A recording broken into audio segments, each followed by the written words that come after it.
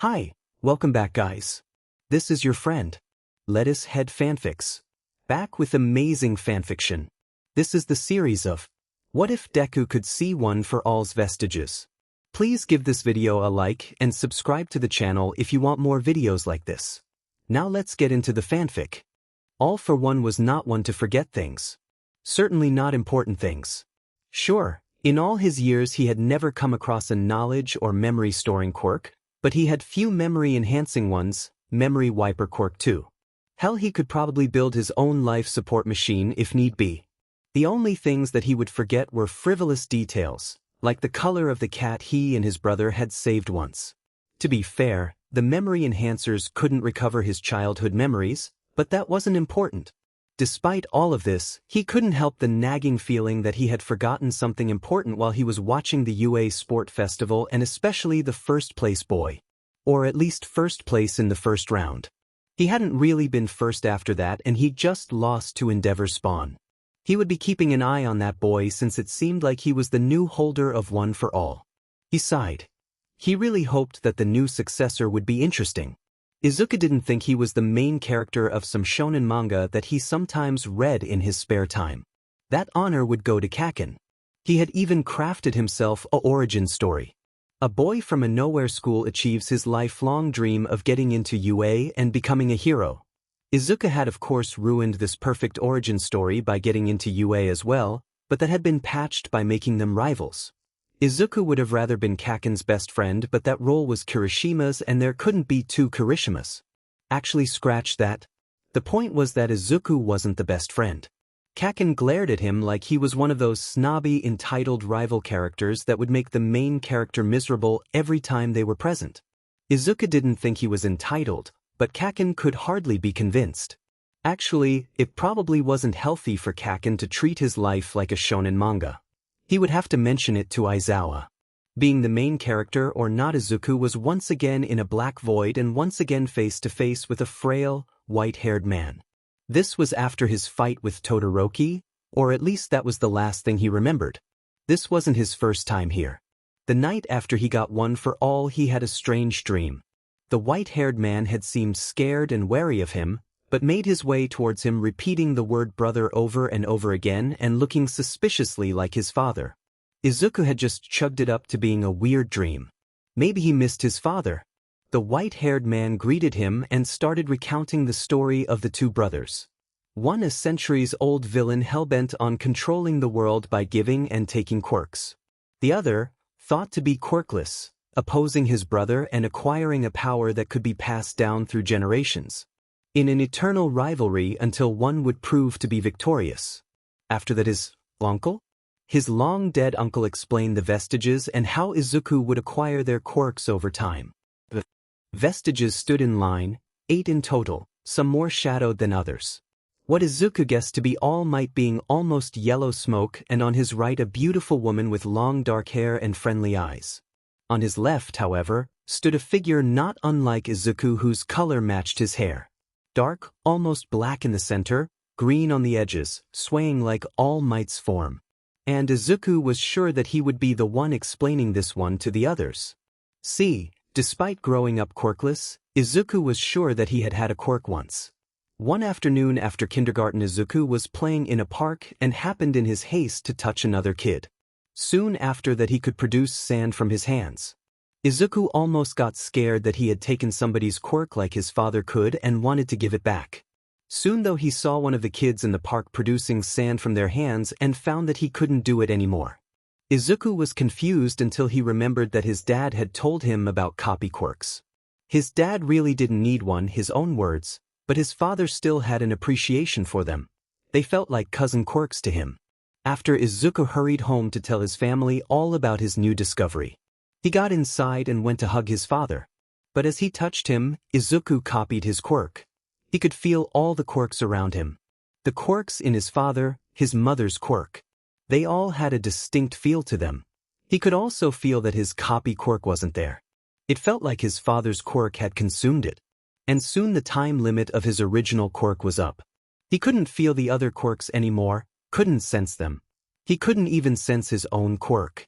The only quirk he could sense was something deep inside him. something he couldn't draw out no matter what. He didn't know how to explain this to anyone, and soon enough he was pronounced quirkless. Soon after that his mother cracked his hopes of becoming a hero. Soon after that Kaken started to treat him worse. And soon after that his father left. He always thought his father left because he was quirkless, although, in that case, his father could have just given him a quirk, but now it seemed more likely that he left due to being the #1 villain, symbol of evil. It made Izuku feel better somehow. That he hadn't been an all-out disappointment. Maybe his uncle was having a crisis. He was holding his head and his eyes looked a mixture of panicked and confused, shock maybe. Izuku couldn't blame him.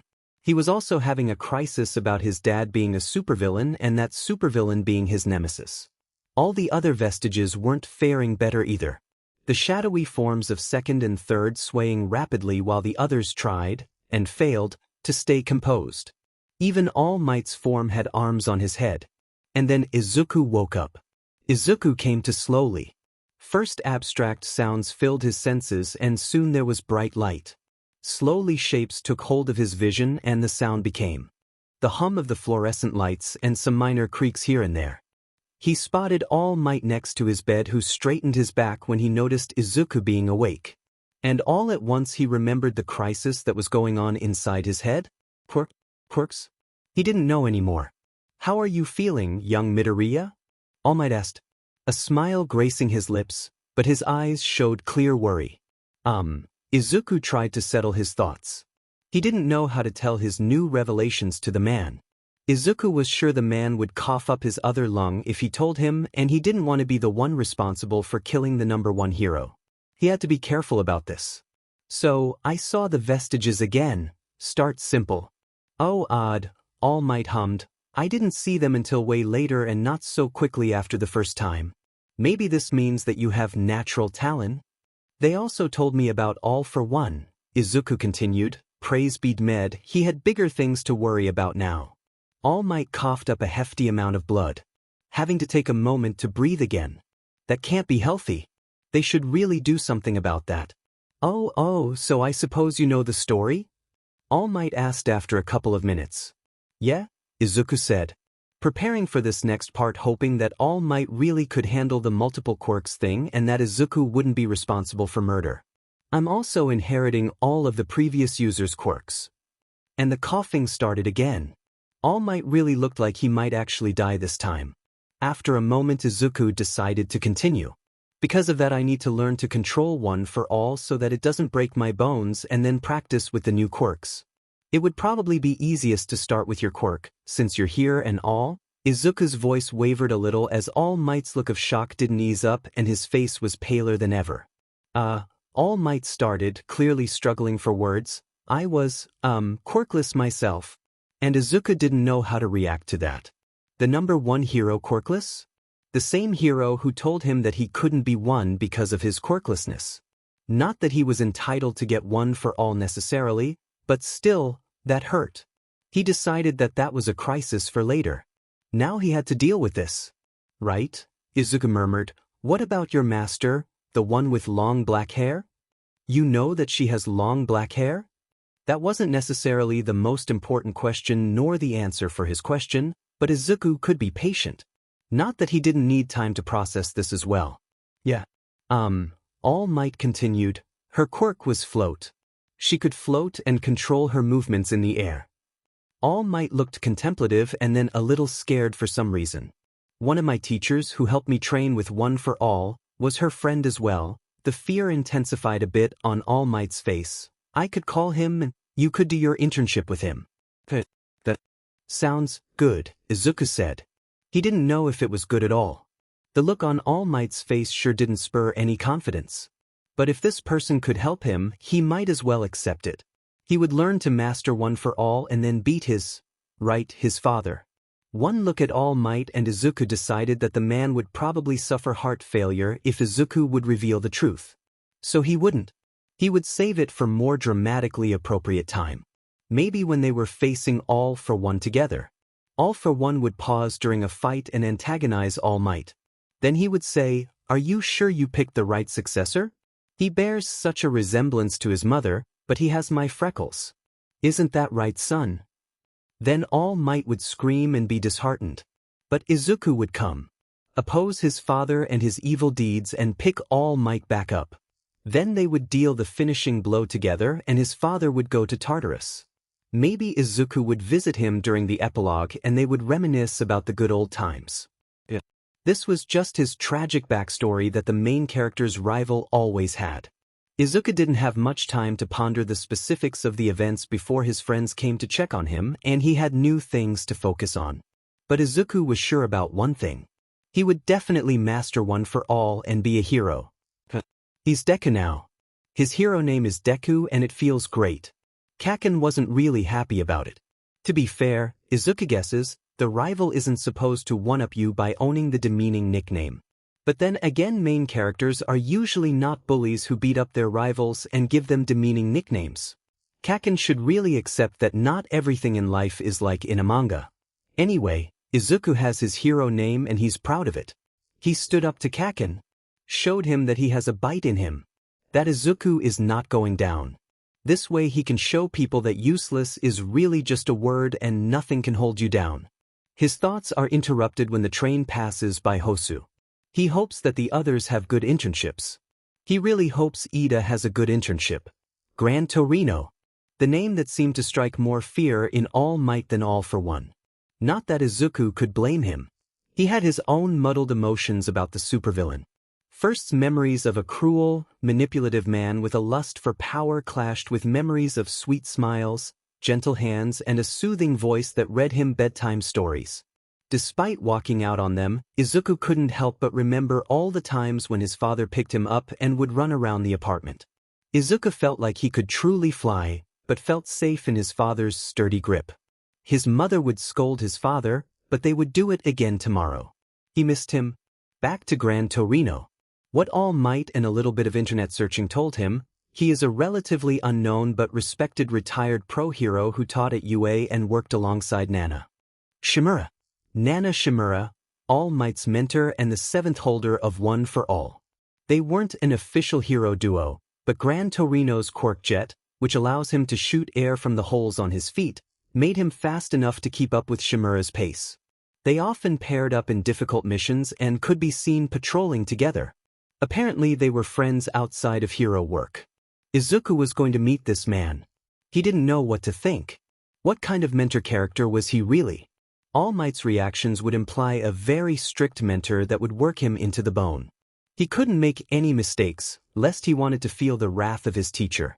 Would Izuku have to spend a week with an overly serious and strict mentor? What kind of hell was he walking into? Izuku didn't have much time to ponder when he made it to the door of a building. The building had seen better days, but was still standing strong yet unassuming. Was he in the right place? Well, here goes nothing. Izuku knocked and when he didn't get an answer, he knocked again, then again. He decided it would be just easier to check if the building was the right one. He cracked open the door to peek inside. His pardon for intrusion died on his lips as he saw an old man on the ground in a pool of blood. Well, this was unexpected. Did the villains get to him first? Did they learn about his connections to All Might and One for All? Were the villains a step ahead and trying to snuff Izuku's progress? He would have to tell All Might. Figure out the villain's next move. Actually, he probably shouldn't jump to conclusions. This wasn't a manga. He wasn't the main character. What would a hero do? Check the guy for injuries. But what if Izuku hurt him more by moving him around? They hadn't been taught this yet. He should check the man's pulse and call the emergency number. Izuku got close to the lying man, but before he could check the pulse, the man jumped up. I'm alive. Izuku jumped a little bit himself. Who was this man? I was just doing my daily chores when I happened to fall on this ketchup bottle. Now it's everywhere. The man casually continued before turning to Izuku. Who are you? Izuku Midoriya. I'm from UA High. Who are you? Izuku Midor. What? The man shouted. He looked confused, like an old man who didn't know what was going on. Came Izuku's response, you're that kind of character. What? Said the man again, but this time the confusion wasn't that of a senile old man but rather a genuinely surprised person. You pretend to not be as smart or capable as you are, but then get serious when the situation calls for it. Izuku said matter-of-factly. Now, All Might said you could help me. Gran Torino's face turned serious, a far cry from his previous persona. Guess you're not the stupidest kid. I'll tell you more about Nana later, but now, come at me. And before Izuku could react, Gran Torino was whipping by him. He had to move. The boys. Epiphany came the next morning. Midoriya realized that in order to handle One for All, he needed to channel it throughout his body. The kid truly was a fast learner. All this just because he couldn't use a microwave properly. Sorahiko shook his head. Toshinori really knew how to pick them, huh? The boy managed to even grace him. It could be his reflexes getting worse. He was old after all, but Sorahiko had the feeling that the kid would land a hit by the end of the internship. He would make sure he could. Later on that same day, when Izuku got ready to strike at Gran Torino again, the man stopped attacking. He wandered into the kitchen and set up water to boil. Izuku was confused. Was he supposed to strike the man now or? It's time we talk about Nana, was all the man said. So, the time had come. Gran Torino waited until the water had boiled, serving it in 2 cups with tea bags in them. Izuku picked up the couch and a chair they had knocked over while fighting, setting them next to the coffee table. Gran Torino sat down. Shoulders heavy and unlike before, the years showed on his face. Izuku took his cup and waited until he was ready to talk. Nana Shimura was my friend long before Toshinori came into the picture, the man started. We fought alongside each other, always having each other's back. Gran Torino took a sip of his drink and swayed it around in the cup before continuing. She was an amazing hero, always striving to do what was right and saving people with a smile. Like All Might, Izuku noted. Like All Might, the man had a fond look on his face. She came to me one day and told me about Toshinori. How he had a dream of establishing a symbol to bring peace. How he didn't have great power like most of society, but had a heart and a goal of a hero. Nana took him under her wings and taught that kid everything about being a hero. I only helped with the physical training. Gran Torino took a quivering breath. I was there for Toshinori when we lost her. She went into her final fight smiling, facing a great evil like he was just another villain that she would save the world from. All for one, Izuku couldn't help but state. The man once again responsible for so much pain, but still creeping around Izuku's mind was a distant warmth of a hug. So you do know him, kid? Gran Torino sighed. Toshinori said I should tell you about Nana's original quirk, right? Yes. Her quirk was float. She could suspend herself in midair. Nana didn't need to boost herself to gain height, but the quirk worked the best with jumps made possible by One for All. She could maneuver in the air, but she said that it took her a long while to be able to do it perfectly. Izuku had been listening intently to the man's words, but now he fished out his notebook and started writing. He didn't know if it was appropriate to write everything that Gran Torino had told him. Nonetheless, he recounted the details in his notebook, next to the notes on his quirk. Afterwards, he only raised his head to give a sad smile to the man. Thank you. That evening, Izuku was training by wall jumping again. He had gotten some results the previous night even if he hadn't cracked the way to use his power yet, and thanks to that, was making fast progress this time. Izuku still slipped up and keeping up One for All was still hard, but he was getting better at it. He also practiced his landing. After falling in trash the previous night, he happily took every opportunity that slipping caused him and aimed to fall on his feet. It had already been a while when he succeeded in scaling the 2 buildings. He jumped from the wall and it was like time stopped.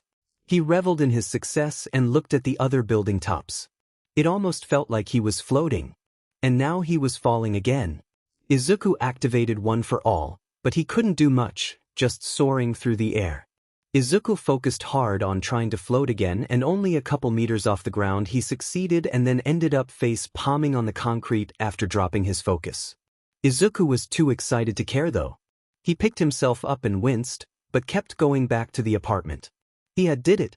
Controlled One for All and activated float, though only barely. Izuku wasn't even sure how exactly he had done it. Just praying to not hit the concrete from too high up. He crashed into his temporary bed smiling. Izuku was closer now. closer to making this power his own and closer to the vestiges. When he found himself in the black void again, he realized that he had fallen asleep. Rather than meeting his uncle this time, there stood Nana. She wasn't as clear as the last time he had seen her. She was covered in light mist. Not enough to cover her features, but making them less focused. Nana only smiled at him. The smile morphed from a small kind one to a full grin. One you would expect All Might to make. She gave him a thumbs up before he felt himself being pulled into a sweet unconsciousness. When Anumu crashed into the train, there was only one thought in Izuku's brain. He had to help the people of Hosu. He had to help Ida. So despite Gran Torino's orders to stay put, Izuku jumped into action and started heading towards the center of the attack. If it would have been any other villain, Izuku would have thought that this might have been one of those cases where the main character has a boring and calm week while their rival gets to fight cool villains and boast about it later. Izuku wouldn't boast, but the fact he was here would be enough for Kaken. However, since the enemy was Anumu, Izuku had to take this seriously. Once he arrived, Izuku was treated to a sight of a bunch of heroes fighting 3 nemesis.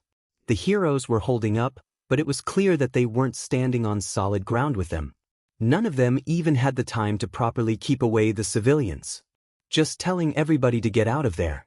Before Izuku could help, he heard a shout. Tenya! The hero Ida had taken his internship was looking around himself. Where have you run off to? Izuku only had to think for a moment before he dashed. Why hadn't he thought about this? Of course there had been a reason Ida had come to Hosu. His choice didn't make sense at first, but if he was after the hero killer, Izuku ran as fast as he could. He zigzagged through the narrow alley streets just trying to get a glimpse of that familiar armor. Rather than his wishes, he caught something else. The hero killer, his blade raised up above his head. Izuku rammed into the hero killer, his fist colliding with the man's face. Stain staggered back as Izuku got to his feet. I came to save you, Ida. Izuku didn't dare to look back at Ida since losing the sight of the hero killer could end up really bad for them. Ida stammered in his own confusion, but it assured Izuku that Ida was still alive and well enough. Can you move? We need to go help the pros. You must have seen the nemesis. I can't. I got slashed and couldn't move my body anymore. It must have something to do with his quirk. Ida said through gritted teeth. Yeah. Is it because of the cut or? Izuku's breath hitched. There was a hero in that alley with them, down on the ground. He had to protect them both. He had to buy time, he had to get back up. Izuku fished out his phone from his pocket. Hopefully someone comes to find them. Izuku can only keep the hero killer occupied for so long, but he needed to do it.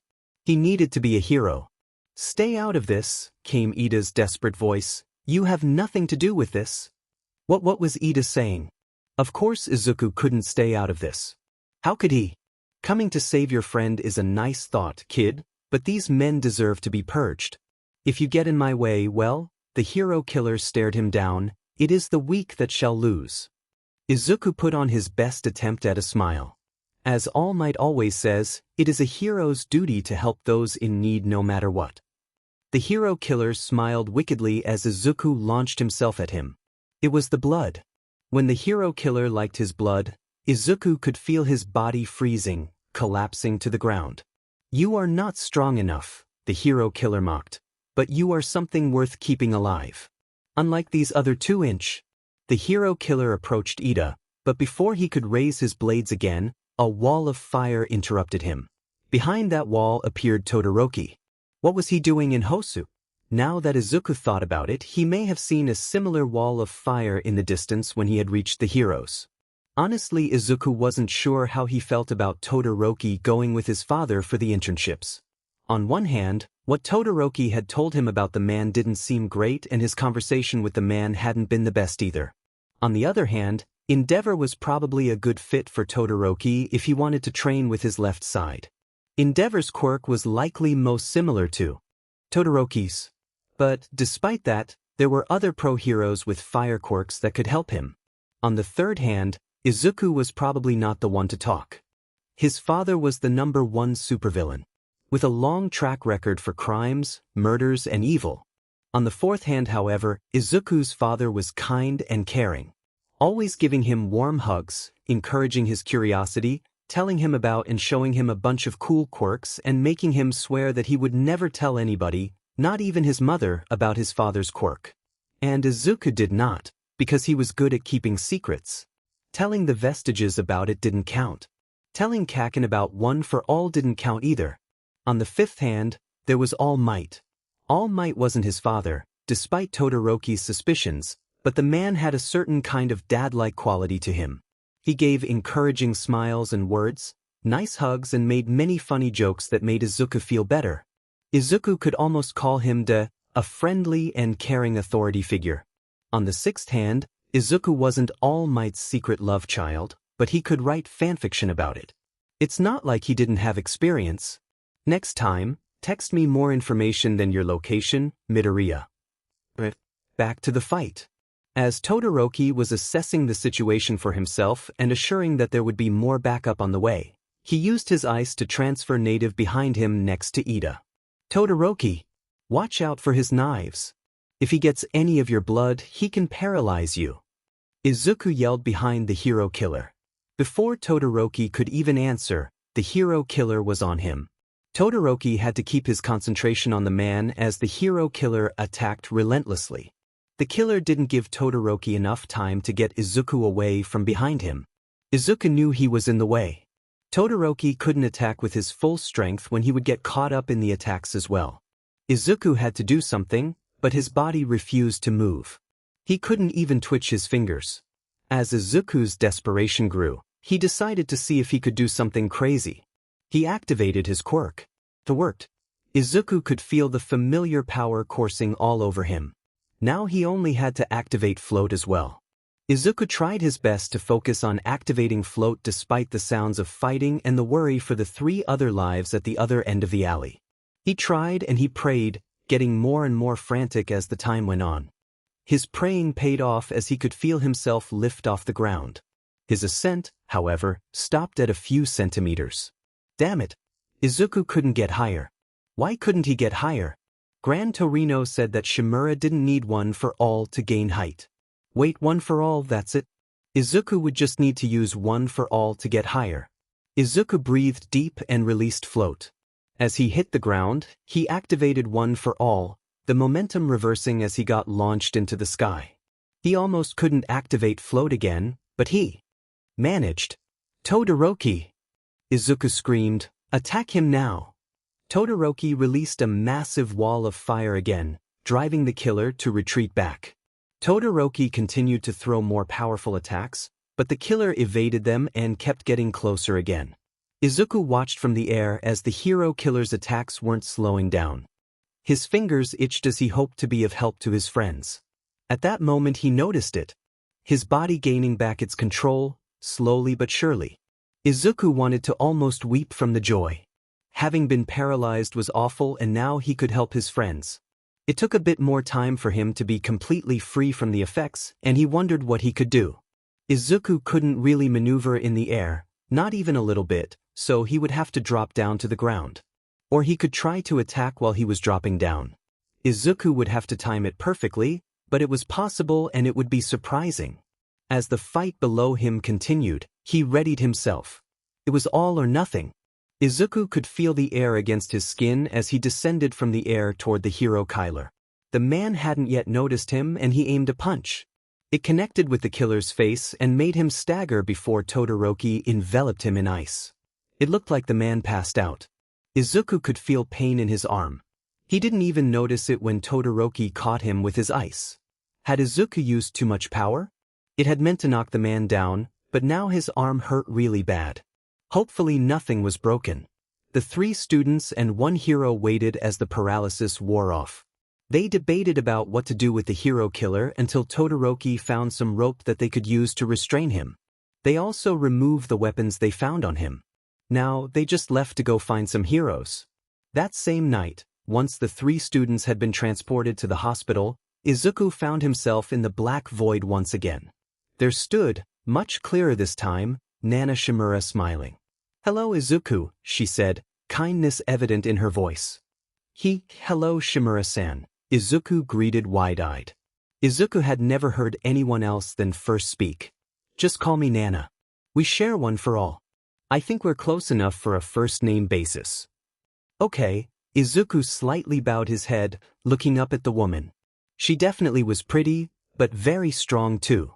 Izuku hadn't really gotten a good look at her the first 2 times he'd seen her, but now he could easily observe her. There was no mist anymore. I'm impressed with what you did with my quirk.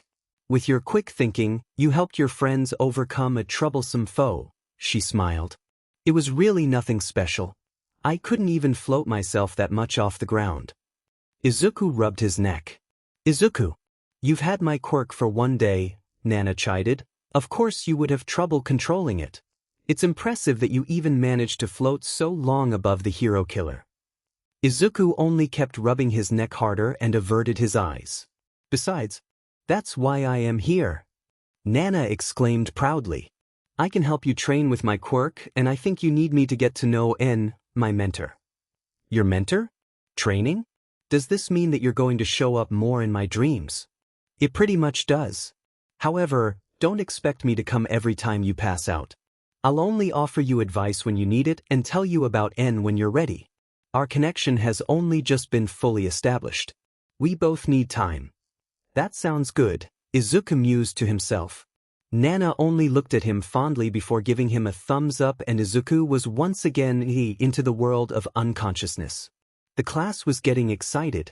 The first students to go through the rescue training race were getting ready, and the rest of the class was betting which one of them would come first. Shiro was the number 1 choice, but there were rooters for Ashido, Ojiro, and Ida as well. Midoriya was the one who nobody could quite vouch for. Todoroki, however, seemed to be the one to root for him wholeheartedly. When asked, he would only say, Midoriya showed me his abilities during our internships. The rest of the class decided to let him support his friend. The class couldn't contain their surprise when Midoriya shot forward like a bullet, jumping and maneuvering in the concrete jungle. The spectacle made the class more excited, previous bets called back, and the question of the new winner on all of their minds. Oh no! Uraraka said. Deku slipped dash. The class watched as Midoriya lost his footing, but rather than falling, he stayed in the air and stepped back onto the pipe. He continued to run like nothing had happened and reached the finish goal just before Shiro. They were all begging to ask questions. Izuku took a moment to calm his breath. He had gone all out, wanting to test his new skills with one for all. Izuku didn't mean to also use float and was actually surprised when it had activated. He should be more careful while jumping, even if he could avoid falling. He couldn't rely on float consistently yet. Hey Midoriya, came Kirishima's voice. What was that, man? You didn't break any bones and you somehow saved yourself from falling. It looked like you floated. Izuku rubbed his neck. Well, I learned a lot from my internship, and my quirk mutated. I can essentially float now. Izuku watched the gaping mouths of his classmates turn into relieved smiles or disappointed frowns. That's cool, Midoriya. Ashido cheered. You've changed too much. It's unfair, came Mineta's response. Deku. Uraraka ran up to him, giving him a high five. We're floating buddies now. Yeah. Izuku smiled as she giggled. Hey Midoriya? Are you alright? You look terrible. Kirishima asked him after one ruthless training class with Aizawa. They were changing in the locker rooms and Izuku's muscles were sore and he was bruised all over. Yeah, I'm fine. I still have trouble controlling my quirk. Especially with the new mutation, but I'll get the hang of it. Offered the boys in his class a small smile. Kaminari laughed. I'm sorry Midoriya, but when I saw you in that exercise after we came back from our internships, I thought you had completely changed. But I guess you're still the same old Midoriya. Some of the other boys in the room laughed and then cheered Izuku on. It was nice and Izuku promised to do his best. Izuku, remember what Gran Torino said. My quirk allows you to suspend yourself in midair. It doesn't make you weightless, Nana said. She had come back to his dreams after school had started up again. You have to manually control your ascend and descend. Otherwise you'll get stuck in midair. Nana gave him a stern smile. You should start with practicing getting up. Gravity will help you get down without help. Izuku just shot the woman a light glare when she laughed at his previous attempts of controlling her quirk. So, I guess it's not the same as when Uraraka makes herself float, Izuku mused. Do you think I could still ask her for help? I mean, she would still probably know the best about floating. That's a good idea. You are floating buddies, right? Nana's smile turned mischievous. She seems to like you. What you know? Uraraka and I are just friends. Izuku could feel the blush clinging to his cheeks, not helped by Nana's teasing laugh. But seriously, Izuku, that is a good idea and you should ask her. Maybe you won't need me to help you anymore. Nana gave him a bright grin. But I like you here, Izuku mumbled. Nana only gave him a smile. One day at the cafeteria, Izuku came to a certain thought. Should I have more friends than Kaken? See, the main characters had their own patterns with friends. Usually the main character had at least 2 friends, one of them being their best friend, Kirishima. Then there would be the rest of the friend group, Ashido, Kaminari, and Siro, who would hang out and go on adventures with the main character. Rivals, if they were not in the main character's group, SAD, also had their own groups, Uraraka, Ida, and Todoroki. The group size could easily match the main characters, so that wasn't the problem. The problem was that Izuku had not really thought about Kaken's main character position in relation to a friend group. Kaken had people around when they were little and in middle school, but Izuku always thought about them as bullies. So he never really thought about what Kaken's role was in that regard. In adventure mangas, the main character usually makes new friends while adventuring, doing good deeds and helping them and that way gaining a lot of allies. But Kaken was in a school manga setting. That leads to the question of Kaken's popularity. Was he the unpopular main character or the popular main character? People definitely knew about Kaken, especially after the sport festival, so he was popular. But he really wasn't that liked. So, maybe a troublemaker character? Someone who wasn't necessarily liked by the student populace, but well known enough. Kaken had the attitude for it, and it's not like troublemakers couldn't still be good at schoolwork, so Izuku decided to go with that for now. The next question was about him. He was Kaken's academic rival, so his popularity in this school mattered too. Was he the type that everybody else liked and thought highly of while they thought badly or not at all about the main character? Were they both popular? Each one having their own fans who would cheer for them? Probably not. Izuku couldn't imagine himself having a fan club. He wasn't that popular, was he?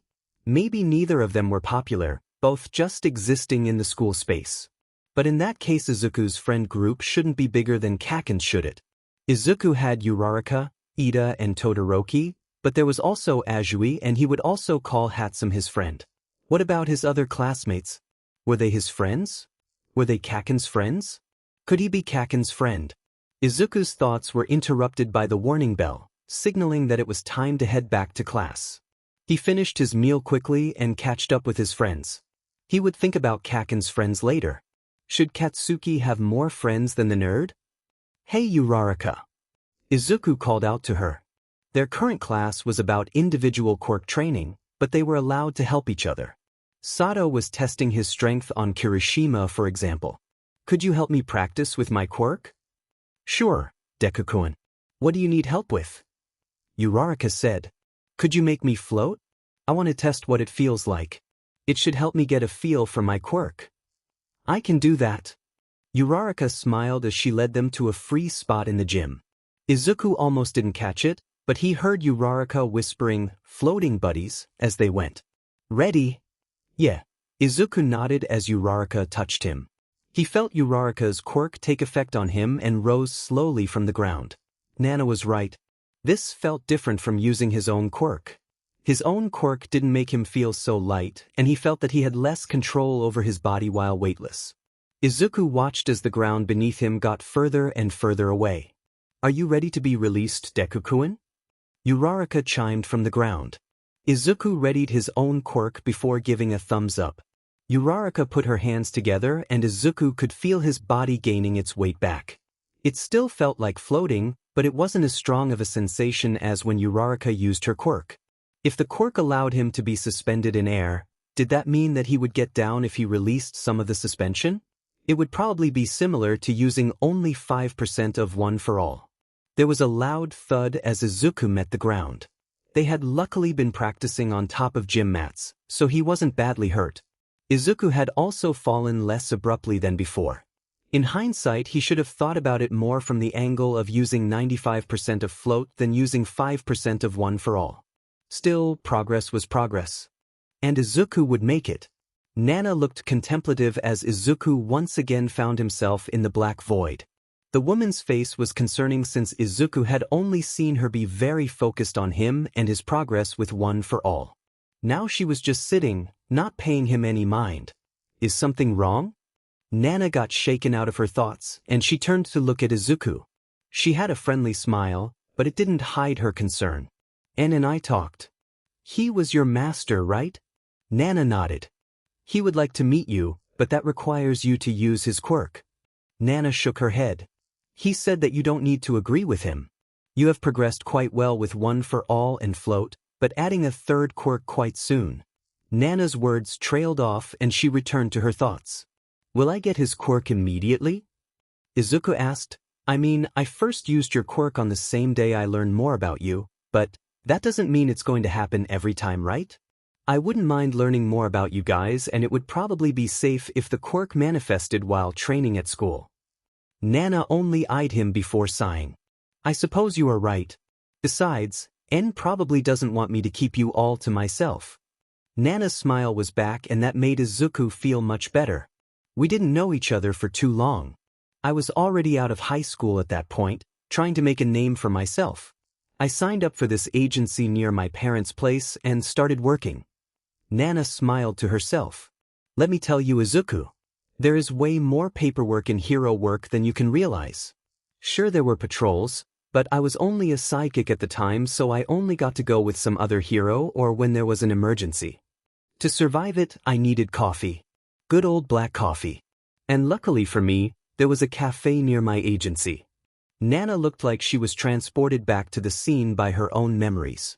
That's when I met him the first time, sitting in a tucked-away corner booth enjoying a cup of coffee. I didn't pay much mind to him at first, but then a villain attacked. Nana looked slightly annoyed with that information. And I did my duty and guided him and everyone else in that cafe to safety. Before I even noticed it, he was helping me to guide the civilians away from the fight. After everyone was safe, he came to me and congratulated me on a job well done. I took that compliment with pride. After that day, we would meet and discuss things in that same cafe. It had survived that villain attack and it was a fairly comfortable place to spend time in. I learned soon enough that he was a pro-hero himself and I was so embarrassed for treating him like a civilian. And only laughed and said that it was the right thing to do since I didn't know him. Nana's expression turned soft. He was always like that. Gentle and kind. He didn't mind any mistakes, just told me how to learn from them. We had so many talks in that cafe. My last memory of him alive was him giving me his hair and saying that I earned one for all. Nana's eyes shined with tears. I didn't believe him at first, but I still took the hair and promised him to make the power my own. Izuku let the woman silently cry, offering a small smile for her, hoping that it would be enough. Nana wiped away her tears and offered a smile of her own. He was a great mentor even if he was very humble about it. And said that his quirk, smokescreen, wasn't anything special, but it would help us out in a pinch. I will always remember those clouds of purple smoke that would buy us enough time to help civilians or capture the villain. Nana shook her head once more and turned her attention fully on Izuku. That's all for now. Get some sleep, Izuku. Thanks. I will, Izuku said, giving Nana a hopefully comforting hug before letting sleep consume him. Hey, All Might. Yes, young Midoriya? Nana told me to remind you to wash your socks. Izuku had never seen All Might look so betrayed in his life. The final exams. A way to earn yourself a place in a summer break forest lodge, full of fun activities, or spend the rest of the summer in remedial classes, full of strict teachers and worksheets. Izuku hoped to gain his place in the forest lodge. After the announcement, he threw himself at his studies. He'd been focusing so much on developing his quirks that he had left less time for his studies. He would probably pass the written portion. Izuku did pay attention in class and took extensive notes, but he had to make sure he would pass. These were his first finals at UA and he wasn't going to fail. It did leave less time for his quirk training, but Izuku should have good enough control for the practical test. Kendo-san had said that the practical was going to be like the entrance exam. As long as Izuku wouldn't break his bones, he should be fine, right? Better to add a little bit more quirk training to his schedule. Of course, their final wasn't robots. That would have been too simple, wouldn't it? No, instead they were paired against the #1 hero. Izuku for almost a second felt like the main character. But he knew that others were facing teachers too, so there was really nothing special about the situation. Kaken, however, shined in his main character glory, going on about how he would beat All Might and how he would do it alone. Did Kaken really not fathom who All Might was? Main characters went against impossible odds all the time, but there could still be a little bit of realism in Kaken's mindset. If they were rivals and best friends, they might have had a tiny chance to at least hurt All Might. But Izuku wasn't Kaken's best friend. He was only his rival. Kaken wanted to treat this fight like a competition between them, the winner beats all. But there should not be any competition, they already had the tournament arc. Izuku couldn't help but try to think about a way to escape, even when he was pinned down by a guardrail. Kaken wouldn't give up easily. Never did. It might be a headache in a situation like this, but it was honestly one of his admirable qualities. That's why he was such a cool main chara. If I had to work with weak but Deku, it would be better to just lose. Did Kaken just say he'd lose? What was he thinking? Him lose? Give up? That wasn't Kaken at all. Izuku couldn't help but feel the anger bubble inside of him. Who cared about impossible odds? That's what main characters went against all the time. That was what Kaken did all the time. Beating up stronger kids, going against more talented opponents. And he never gave up. Izuku got out underneath the rail.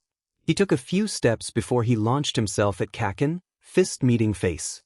Don't say you'd lose. You'd never give up. Let me go. I can't figure out a way for us to win, but you'll try to do it anyway.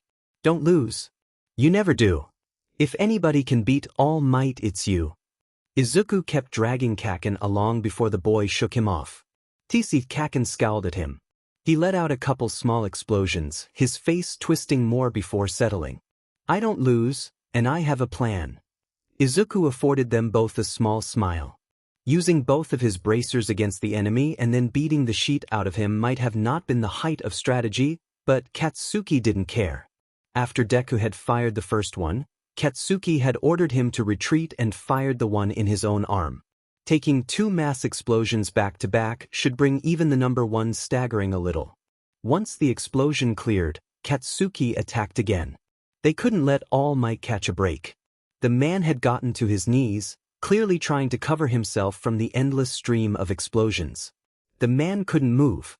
This would be a great time for the nerd to actually escape. Katsuki hadn't really considered that opportunity, but if he was the one holding up All Might, Deku wouldn't have anything else to do. It would still count him as winning since Deku was only running. Katsuki couldn't really afford to lose focus thinking about that. Even if he wasn't firing massive explosions, his wrists were starting to hurt. Damn it. Was this even doing anything? All Might was not moving, but he didn't seem to be doing too bad. Didn't this man have a limit? Katsuki couldn't help it when his explosions stopped for a second. It hurt. All Might got up and Katsuki was slammed to the ground. When had the man moved? Young Bakugo. It is not wise to push past your limits. I urge you to drop this kind of behavior. Kaken, a distressed voice called out. Katsuki could feel the man holding him down shift his attention. That idiot. What was Deku doing? Why wasn't he already out the exit, like he had whined about doing? Now they were both going to lose this FING test. Katsuki couldn't have hoped to see what was going on with his face against the concrete, but the little he could was soon covered by an odd purple-colored smoke. What the hell? Once Izuku had realized that Kaken wouldn't let him get a hit in with his explosions, he bolted toward the exit. Izuku was definitely more fired up than before, but running and escaping was still an option. Option he wasn't afraid to take. He was almost at the exit when he heard the explosion stop. He maybe would have made it out if he had kept going, but he couldn't help but turn to look back. Kaken was pinned under All Might, unable to fight. "Kaken!" Izuku yelled.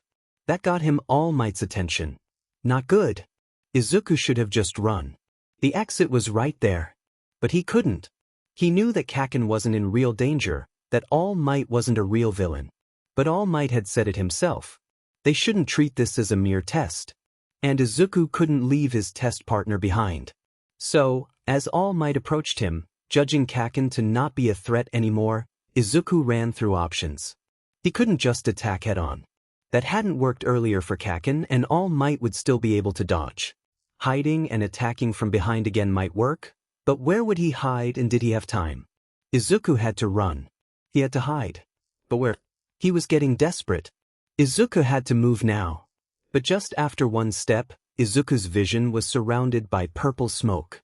Was it a villain attack? Izuku had heard of this before. He had heard it from Nana. Izuku had counted himself lucky that the quirk hadn't appeared immediately like before, but for it to appear now of all possible times? Well, this was his opportunity to hide and attack. Izuku couldn't see much beyond the purple smoke himself. That probably meant that All Might couldn't either, but locating him in this smoke would be difficult, and All Might could easily find him first. Izuku retreated into a direction where he thought a building wall was before. He shouldn't pump into All Might this way. Once he found it, Izuku crept alongside the wall, back to the center of the arena. Soon enough he noticed a figure standing in the smoke and heard murmuring. "What is this? The school hasn't yet stopped the test, but this doesn't look like any of the teachers doing." Izuku crept a little bit closer, making sure to not make any noise, and readied his jump. When All Might's figure turned around, Izuku jumped and aimed his fist towards the figure's face. When a fist met Toshinori's face, he couldn't help but buckle under its force. He had taken multiple explosions and was already nearing his time limit. If this was a villain attack, they got him at a pretty bad time. Toshinori's thoughts halted when he felt two HNDCFFs being forced onto him, and his confusion only cleared up alongside the smoke. There stood his student. Little ragged up from earlier, but smiling brightly. So this was Midoriya's doing. Perhaps a new quirk? "Ah, young Midoriya. It seems that you have captured me, though I didn't expect to be blinded during this battle." "Yeah. It's a new mutation." Midoriya chanced a cautious look past All Might. "Viv. Deku?" young Bakugo shrieked. "Hello, Izuku. It's nice to meet you." The man in front of him wore a big red jacket, its collar covering his mouth, accompanied by black pants and white hiking boots. This must be N. "It's nice to meet you too." "N," Izuku said hesitantly. "Calling me by that name is fine. Now I must thank you." "Thank me? What for?" Izuku was certainly surprised. Had he done something? "You offered Nana comfort when she had to recall a bad memory." Izuku could remember that night. The seventh holder cried, almost trying to hide it by being quiet. I only did what anyone would do," Izuku stammered a little. He hadn't expected to be thanked for something like this. "Maybe so," En said, "but it was still very kind of you. My passing must have been hard for her. I lost my own mentor much in the same way." En's expression took on a more somber note. "In a battle between him and All for One. In the end, he offered me one for all with his dying breath." Izuku listened. The story so similar to Nana's, all connected by one man's cruelty. Izuku shook his head, chasing away the images of kind eyes. "You are quite lucky, Izuku, to have your mentor still here," En sighed. Izuku nodded as images of All Might mixed with his father's. He took a deep breath and shook his head again. "Are you all right?" En asked. Yeah, just processing." "Right. Excuse me for springing my story onto you. You are still learning about all of this, and dealing with manifesting a new quirk must have taken its toll on you." "Yeah, it was quite the surprise." Izuku rubbed his neck. "But it helped me beat All Might." En seemed to smile under his collar. "That is true. However, don't rely on it too much. It will help you, but it's not an all-fix tool." Izuku couldn't quite tell what kind of expression the man was making, but it seemed serious. "Sorry." "Nothing to be sorry for, Izuku. You used it well." En smiled again, and Izuku smiled brightly back. "Thanks." The exams were over and Izuku had passed. He had also passed with Kaken of all people. Kaken wasn't too happy about Izuku developing a new aspect to his quirk and being the one to cuff All Might, but it luckily hadn't damaged his ego too much. Izuku had had to spend the entire bus ride back from the exam site with seething Kaken, but All Might's praise for his explosions had managed to calm him down a little bit. He got angry again when Recovery Girl complained about his quirk overuse and scolded him, but Izuku was luckily spared from the All Might-worthy explosions. Izuku had been happy about passing, but had felt a little bad for his classmates who hadn't. Luckily, they would be coming to the Forest Lodge, which happened to be a boot camp, with the rest of the class. The class had decided to buy some necessary equipment for the boot camp together by going to the nearby mall. They all had come together, but, before Izuku knew it, he had been left alone. Man, he really had hoped to have some quality time.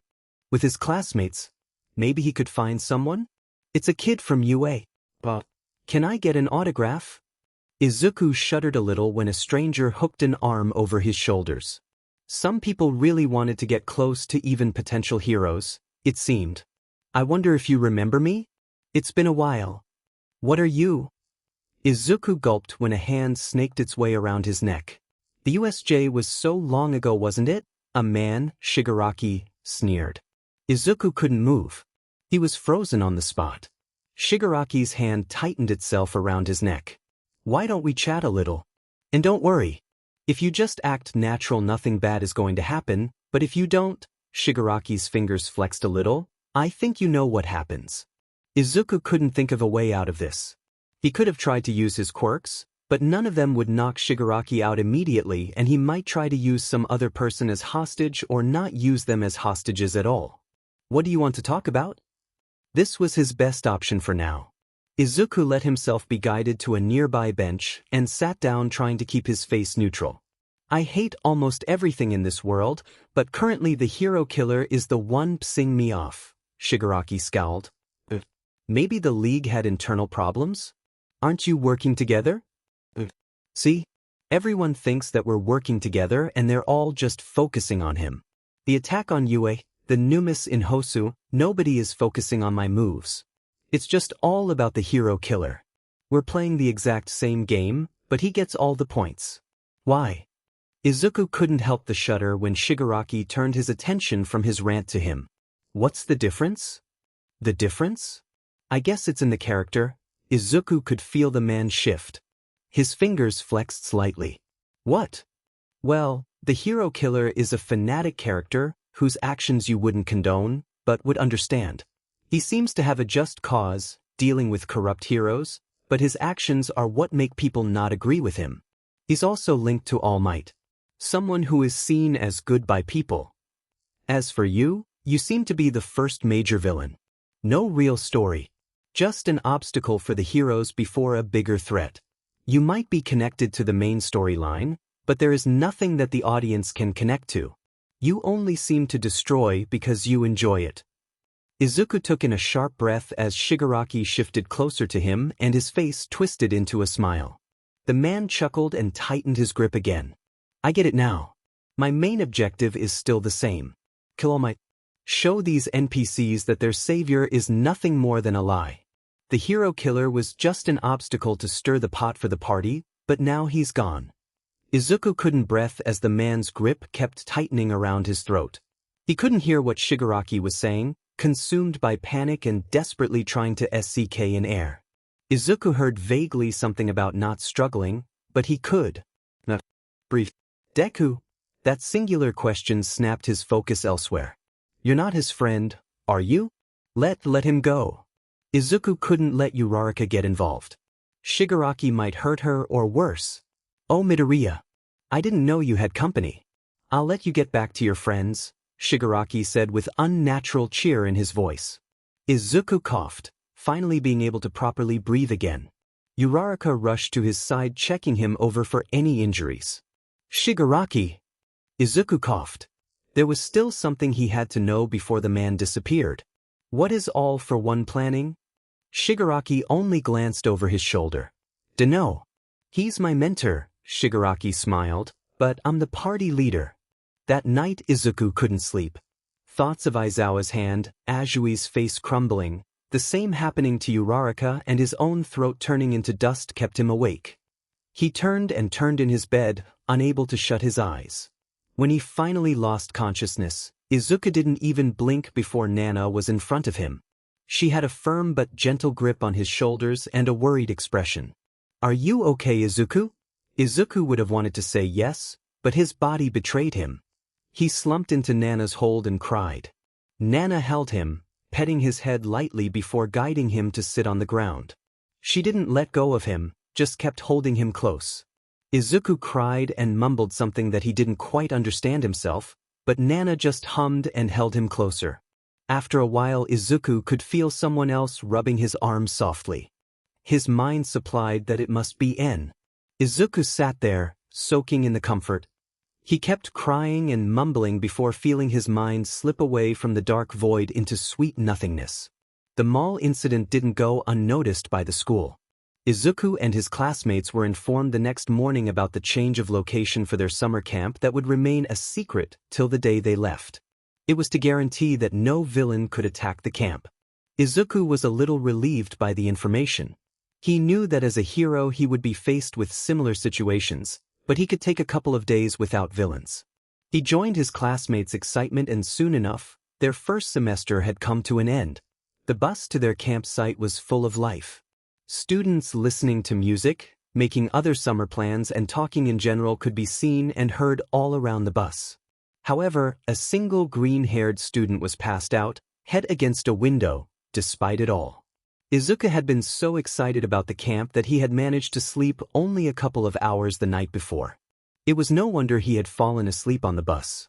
The chatter of his classmates turning into white noise and guiding him into sleep. But instead of the world of dreams, he was met by a smiling Nana. She seemed to be in a good mood. Maybe a little too good. Had a hard time sleeping? Of course. That was Nana's teasing smile. Izuku only huffed and crossed his arms. Well, don't get to go to a training camp organized by one of the best hero schools in Japan every summer. That is fair, said En, who had suddenly appeared into the void with them. Nana let out a bellowing laugh. It's fine to be excited, Izuku, and it's fun to have you around here. Really? Yes. It's fun that somebody wants to listen to the stories of my hero days. Nana had a big smile. Well, the others did hear you tell most of them to Toshinori already, En commented. Yeah, but I didn't know I had a bigger audience at the time. Nana's look turned contemplative. What about you, En? I think I heard your hero stories, but not much from your past. I'm not sure it is such a nice story to hear. Come on. Nana hooked her arm around Izuku's shoulders. We'll need something to pass the time before Izuku reaches the camp. I am curious, Izuku said sheepishly, but you don't have to tell me if you don't want to. And looked at them both before smiling. All right, but I must say, this won't be the happiest story that you hear. I grew up on the streets. I didn't have a home, and my parents could only take care of me until I was able to take care of myself. I got food by doing favors or by the kindness of others. Sometimes strangers would offer me clothes or other items that I could use. Some other times I needed to use my quirk to get away from danger. Villains or petty criminals who would attack a child. It was hard, but I managed. I was 7 when Daigoro found me. He was just beating up some minor villains when he noticed me watching. I was ready to dash away, but he only smiled and asked whether he was cool or not. I nodded before running away, and smiled, but he kept coming back, be there villains or not. He boasted about his quirk and was weird in general, but he smiled and treated me kindly. He would ask about my day and not get angry even if I didn't answer. I considered him my first friend. One day he asked whether I wanted to be a hero. I said that I didn't know how to be one. He laughed and told me it was all about saving some people and beating other people up. I asked him whether a hero would help someone like me, someone without a home or a place to go. He said yes. Daigoro got me into the foster system and found me parents that could take care of me. After, he still kept coming by and he promised to train me if I wanted to be a hero. And after what he did for me, I did. I became a hero with his help and training, so I could return the favor and do to others what he did for me. He always praised me for my kindness and hard work. Those were the same reasons he wanted to give me one for all when the time came. I gladly took it from him and turned his face towards Izuku and Nana, still sticking close together but now sitting, both thinking about what they had heard. Izuku hadn't expected a story like that from En. Daigoro almost seemed to be to En what All Might was to Izuku. Someone who gave them a chance and helped them be better heroes. Izuku couldn't help but smile. He was happy to learn more about the Vestiges, not because of their quirks, but the interesting people behind them. Thank you for telling us, Izuku said. Nana got up from her spot and went to hug En, and returned the surprise hug and smiled toward Izuku. You're welcome. Izuku was startled awake by Ida when the bus came to a stop. Izuku was happy about getting a break even though he had spent most of the ride to the rest stop sleeping. Izuku followed his fellow classmates and stretched the remaining sleep away. It was only his classmates' mumbling that made Izuku pay attention to his surroundings. There was no rest stop in sight. Only a cliffside looking over a lush forest. There is a reason we stopped here, Aizawa said. Izuku didn't have much time to ponder what the man meant. Rock on with these sparkling gazes. Stingingly cute and cat-like. Wild, wild pussycats. Izuku felt so lucky being in the hero course when he saw the two heroines strike a pose along with their mantra. He had already met so many cool heroes in UA and now he got to meet even more. These are the Pussycats. Aizawa started. They're one of the hero teams that founded the Unison Affairs office. They specialize in mountain rescue operations. They're veterans with 12 years of experience. Izuku babbled. Pixie Bob just gave him a small scowl, muttering something about still being 18 while Mandalay pointed out into the forest. This entire area is owned by us. The place you'll be staying at is on the space of that mountain. Mandalay's smile turned into a smirk and Izuku's classmates started to glance back at the bus. Let's get back on the bus. Let's go. It's 9:30 a.m. right now. It'll be about 12 if you kick it into high gear. Kittens who don't make it by 12:30 don't get lunch. Hurry. To the bus. But before anyone could even think about taking a step, a huge wall of sand swept them over the cliff. Izuku only barely managed to activate float and avoid falling down with the rest of his classmates. Looks like there is one bad kitty left, Pixie Bob cooed. Can't have that now, can we? Pixie Bob jumped straight at him. Izuku didn't manage to block the paw-shaped glove hitting his face that sent him down to his classmates. You're free to use your quirks to get to the campsite, Mandalay yelled. You have 3 hours. Good luck. Izuku and his classmates turned to look at the forest and the big figure emerging from it. Seems that this was their first challenge. Izuku arrived at the edge of the forest beaten up and exhausted. The whole class had been fighting beasts made from earth, not made any easier when their attacks crossed paths. Izuku had even attempted to use smokescreen, but that had only made it harder for some of his classmates and the beasts didn't seem to care in the slightest. Looks like lunch wasn't big enough of an incentive, Mandalay said, checking over the arriving students. Well, 3 hours is one of our best times, so I guess it is to be expected. Some of the students groaned at that, complaining about hunger or exhaustion. Izuku would have probably too if he hadn't noticed a young boy standing off to the side. Hello. What's your name? Izuku offered his hand. My name is Izuku Midoriya. I'm in the UA's Hero Corps. Izuku didn't manage to finish his sentence as pain shot through his body. The little boy turned around to walk away. Kuda. Mandalay chided. I don't want to be anywhere near you losers who want to be stupid heroes. Izuku only watched bemused as the child continued his way inside the camp building. You probably could have avoided that child with danger sense, En said. Is that your mentor's quirk? Izuku asked. No. It's Daigoro's predecessor's quirk. It sounds interesting. Izuku, Nana chimed in, are you that excited to get new quirks? If it stops angry 5-year-olds from attacking me. Nana let out a loud laugh while En chuckled. But I truly feel sorry for him, Izuku mused, to lose your parents so young and have everybody around you celebrate that fact. Nana's expression turned serious and she averted her gaze. Her long black hair covered her eyes. That's what hero work is sometimes, Nana said, sounding sad and distant. It's dangerous. To you and those close to you. En gave Nana a knowing look before ushering Izuku to sleep. He could only wonder what made her sound so sad as he slipped into unconsciousness. The next morning the class was told about the camp's purpose. They had come here specifically to train their quirks. Izuku thought back to their classes and it made sense. He was probably the only one that had to focus on his quirks so he could handle them. The others focused more on general training rather than quirk improvement. They were all given space and simple guides to train their quirk. The students trickled to their own areas to start training, some more wary than others. Midoriya Izuku said, "Due to your recent quirk mutations, your training will be different. You will use the first half of the day training your floating. Try to figure out any limits and see if you can go past them. You also said that you may be able to move more freely in the air with practice." Yes. Try to train that as well. For the rest of the day, you will be training your muscles with Tiger. However, you will also be using the smoke and learning to fight while being enveloped by it. Your performance yesterday left a lot to be desired. Izuku looked at him, eyes narrowing in concentration. I know this is a lot more than your other classmates have to train, but it's important that we gauge the limits of your quirk and also make you be able to use it. I would say go beyond, but in your case it might be dangerous.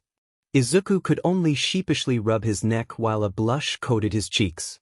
He had not luckily broken any of his bones recently, but with his new quirks, he had not been focusing too much on increasing his capabilities with one for all.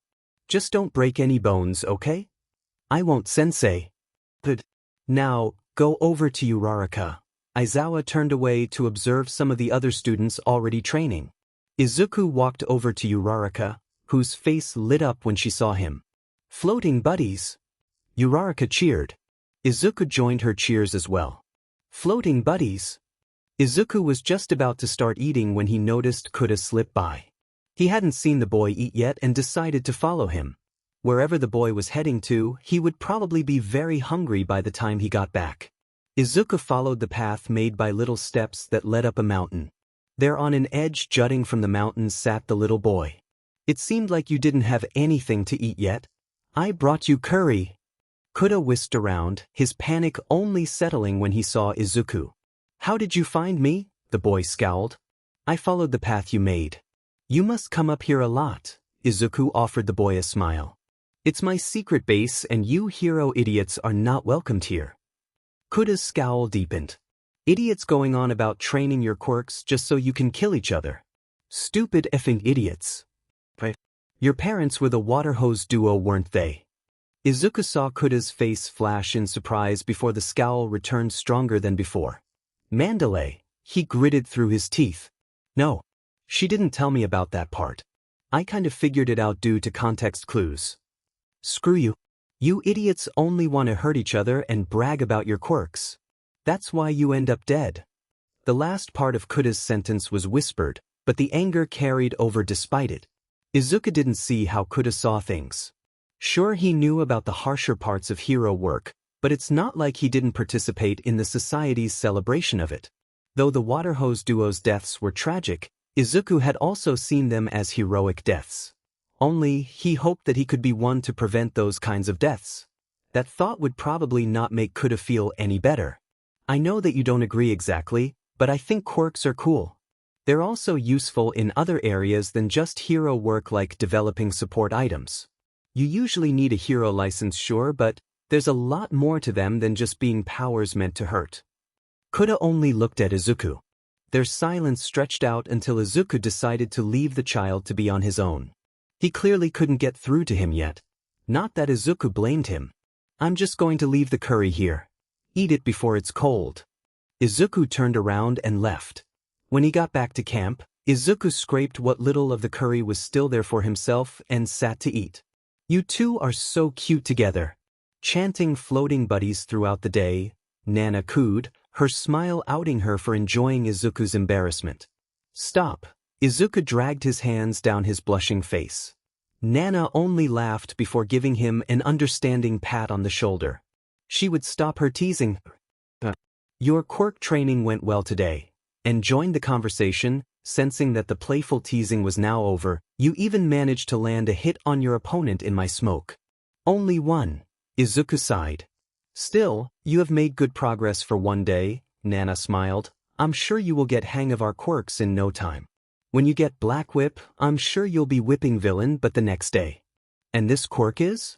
Black Whip is Daigoro's, and shot Nana a playful glare. Now that you know about it, I should tell you what it is like just in case. Black Whip is essentially energy that takes form as black tendrils. These tendrils can be used to grab or hit objects. Daigoro also used it for increased maneuverability. Izuku nodded. He tried to imagine what it would look like, but got dragged away from his thoughts by further discussion of his training and what to do with his quirks. He had a lot to train after all. The next day went by much the same. Training and training some more. Izuku got 3 punches today. Nana would be proud, Izuku thought as he was finishing washing the dishes. The classes were supposed to have a test of courage. Nothing too fancy, but it could be fun. That also would have been the case if not for Pixie Bob being knocked onto the ground as black smoke arose from the forest. A woman stood over the downed heroine's body. Next to her a man with a lizard-like quirk brandishing multiple knives. Greetings the students of UA. We're the League of Villains First Strike team. The man announced. The students were murmuring in shock. What were the villains doing here? It would be such a shame if my hand slipped and crushed this pretty hero's face, wouldn't it? The woman continued, waving her weapon over Pixie Bob's face. How dare you, Tiger growled. The villains only smiled and continued their mocking. Izuku was standing, million thoughts of how the villains had gotten here and what he should do in his mind. Go. Avoid combat at any cost. Gather back at the camp building. Class president take the lead. Mandalay yelled. Her yells stopped Izuku's mind and it focused on one singular thought. Coulda. He had left the camp before the test. He was alone. Mandalay. Stay back, kitten. Mandalay threw a hand in Izuku's way. I know where Coulda is. The heroine looked back at him before turning her attention back to the villains. She was quiet for a few moments and then sighed. Go find him. Please. Izuku nodded and dashed away. If they were lucky, Coulda wouldn't be in any trouble.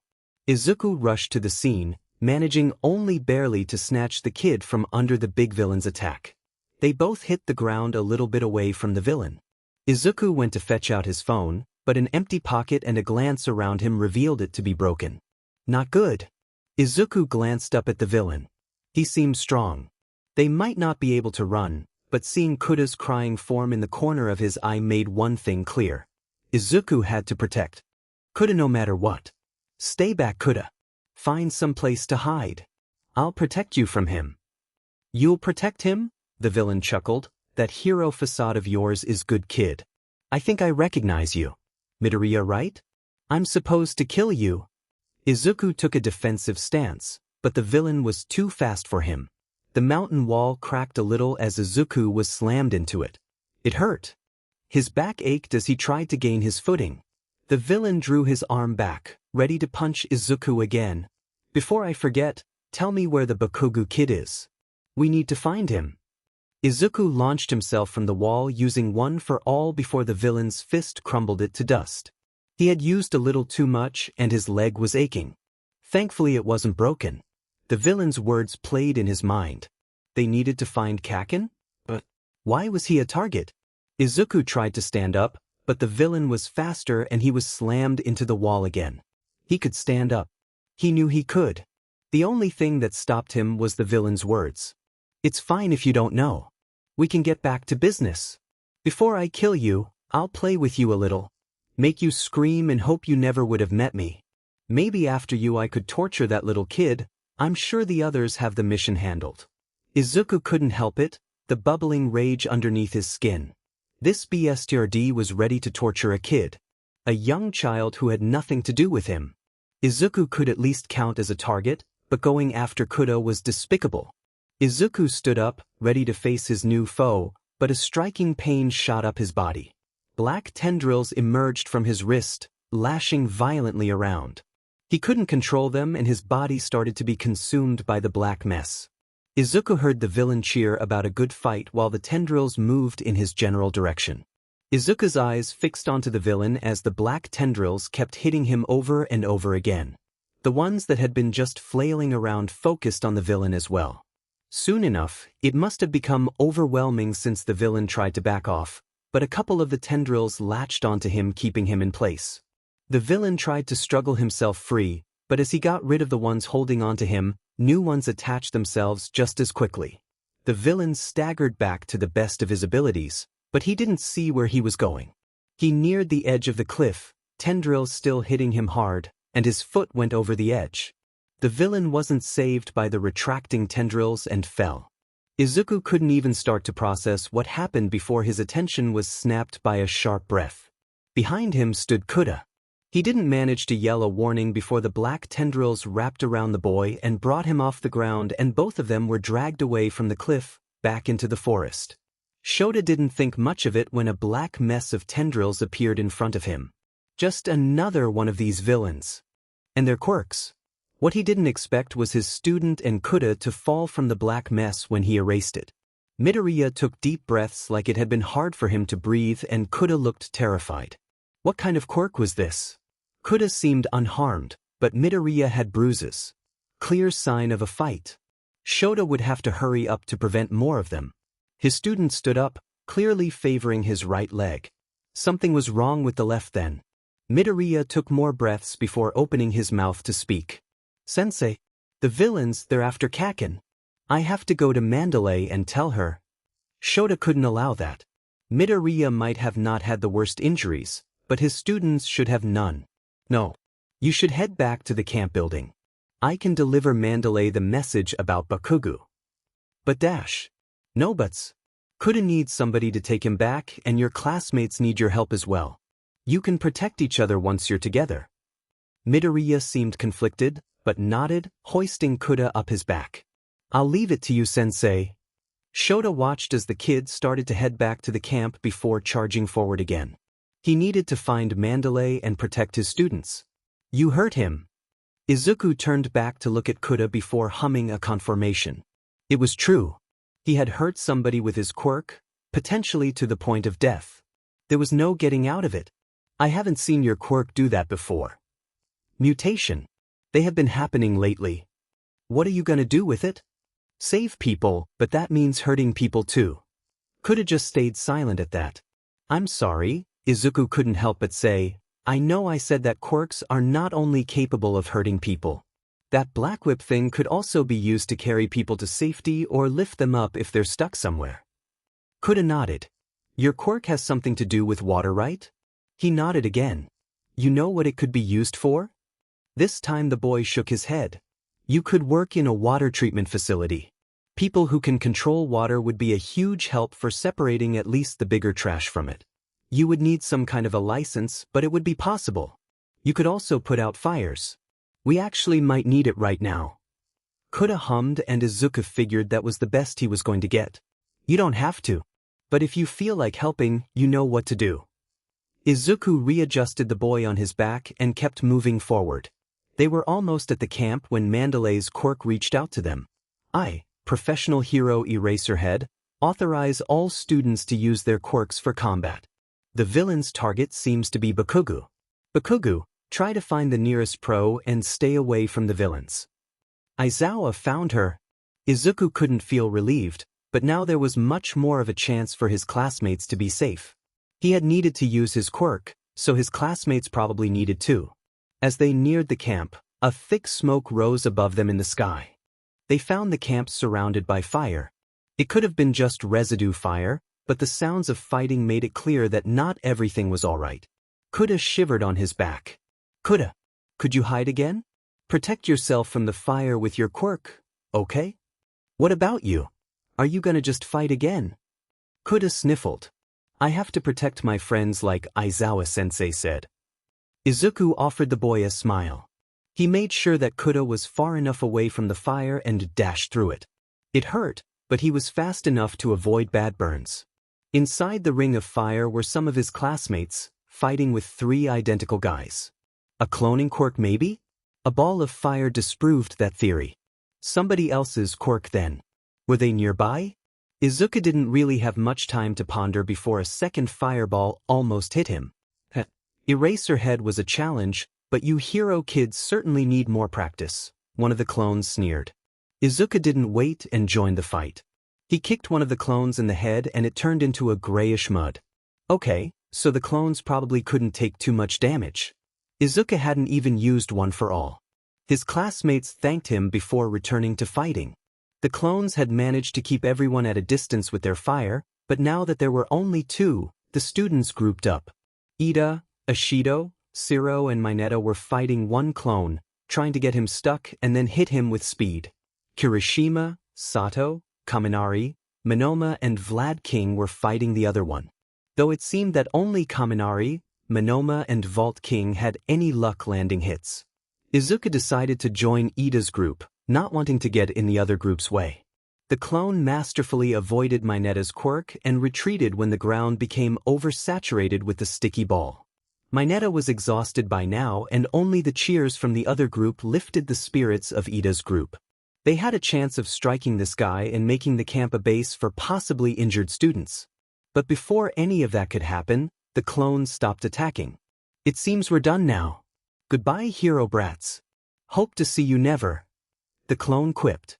The students and the pro watched as the clone took a couple of steps before dissolving on its own. They were done? Wait, did that mean they got Kaken? Izuku sprung into action, heading back to the forest despite the others' shouts. He needed to save Kaken. Izuku could feel it under his skin. That same bubbling anger that he had felt before. The same pain, slightly duller this time. The black tendrils erupted from his wrists. They carried him through the forest. He wasn't sure where he was even going at this point. Izuku just had to find him. He had to. The villains got Bakugo. It was obvious by the way they were turning back and the way a small group of his students looked at him without saying a word. Shota would have stayed with them, but there were other students that he had to make sure were okay. This night had been a nightmare and it wasn't stopping anytime soon. He was just heading back to Mandalay when the black mess of tendrils from earlier whisked by him. Shota couldn't chance the possibility that it had grabbed one of his students again and went after it. The mess didn't seem to have a direction, just blindly plowing forward and allowing Shota to catch up to it. When he used Erasure, the same student from earlier dropped down. Midoriya hit the ground and struggled to get back up again. But why aren't you working now? He said, frustration evident in his voice. Midoriya. Shota approached. Midoriya turned his face to him. Sensei, I have to save Bakugo. Midoriya turned to walk away, not deterred by his quirk being erased. Midoriya, stop. The villains already took him. We need to get back to the camp. I have to. His student's eyes were pricked with tears and his voice was strained. Midoriya only managed to take a couple of steps before he fell down to his knees and collapsed. Shota hurried to him, checking him over for any obvious injuries. If he was right, those tendrils were Midoriya's quirk. Another mutation. That mess had been twisting around violently both times Shota had seen it. No wonder Midoriya collapsed. The kid was probably suffering from quirk exhaustion. Shota picked him up and stood to return back to camp. The nightmare wasn't over, but Shota would make sure that the rest of his students were okay. Calm down. The voice was muffled and distant, almost as if coming from underwater. Listen to me. Izuku didn't turn to look at the man whose voice he had never heard before. He only pressed his face harder against his knees. He needed to save Kaken. Izuku didn't have any major injuries.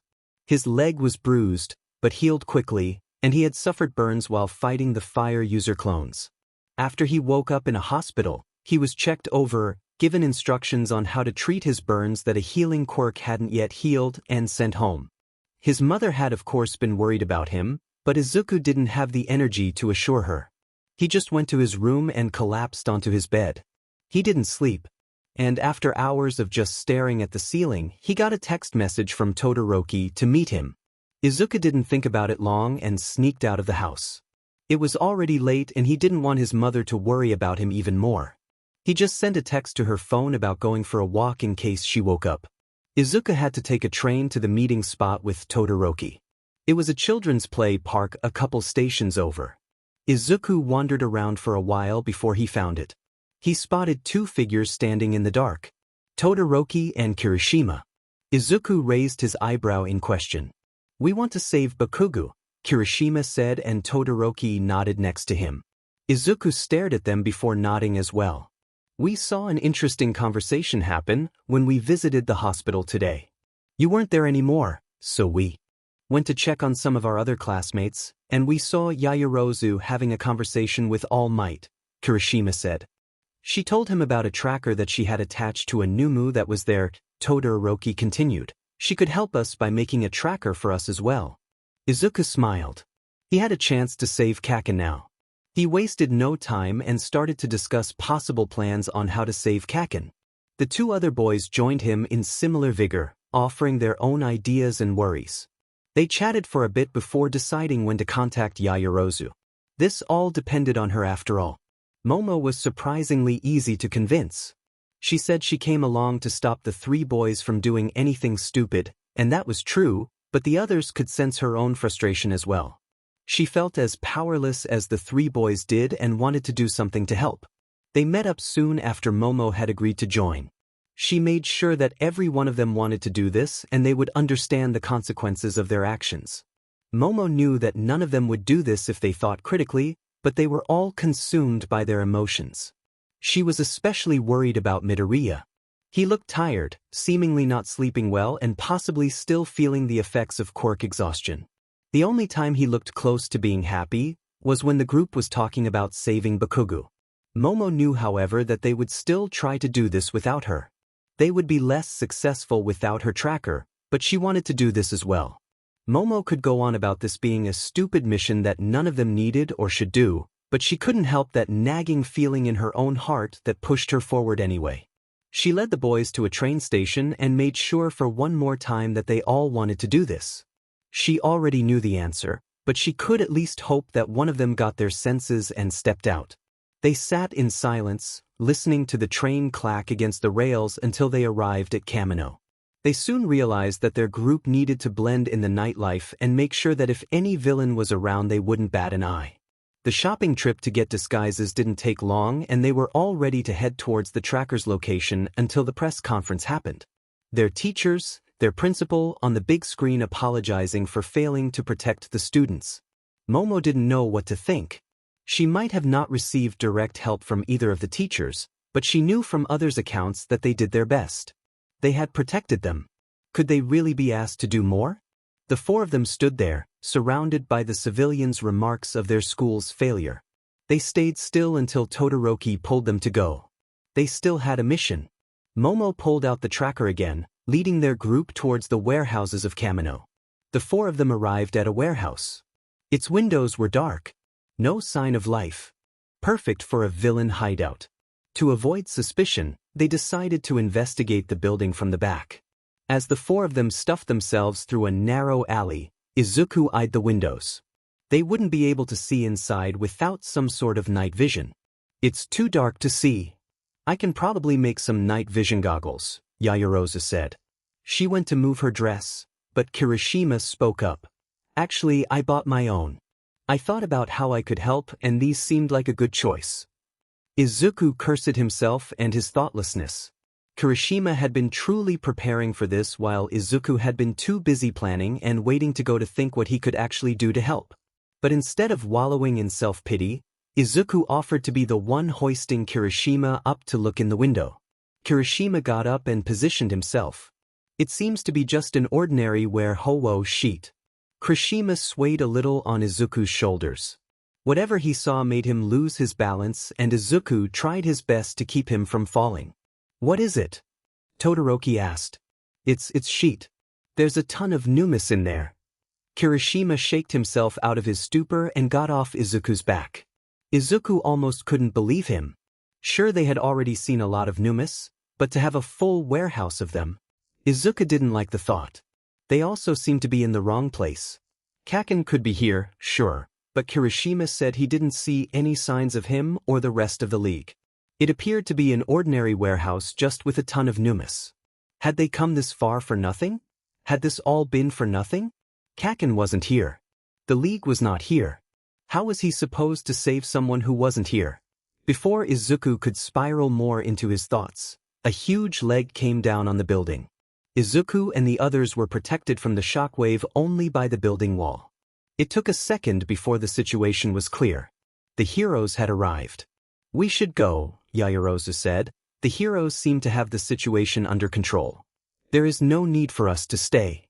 She tried to usher the boys to move, keeping quiet that the heroes wouldn't notice. "Ah, welcome heroes," a deep voice echoed through the empty warehouse district, making each of them stop. "It seems you have found one of my places of operations. Shame. Things were going so well before you stepped in." That voice. That man. Izuku knew him from his dreams and memories.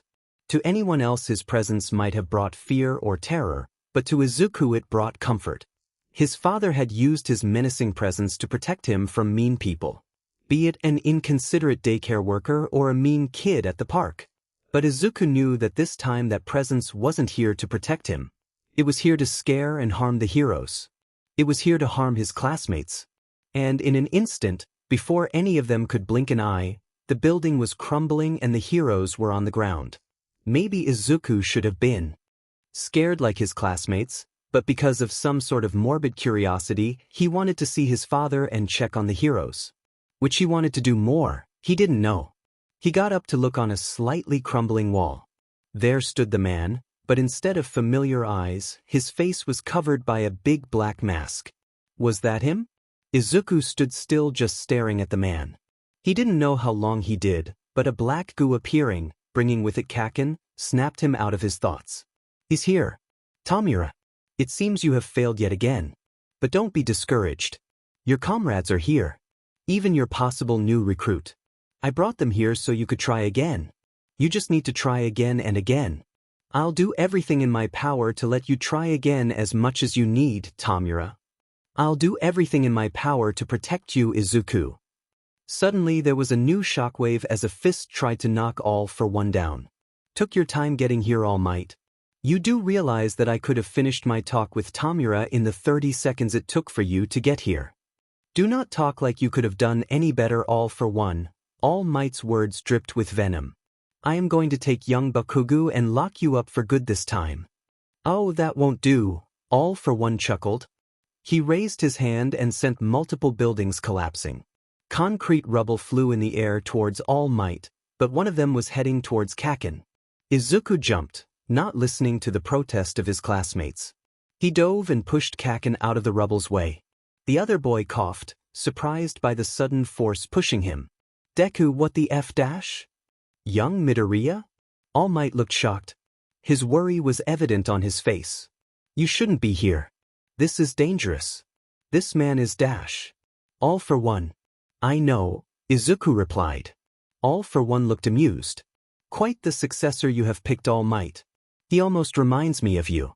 "Too bad that Dash." This was it, Izuku thought. "You don't have any kids, All Might. You're too busy for that with your symbol of peace game." Izuku waited for more. A snide comment about how All for One could have a family easily or bringing All Might down by revealing his successor's parentage. But nothing came. Izuku started, "Isn't there anything else you want to say?" All for One just looked at him. His smirk grew wider. "I'm honored that you're so excited to fight me, child, but it's not time for me to kill you yet." That was not what Izuku meant. Did he not recognize him? Did he not remember him? Did he not care? Izuku was brought out of his spiral by catching a glimpse of Kaken's hair in his view. That's why he was here. His father not remembering him didn't matter. Izuku could take the secret about his father to his grave. It would certainly make his life easier. His father not remembering him was fine. It was fine. "Come on, Kaken. Let's go." "What the F, Deku?" Kaken responded. He looked angry and confused, ready to blow up at any moment. Izuku didn't have time for this. He really didn't. "Kaken, you're the main character.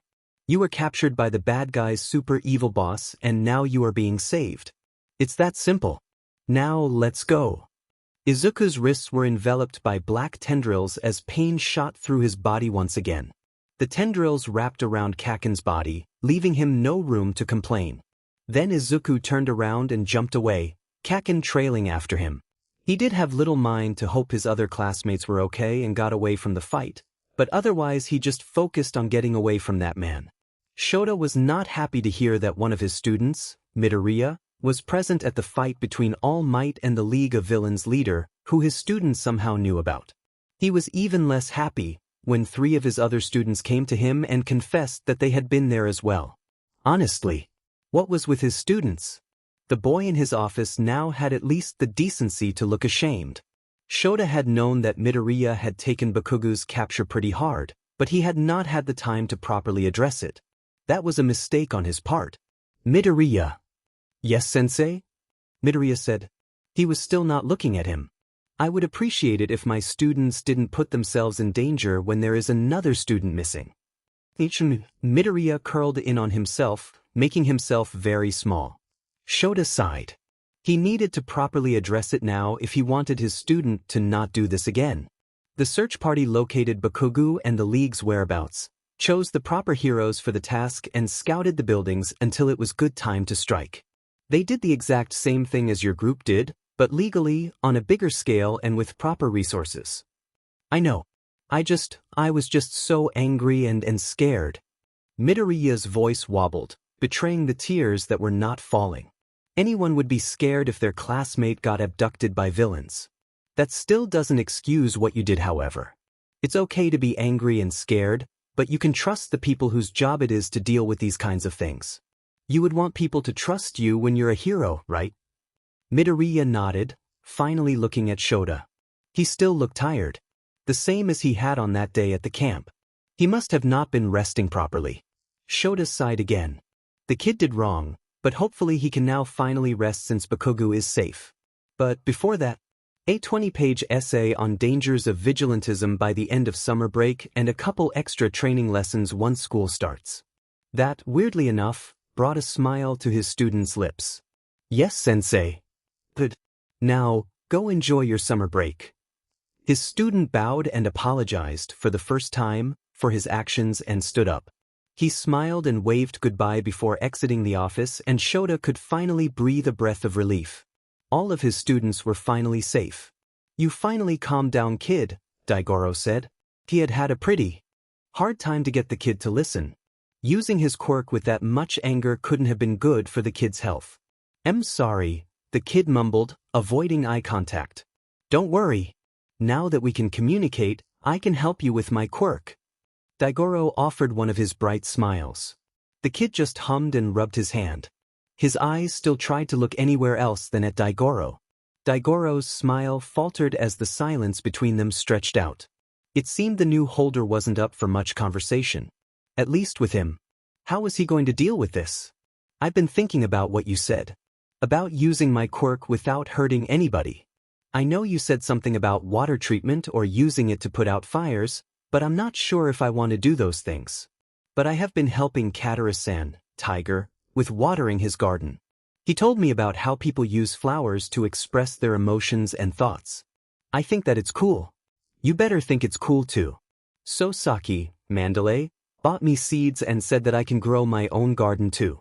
It's going to take a while, but I definitely grow the best garden ever. P.S. Thanks for saving me even if you had to hurt someone. But a little bit before summer break ended, the students moved into dorms. There was a lot of hustle and bustle, but in the end every one of the students had made the dorm their new home. Though many of the students would have wanted to spend the rest of their summer break resting, they were called into Gym Gamma. There they learned about their next objective. The Provisional Hero License. The license that makes you be able to partake in hero work even as a student, and one that less than 5% of the examinees get. And despite those difficult odds, the teachers had a plan for every student to pass the provisional license exam. You all will be creating 1 or 2 special moves for the exam, Cementos said. These moves must be created from your own unique strength. Anything else will be less than satisfactory. It is important to assess your own capabilities and talents. These special moves will be symbols of who you are. Midnight chimed. Moves like these are essential to a hero in this day and age. People will be imitating them when they talk about you and will be assured when they see it in action. This is a way for you all to gain leverage in the test, Aizawa said. You will be tested on many things such as communication, teamwork, information gathering, judgment, mobility, and fighting. All important skills in hero work. Those skills assure that a hero can take control of the situation and doesn't get overwhelmed. Special moves are an essential part of your fighting and in extension your ability to bring stability to an emergency or incident. Midnight continued. To ensure that as many of you as possible will pass, we will be holding a special boot camp. These 2 weeks will be used to train your quirks and develop your special moves. If that's all clear to you, get to it. Aizawa headed toward the gym doors as Cementos started to shape the building to their training grounds. Izuku was excited, but also nervous. He still had a lot of practice to do with his quirks, and having to also use them for a special attack was a tall order for 2 weeks. He didn't even know where to start. How could Izuku use float and smokescreen and together? He had practiced using one for all with the smoke, but that really wasn't a special move. What should he do? Maybe Izuku should create a chart about how each quirk complemented one another. What are you standing there daydreaming about? Izuku almost jumped as ectoplasm spoke to him. Oh, sorry. I'm just not sure what I should do for my special move. I have trouble deciding what to do with my quirk. Ectoplasm just hummed. Your quirk truly is quite multifaceted. If you don't know what to do yet, then use today to train with your quirk. Izuku nodded. Practice would be good, but looking at his classmates, he couldn't help but feel he was falling behind. Izuku really needed to come up with a special move. But what could it be? Are you all right? Izuku shifted when En sat next to him. He lifted his head from his arms that were resting on his knees. Yeah, just thinking about my special move. It's causing you trouble? Yeah. It's just, I don't know how to bring my quirk together and what counts as a special move. I mean, how am I supposed to combine smokescreen and float? And what about one for all? Our quirks are tools, En hummed, an extension of us that we can use to propel ourselves forward. But like with many tools, you don't have to use them all, especially at the same time. Your classmates only have one quirk that they will focus on. You should do the same. And if the opportunity arises, you can use them in tandem, but you don't have to make a move out of it. Izuku hummed. That was true. It's not like he had to use all of them at the same time, and his classmates did have an advantage of just one quirk, except maybe Todoroki. But which one should I choose? It's not like I have a great handle on any of my quirks yet. Maybe you can look into the past. What have you done before that could be used as a special move? You can probably find some inspiration from the fights you have already been in. From the past? Well, there were all of their combat classes. There was also USJ, although that wasn't the best place to draw inspiration from. What else? Maybe. Izuku, En ruffled his curls, effectively shaking Izuku from his thoughts. You had a busy day today. Go to sleep. Izuku just gave the man a sheepish smile before letting the world of unconsciousness consume him. I said that these lessons would begin once the school started, but considering that you haven't made progress towards special moves these past 2 days, I figured you could use them, Aizawa said. Most of Izuku's classmates already had ideas for special moves, and if they didn't, Aizawa or the other teachers had already been talking to them. Izuku slumped a little bit in defeat. He hadn't yet figured out anything, even with En's advice. I'm working on it. Right. Also, Aizawa turned to glare at the man next to him. Yagi insisted on being here. The other man just smiled sheepishly until Aizawa's attention turned back to Izuku. It made sense. He probably wanted to follow the development of One for All. Hey-ish, All Might, Izuku quickly corrected himself. Both of his teachers raised their brows at that. Izuku was so used to the Vestiges calling All Might Tashinori that he almost didn't notice his slip-up. It's fine if All Might stays. He is still a teacher, right? Izuku hoped that the men would just ignore his slip-up. Okay, Aizawa narrowed his eyes. If you're fine with him staying here, I'll allow it. Well, let's start by going individually through your mutations. I haven't seen you use those black tendrils since summer camp. I can't use it. Izuku looked away from the two men. He just hadn't really thought about Black Whip since saving Kaken, and he also kind of didn't want to. Can't use it? Could it be a problem in visualization? All Might mused. Proper visualization helped you handle your quirk before, didn't it? And how do you know that, Yagi? Aizawa asked. All Might stared.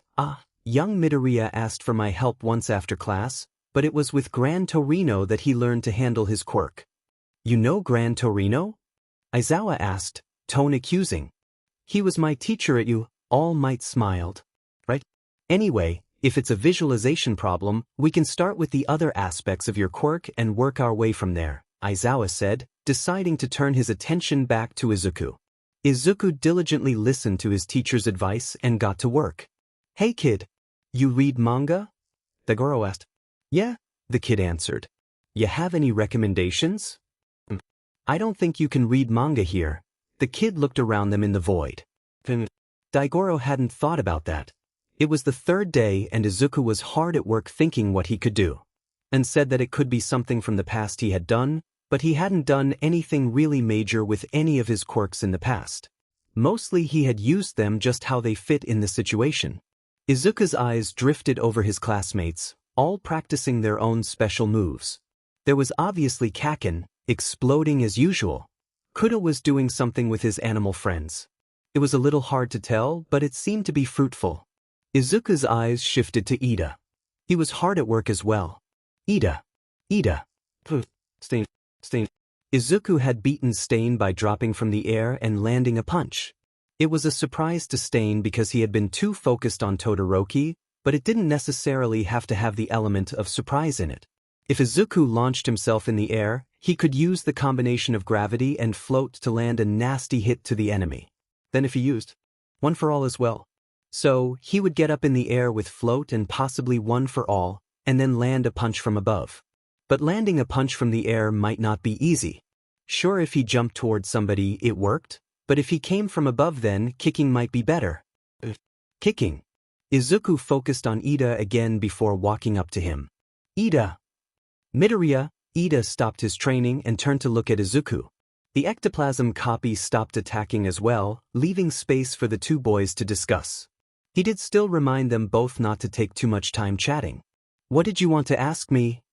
I figured that I could focus on my legs with my special move, but I don't have experience using my legs while fighting. I figured you could give me some tips. Izuku smiled. Ida turned his head away, leaving Izuku confused, but Ida spoke up once he noticed Izuku looking at him worried. Sorry, I just heard about what you did in Kamino.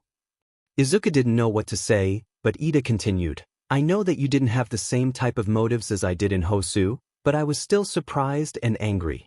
I was angry at you for going and I was angry at myself for not being there for you like you were for me. As a class president, I would want to make sure that all of you are safe and follow the proper rules. Ida, Izuku said. He hadn't really been focused on much during that time. He hadn't really considered how his other friends might feel. But that just means that you have to get your provisional license, and if advice from me will help you, of course I would be honored to give you my services. Ida smiled like his earlier confession hadn't just happened. Izuku smiled back. In the future, he would consider other people's feelings as well. Hey Midoriya. I've been thinking, Todoroki said. After yet another day of training, they had decided to go to a small restaurant near the school. According to Todoroki, it had delicious cold soba. Was that guy at Kamino All Might's brother and your secret evil uncle? Izuku choked on his soba. He coughed and coughed while Todoroki patted his back, looking like he hadn't just said what he had said. Oh Todoroki. So close, yet so far. Izuku hadn't really thought about his father after Kamino. That was for the best anyway. Not like Izuku cared. For the last time, All Might is not my dad. I know my father and he's not All Might. Well, why don't we ever get to meet your dad? He's busy, being in Tartarus, working. Besides, why would you think that villain was my uncle? Todoroki got a serious look on his face as he always did when preparing to enlighten Izuku about his theories. Well, it's about your quirk. Huh. Your quirk has multiple different forms, and when I was watching All Might and that villain fight, that villain also seemed to have multiple forms to his quirk. And on top of that, you all have huge amounts of strength that can cause shockwaves. You could feel how powerful the shockwaves of that fight were. Wait, Todoroki. What do you mean feel? The evacuation zone should have been far enough away from the fight and the shockwaves. Oh, I stayed close by to watch. Todoroki. I just couldn't miss two brothers fighting. Both at the opposite sides of society, protecting their own ideals until one is defeated and the other is left to mourn what could have been. Don't stay and watch dangerous fights. And have the fight between two sides with your own secret brother, Izuku side. I'm not sure if Dabi is really Tuya anymore. I mean, there are just so many fire quirk users out there. Didn't you say that your father had a fire-breathing quirk, Midoriya? Todoroki. Hey kid. Daigoro smiled. Yeah? The kid looked at him warily. I could tell you embarrassing stories about an, Daigoro snickered. No thank you, Daigoro-san. Daigoro fell to his knees, only in his head since a pro hero couldn't be brought to his knees by a kid. The kid said Daigoro-san, not just Daigoro. Daigoro could have honestly cried, but instead he just said, maybe later then. Daigoro-san. Did the kid not like him that much? I've been waiting for you. What can I do for my favorite advertiser? Hi Hatsum, Izuku greeted. I have some costume improvements in mind. Of course. You'll need many new babies for your exam. So what can I do for you? Hatsum turned to her workstation, already digging out different tools and inventions. I need something that adds power to my kicks. Oh, you kick now. I love it. Hatsum smiled brightly. Yeah. It's for my special move. I've also changed my style to include kicks since it expands my combat abilities. It will also be an element of surprise, which is useful when fighting villains, especially if Izuku's muttering was brought to a halt by a finger on his lips. Less talking, more designing, Hatsum drew her finger away. Izuku smiled. Of course. Maybe I should tell the kid about Hikage. He doesn't like me anyway, so it's better if he gets to meet a new holder, Daigoro cried. You're thinking about this too much, Dai, and said, the kid doesn't hate you. Yeah, Nana patted his back. Shouldn't you know how scary it is when your quirk gets out of control? And Daigoro knew. When he was small, he had hurt his friend when he hadn't won in a game that they were playing. After that he had said that he would rather not have a quirk and refused to use it. Since the kid hadn't seemed to be too hung up on hurting that villain, Daigoro figured it shouldn't be a fear of hurting somebody. But he knew that his quirk was quite nasty out of control. Maybe he hadn't thought about this from all angles. Just talk with him properly. After you have dealt with this, I'm sure Izuku will open up to you, and said. And always knew what to say. Daigoro was thankful to have such a good successor. And now he had to be a good mentor for Toshinori's kid. Finally, we can rest, Kaminari said. He slumped into the couch in the common room. It was the class day off from training and Izuku had decided to enjoy some time outside of his room. He was currently sipping tea that Yaoyorozu had made. It was really good. Hey! Hey! Hagakure yelled, you guys want to play a game? What kind of game? Jair asked. She had been discussing something with Tokoyami, but both turned their attention to Hagakure. Go fish. You can play it with a basic card deck. It could be super fun. Hagakure bounced. Oh, that sounds delightful, Yaoyorozu smiled. We can all enjoy tea and some cookies my family sent me. I'm in, Kaminari cheered. Jairu and Tokoyami looked at each other before humming sounds of confirmation. Izuku got up to help Yaoyorozu bring the tea from the kitchen and soon enough the cards were served and the rest spread on the table. I'm first. Hagakure said, Kaminari, do you have any fives? Come on. Already? Two cards. Now it's your turn, Midoriya. Jairu, do you have any sevens? Nope. Go fish. Hagakure, got any fives? Jairu smiled.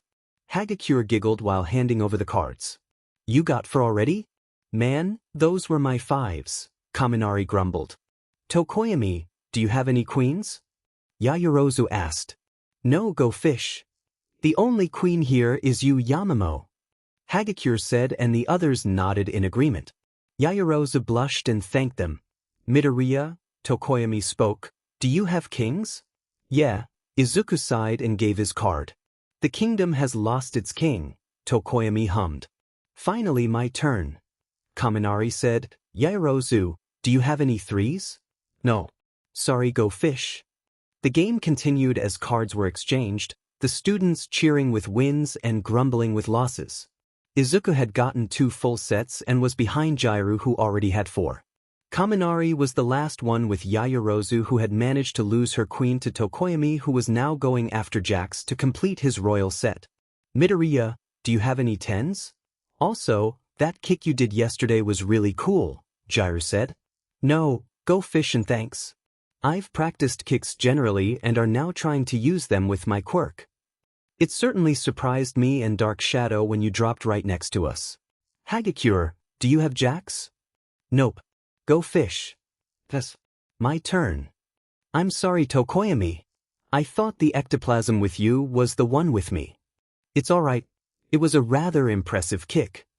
Thanks, and Tokoyami? Do you have any Jax? Izuku grinned as Tokoyami offered him 3 cards. Hey kids, sit down. We need to talk, Daigoro said. Izuku had a hunch what this was about. He hadn't really been able to use Black Whip, he hadn't even really tried. Aizawa or All Might hadn't mentioned it since Izuku had figured out his special move. Don't worry. I'm not here to force you to use my quirk, Daigoro said. I know it's kinda hard one to control. I guess I thought you were going to be fine once you calmed down, but if there's something troubling you, kid, you can tell me. Izuku just sat for a while. He didn't know how to exactly say what was on his mind. I guess I just don't want to get angry again. I was fine when I was angry, but afterwards I just didn't want to experience it again. When something started to irritate me, I just walked away and hoped it would blow over. Izuku took a moment before continuing. But I didn't know how to use your quirk without being angry, and I guess I just didn't.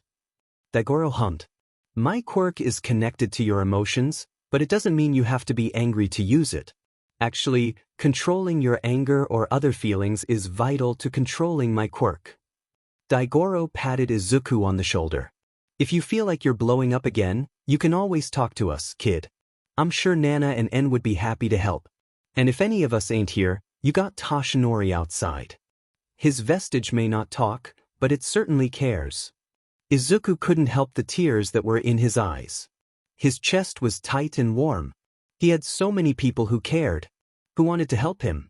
Izuku didn't want to be as angry as before, but he didn't have to. He had people who would help him. Hey Daigoro? Yeah kid, the man grinned. What kind of manga do you like? You seem to have figured out your special move and how to train it, Aizawa said while looking at some papers. Though it's good that you have focused on that, I want to know how your general quirk handling has improved. Have you been able to visualize using the black tendrils? I think so, Izuku said. It was not much about visualization rather than just talking with Daigoro though. You think you can show us? Aizawa asked. Izuku nodded and turned to face one of the targets in the gym.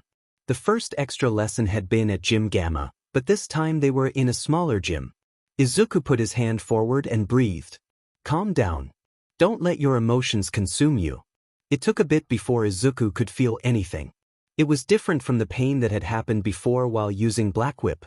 This time it felt more gentle. It didn't feel like the tendrils were ripping him apart, but more like they flowed with him and his movements. Izuku watched mesmerized as the tendrils coming from his wrists wrapped around his arm. Slowly they grew in size and detached themselves and moved toward the target. They were too slow to do any real damage, but Izuku was relieved. He had done it and he wasn't mad or hurting. He felt amazing. Izuku almost forgot he was in the gym with his 2 teachers and turned to quickly look at them. All Might seemed happy and Aizawa looked satisfied. It seems you have more control of it now, Aizawa said. We should use this lesson to gauge how good that control is and what you can do to improve it. Izuku nodded. He listened and followed his teacher's commands with fervor, trying to hit targets and seeing how big he could make the tendrils without losing control. Izuku let himself feel the tendrils move and twist, still mesmerized by the contrast of gentle touch and hard hits. At the end, he could only smile and cheer. Young Midoriya! Toshinori yelled for his student. Midoriya turned around and smiled. I mean All Might. Midoriya quickly corrected himself, but Toshinori only chuckled. Toshinori? You've been calling me that lately. It was honestly funny in Toshinori's opinion. Midoriya had had trouble not calling him All Might in his smaller form and now he couldn't help but call him Toshinori. It brought a smile to Toshinori's lips. Yeah, Midoriya rubbed his neck. The vestiges call you that and I guess I got used to it? Toshinori chuckled again. Well, I don't mind if that is what you call me, but remember, in class I'm All Might. Toshinori truly didn't mind, but Aizawa was already on his case about favoritism and Midoriya calling him by his first name in class really wouldn't help him. Really? Midoriya looked panicked, but slowly his frown morphed into a smile. Well, Midoriya looked away from him. You can call me Izuku then. Toshinori's own smile got wider. Of course, Izuku. Now, I notice that you have no more problems with Black Whip. Yeah. Izuku's smile brightened. I spoke to Daigoro, the fifth holder, and he helped me with his quirk. His student's smile turned to a smirk. He also told me about that one time when you had something stuck on your teeth during an important hero meeting and you only noticed afterwards. You apparently smiled the whole meeting. Toshinori brought his hands to his face and groaned. These vestiges were out to get him. First Nana and now this Daigoro.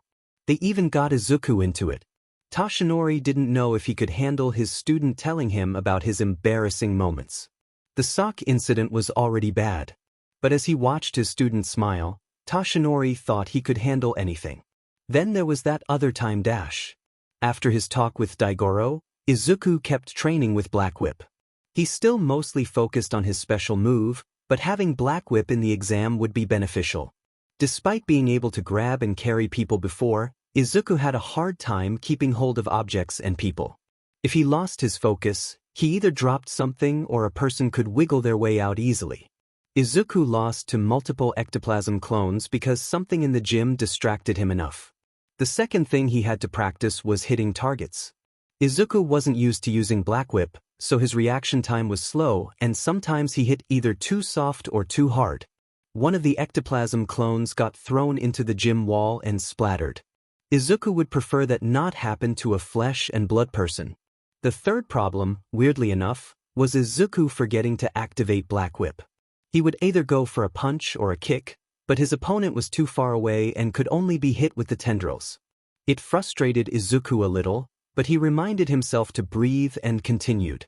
Izuku was on a break when his attention turned to Shiro. He was swinging wildly around the gym. Shiro's special move didn't involve him swinging. He had told Izuku that he wanted to figure out a way to tie people up as fast as possible and with as little tape as possible. It had taken time and ectoplasm had easily broken out of many of Shiro's attempts, but recently he had managed to keep most of the clones tied. The swinging must have been part of his regular training. But as Izuku kept looking, he couldn't help but get an idea. Could he do the same with Black Whip? Shiro was really talented and he had swung with his quirk before, but maybe Izuku could do it too. He mused about his quirk's abilities before ectoplasm ushered him back to training. So I was thinking that I could use Black Whip to swing like Shiro does. I don't know how hard it is, but it could be really useful, Izuku explained. I like your ideas, kid, Daigoro laughed, but it took me a while to perfect swinging from place to place. There's no way you could use something like that in the exam. Oh, it doesn't have to be for the exam, Izuku hurried to explain. I just thought that generally it could be a lot of help. Let's put it on the back burner for now and focus on your exam. You still need to train my quirk generally before doing any tricks. Okay. Izuku looked at his arm and yelped when he noticed the black tendrils forming out of his wrist. What? How is this happening? Why can I use Black Whip? Calm down, Daigoro said, his own black tendrils forming out of his wrist. We can use our quirks here. I mean, we didn't when you were around, so I guess it does make sense for you to think that you couldn't. But if I can use my quirk in here, why didn't I train my quirks with your help? Izuku looked at the tendrils that were now wrapping around his arm. It's not the same to use quirks in here as out there.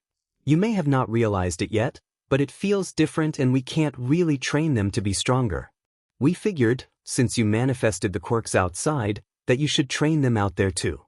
Daigoro shrugged his shoulders. At most you probably would get a feel for the quirk, but to actually train it, you would have to use your actual body. I guess that makes sense. Izuku slowly detached the still wrapping tendrils from his arm and instead looked at them moving side to side. It did feel different from using them while he was awake. Maybe he could test if training the quirk affected how using the quirk felt in the void. Guess Izuku had something else to study after the exam. I mean, the mentor doesn't even tell him anything. They don't even give any cryptic wisdoms for the main character to solve. Besides that, the only advice our main character gets is some basic stuff that he then learns in class anyway. The mentor character is useless and the author didn't even make them likable, so if they die, it will not make you sad. Izuku ranted about a recent new shonen manga he had read. Daigoro laughed. That's why I never wanted a mentor. Never needed one since I could teach myself. You didn't have a mentor? What about your predecessor? Izuku tilted his head. Hikage? I found him in some old shack in the woods. Guy was a real hermit. Probably went to town only once a month. Anyway, I found him once on my day off. He was cursing about how his roof had a hole. I walked up to him and asked if he needed any help. And let me tell you, kid, I was in a headlock in an instant. When he realized that I wouldn't attack him, Hikage let me go and apologized for his rude behavior. Daigoro laughed. It was a bit of a whiplash, but in the end I offered to help with his roof. Offered to do a lot of other stuff from him too since Hikage was scared of going out. I mean, the whole all for one thing probably didn't make him feel very safe. Daigoro shuddered. We also trained together, but we were more like sparring partners rather than mentor and student. Although, I guess Hikage did treat me like a student sometimes, Daigoro mused. Hikage's quirk allowed him to almost read my moves, so I had to be fast. I learned a lot from him, but he still wasn't my mentor. Then one day he collapsed. Izuku's breath hitched. He hadn't expected that of all things. We hadn't even started hitting each other yet. First we thought that he had just gotten sick, but it kept getting worse and worse. By the end of it he looked pale and scrawny. Like Tashinori but worse. Daigoro's eyes were laced with tears. He trusted one for all to me before he went. The man chuckled. Pretty soon after I got the hang of one for all, I met N, and that's a story you've probably heard already. Izuku nodded, having focused on both stories intently. Though he felt sad for all the vestiges, he had that little spark of excitement about learning about them. These were all different people from different times, but they were all connected in one for all. Their stories, their quirks. Oh no. What? Daigoro asked, confused. You told me about Hikage and his quirk. And N said it's danger sense. What if it manifests during the exam? It could cause tons of problems. What if it distracts me and I fail? What if I hurt somebody or myself? What if dash? Breathe, kid. Daigoro put his hand on Izuku's shoulder. Breathe. Now let's think about this. Hikage's quirk allows you to sense danger and the general direction it's coming from. It might distract you, but remember what we discussed about my quirk? The best way to handle it is to keep calm. Izuku breathed. He was anxious about the exam.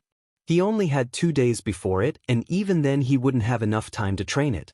Izuku breathed in, then he breathed out. Still, Daigoro was right. The best way to handle this was to keep calm. Before Izuku could become anxious about staying calm, Daigoro shook him out of it and gave him a smile. We are here for you, kid. On the morning of the exam something peculiar happened. When Izuku was going to open his dorm room door, he felt a stabbing sensation in his head. It didn't particularly hurt, but it was still unpleasant. Before Izuku could think about it, he heard Ida's engine zoom by his door. Later he learned that Ida had been so nervous that he had accidentally activated his quirk in the halls. He apologized profusely to his classmates about possibly inconveniencing or endangering them. The others accepted his apology since they understood his nervousness. The second time it happened, Izuku was in the kitchen area getting breakfast. He was just getting a spoon when the sensation returned and Izuku ducked. Izuku looked up to see nothing until his eyes drifted to the girl next to him. Hikage was notoriously hard to dodge and read because of her invincibility. Izuku grumbled when he realized what was happening. He had manifested danger since sometime during the night. Izuku hadn't activated one for all once this morning, so he didn't even know how to activate or deactivate the new quirk. He only calmed down when Hikage started apologizing for not noticing him. Izuku assured her that he was fine and got up from the floor. His cereal didn't taste as sweet as it usually did due to his irritation regarding the situation. Izuku breathed in and then he breathed out. This was just another challenge in his road to becoming a hero. After arriving at the exam site, Izuku kept feeling the sensation creeping up on him. It's not like the other examinees caused his quirk to activate, but wayward glances toward his class made Izuku's head hurt. He would probably have a huge headache after this. He had almost flinched when the Ketsubutsu student had shaken his hand. It felt like the student had wanted to throw him onto the ground, and Izuku shook his hands off. It came off as rude, but he couldn't help it. Izuku was happy to just start the exam once they had been given the exam rules. He had decided to stick with most of his class since UA would appear to be an easy target due to the sport festival. It wasn't even a minute in before Izuku felt the stabbing in his head, but Mineta beat him to warn their classmates. Look out! A huge wall of ball headed their way. Izuku hadn't trained dodging that much with Black Whip yet, but the ball were like small targets and he managed to hit them. Some of them bounced away and some flew back toward the opposing students, a couple people even getting hit. Oh, the bone-breaking kid has a new quirk. The Ketsubutsu guy yelled, "Too bad it won't help you against us." A second onslaught of ball headed their way. Izuku's classmates dodged and defended where they could, Izuku hitting some of the ball, careful to not swing them at his classmates. It was hard since the pain in his head didn't let up, but Izuku was happy that everything around him didn't seem to activate his quirk because that would have been a nightmare. The shower of balls stopped and the Ketsubutsu student crouched. "Get away! I'll split their defense." Danger sense activated again and Izuku only had a second to jump before. The ground shattered. Dust and rocks scattered everywhere and it was a while before Izuku could see the ground again. Izuku was floating above the now rigid battleground. He could spot some of his classmates here and there, but he also saw a lot of other students around. He didn't have much time to think before someone could spot him if they hadn't already. Izuku spotted two students in the rubble. It was time to put his training to use. Izuku angled himself toward the student with a shark mutation quirk. He had learned that beside making his descent slower with float, he could make it faster as well. He descended fast and activated one for all just before impact. Izuku's leg hit the student right on his cheek and slammed them into the ground. Izuku pounced and activated Black Whip, wrapping it around the other student before they could throw a ball at him. Izuku brought the student near him and released them to hit the two targets on their chest. The student hopped back and Izuku did the same. He hopped back to the student with the shark quirk and wrapped them with tendrils, stopping them from getting up. Izuku hoisted the wrapped student up and used them as a shield, getting closer to the other one, before they broke out of his hold. Izuku had to roll to dodge a punch and used Black Whip to hit the other student's last target, taking them out of the game. After that he ran toward the remaining student. He faked a kick and then punched them in the face. The student staggered and Izuku used that opportunity to hit a target on their side. The student quickly recovered and managed to land a punch on Izuku's stomach and then aimed another one at one of his targets, hitting it. Izuku stepped back to assess where the last remaining targets were. One on the left leg and one on the right shoulder. Izuku shot Black Whip forward, but the student managed to dodge and they charged at him. Izuku jumped up and landed another kick to the back of the student's head. He bounced back and threw a ball towards the student's leg, but missed. The student charged him again and Izuku ducked from their punch and aimed the ball in his hand toward their shoulder, effectively hitting the target. The student swung their hand, forcing Izuku to move back before he could hit the student's leg. The student covered their remaining target with their hand. They looked at Izuku, probably preparing for an attack. Izuku glanced around them, making sure that there were no other students nearby. After, he ran toward the student, stepping to the right and landed a kick to their side. The student removed their hand from the target and Izuku grabbed a nearby ball from the ground and hit it. The targets flashed with opposing colors of red and green and made sounds of loss and victory. The student grumbled, but nodded to Izuku before leaving. Izuku breathed, calming down from the fight. He was ready to go when danger sense went off behind him and he rolled to his side. In his place stood a girl. From Shiketsu High. Izuku had seen her when his class had arrived. "Ah," the girl whined, "it seems you've already won. Shame. I would have loved to fight you." Izuku didn't have time to ask before the girl was gone. He couldn't see her anywhere. Maybe that was her quirk? Katsuki sauntered to the exam break room behind his two friends only to find Deku already there. That BSRD. Of course he was already there, probably to rub it in Katsuki's face. That BSRD and his quirk. What was it that Deku had said at the start of the school year? I borrowed this power from somebody else, but I'll make it my own. Katsuki scratched his head. How many FING powers did that nerd borrow anyway? Deku-kun. Izuku lifted his head up to see Uraraka and Shiro coming towards him. He waved and smiled at them, putting his juice down on a nearby surface. How did your exam go? Oh, Shiro was amazing. He tied those other students up so fast. Uraraka cheered. Well, I don't think it would have been that easy without you making them float. I still have a lot of training to do. Shiro raised a hand to his hips and sighed. Thanks. I guess we both needed a little help. Uraraka rubbed her neck. What about you, Deku-kun? Did you work with someone? No, but I was only up against 2 students and I had the element of surprise so they didn't have a chance to work together. Very cool, Midoriya. Shiro laughed and Uraraka gave Izuku a high five. Good job, Deku-kun.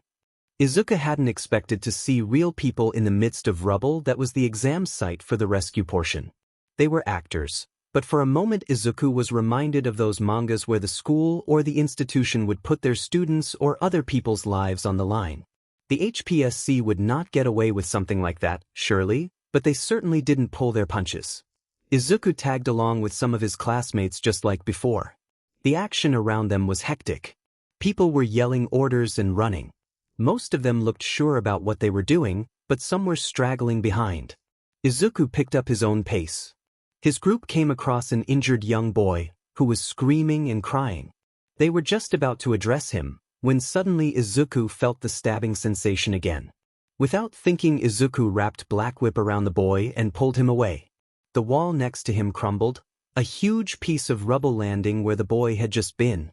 The boy blinked, jaw agape, clearly not expecting that. Your quick reflexes saved me, but the rough handling could seriously worsen injuries. -1 point. Izuku frowned. He really had only acted on instinct, not having time to consider something like that. Hey, don't look so annoyed about being taught, the boy scolded. Izuku grumbled a little before schooling his expression. He picked up the boy, making sure that the imaginary injuries wouldn't get worse. Let's get you to the first aid station. Izuku smiled. Izuku had just handed over the boy when a huge explosion rang out. The source of it was soon apparent when a group of villains marched through a wall toward the first aid area. Izuku stood still for a moment before turning to the injured, leaving the Ketsubutsu student to handle the new threat. He located those with major injuries who couldn't move by themselves and picked them up with Black Whip, trying to be as gentle as possible. The people around him were directing the other civilians away from the villains. Izuku could hear sounds of fighting and one glance behind him confirmed it. Todoroki and Yurashi from Shiketsu had arrived to help them. Izuku couldn't be happy for long when the sounds of fighting turned into bickering. He couldn't pay much mind to it though if he hoped to not drop the people he was carrying. Once he handed them over to another student, Izuku finally turned to look at the fight, only to find Todoroki's flames liking the partly evacuated first aid area. Izuku ran past the other students and civilians.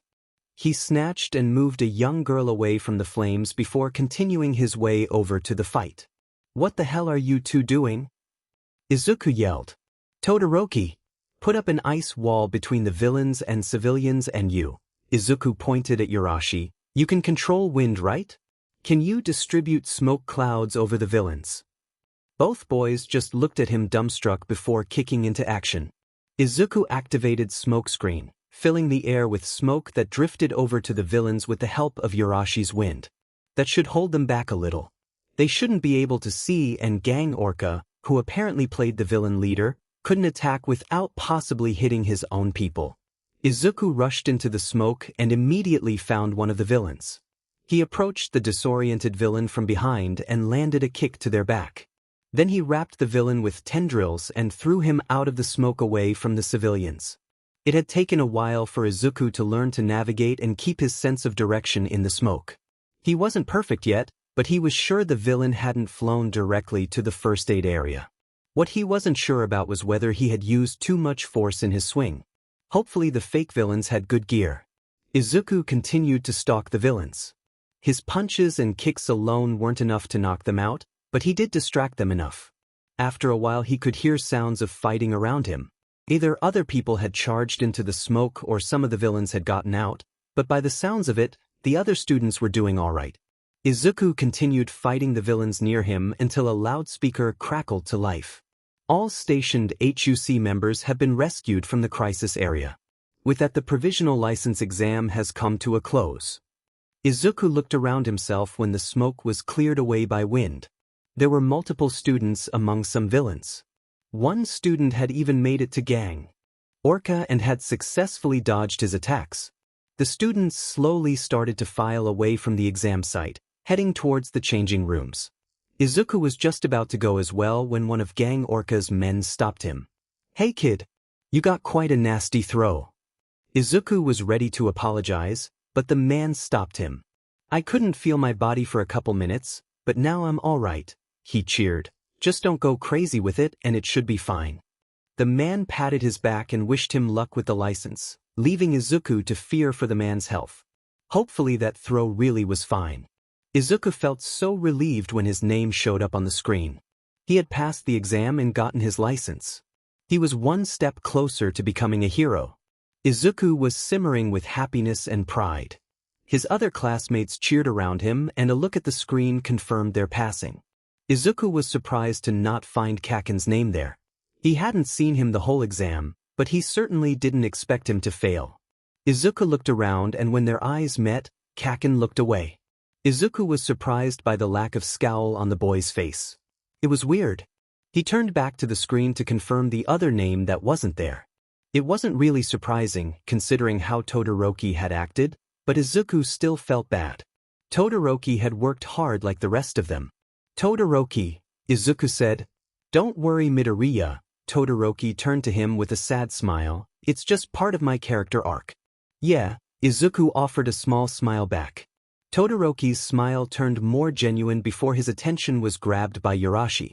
Izuku watched them talk, happy that they could get over their differences. Izuku was about to step into the bus when Aizawa stopped him. "After we get back to UA, come to my office." His teacher walked over to some of the other still lingering students, leaving him to stare. Izuku was confused. Had he done something wrong? "Hello, All Might. It is so nice of you to visit me here in this treacherous place. Have you been well?" All for One spoke. Toshinori scowled. He was not here to chit-chat with the villain. Not up to chatting? What a shame, All for One smirked. "But I must say, that successor of yours is quite the character. He dove in to save his classmate just like you would dove to save any ordinary citizen. Perhaps he might lose his stomach protecting someone as well?" Toshinori's scowl deepened. He would not let All for One get to him. He had no power here and Toshinori wouldn't let him have any. He called that Bakugo boy the main character. Funny. Many others would see him as the main character. Although, to me, he most likely is the final boss. Toshinori froze. "You will not get out of here. You should know that." He would not let this monster do anything to Izuku, whether his body allowed it or not. "We'll see. If I recall correctly, it was Black Whip, was it not?" All for One smirked. "Oh, I was correct, wasn't I? That expression of yours confirms." The owner of that quirk was oh so proud of his powers. What good did that do to him, I wonder? His fate was quite similar to Nana's dash. "Don't say that name," Toshinori gritted. All for One's smirk just grew. "Well, anyway, facing against all of the powers of those who I've fought before would be fitting for a final battle. I can already see it now. Your successor on the ground, using what little power he has left to kill me, only to miss and fall into despair. Then I would finally take back what's mine and all of the quirks of those who stole it from me. Stop running your mouth. I am not here to listen to your delusions. Where is Shigaraki?" Toshinori said. "I don't know. My successor is free to do what he wants. I think he's ready to fly on his own." "You're talking about final battles, and yet you have a successor?" Toshinori couldn't hide the confusion in his voice. The man sounded so confident in himself, and yet he had entrusted his empire to a child. Was it really all to spite Toshinori? Please. Every evil mastermind has a backup plan or two. You just have to wait and see. Not like you can do anything with that body of yours. You will not win, Toshinori said. He knew it didn't sound convincing, but it wasn't meant for the man behind the glass anyway. I will make sure of it. Toshinori turned and exited the meeting room cell. He had no interest in spending time with that man any longer. You're not in trouble, Shota sighed. This is about your quirk. My quirk? Midoriya fidgeted in his seat across from him. The kid looked nervous for some reason. Shota just said that he wasn't in trouble. You've had 3 different quirk mutations in a time span of a couple months. 4. What? I noticed a 4th one this morning. Shota pinched his nose. You noticed that you had developed another aspect of your quirk this morning and you didn't tell me. I'm sorry. I didn't think you needed to know. His student flailed his arms. You could have told me and the school could have postponed your exam. But then I wouldn't have gotten my provisional hero license. Midoriya panicked. You could have tried again later. You would have had time to explore and adjust to the new mutation, Shota sighed. He knew that all of the kids couldn't wait to be heroes, but his student's health came first. Midoriya's head was lowered. He wrung his hands together in his lap. Quirk mutations usually happen under large amounts of stress. I understand that your class and you have had a much more stressful first year than most, but it is still unusual. You know that you can talk about anything with me or our school counselor Hounddog, right? Shota gave a gentle squeeze to his student's knee. I know. I promise it's nothing bad. Midoriya gave him a smile. Another strange thing is the variety between your mutations. Usually mutations are extensions of your base quirk. Shota hummed. Guess superpower is more diverse than we thought. Midoriya said. It sounded like he knew something that Shota didn't. The fact that the kid didn't go on a muttering storm about his quirk was also unusual. Shota was missing something, but the kid deserved rest after the exam, so Shota decided to let him go. Go and rest. Remember that you can always come talk to us. Of course. Thank you, Sensei. Midoriya looked relieved to leave. Hopefully the kid actually takes up the offer. After his talk with Aizawa, Kaken told Izuku to meet him later. Izuku just agreed and without thinking about it crashed on his bed. He had developed a light headache after the exam and was happy to just rest. It was only later when he was trailing after Kaken that he started to question it. Where are we going? Kaken grunted but didn't answer him. They continued to walk until they arrived at ground beta. Kaken stopped in front of one of the buildings and Izuku realized it was the same type of building where their first hero class had taken place. This is where we had our first battle. It makes me sick to think that I lost. But it's true. Kaken turned to look at him, still missing his scowl. But it wasn't gone for long as Kaken charged at him and screamed, "Fight me!" Izuku reacted on instinct, wrapping the black tendrils around Kaken, making the blonde struggle in his grasp. Kaken would have been able to escape, but the boy just slumped in defeat. His familiar scowl slowly dropped as he hung his head. Kaken's hair fell over his eyes and he grunted before speaking up. That villain boss BSRD at Kamino said that you were All Might's successor, Kaken said with a strangled voice. He was talking about your quirk, right? I don't know why or how you would have All Might's quirk or even if it is that, but you said you got it from somewhere else. Noticed by All Might and that major villain. Getting power after power. Kaken let out a frustrated sigh. You were always supposed to be this extra from my past that got maybe mentioned once or twice, but now suddenly you're here next to me like some effing your rival. When I was sitting on my butt, you swooped in. All Might was in trouble and I did nothing. But you stood up to that villain like he couldn't kill you. Then you went and got the license before me. I was yelling at those FNG extras, yet you went out there to save them like some real pro. You've always done that. Even when you were weak, you always tried to save someone in trouble and FNG smiled. Just like All Might. Kaken's eyes were brimming with tears. But all I've ever done is beat Sheet up. I beat you up. I yelled at you and hurt you like some effing villain. And for what? Because I was better than you? Kaken let out a teary chuckle. Maybe I deserve you looking down on me. Izuku stepped closer, unsure of what to say. "I've never looked down on you," he started. "You have always been there in my life and I think you're amazing. Your way of facing any challenge head-on and winning, I've always admired. I want to be just like that. Beat any obstacle that comes in my way." Izuku took another step and smiled. "You've been my image of victory this whole time. I could never look down on you." "Idiot," Kaken grumbled. "How can you say that after what I dash?" "Midoriya, put Bakuga down." Izuku and Kaken turned to look at glaring Aizawa. "In my office now?" Shota couldn't believe this. 2 of his students were outside past curfew and they were seemingly fighting. "Midoriya, could you explain why you were using your quirk on Bakugu?" Shota glared. "I asked the stupid nerd to fight," Bakugu said. "Deku used his quirk to stop me." "Kaken, no. Let Aizawa do his FING job." "At least he does it," Bakugu grumbled. That made Shota raise his brows. "What do you mean?" "The fuckers at Aldera dash." "Nothing." Midoriya cut Bakugu short. Bakugu only snarled, but didn't say anything else. Aldera. That was the middle school Midoriya and Bakugu were from. Did the teachers not do their job? That would explain Bakugu's abrasive behavior. But then, why did Midoriya not want Bakugu to tell about it? Shota sighed. "Since you were behind this, Bakugu, you will get dorm cleaning duty. It means you won't be coming to class tomorrow. And Midoriya, you will be cleaning the class tomorrow since you were still outside after curfew. Additionally, you both will revise the school rules with your class president." His students nodded and got up from their seats. Midoriya apologized for his actions before hurrying out of the office. Bakugu was on his heel, but Shota stopped him. "Bakugu, what were you going to say?" Izuku had almost forgotten the new quirk that he had manifested that morning due to his talk with Kaken.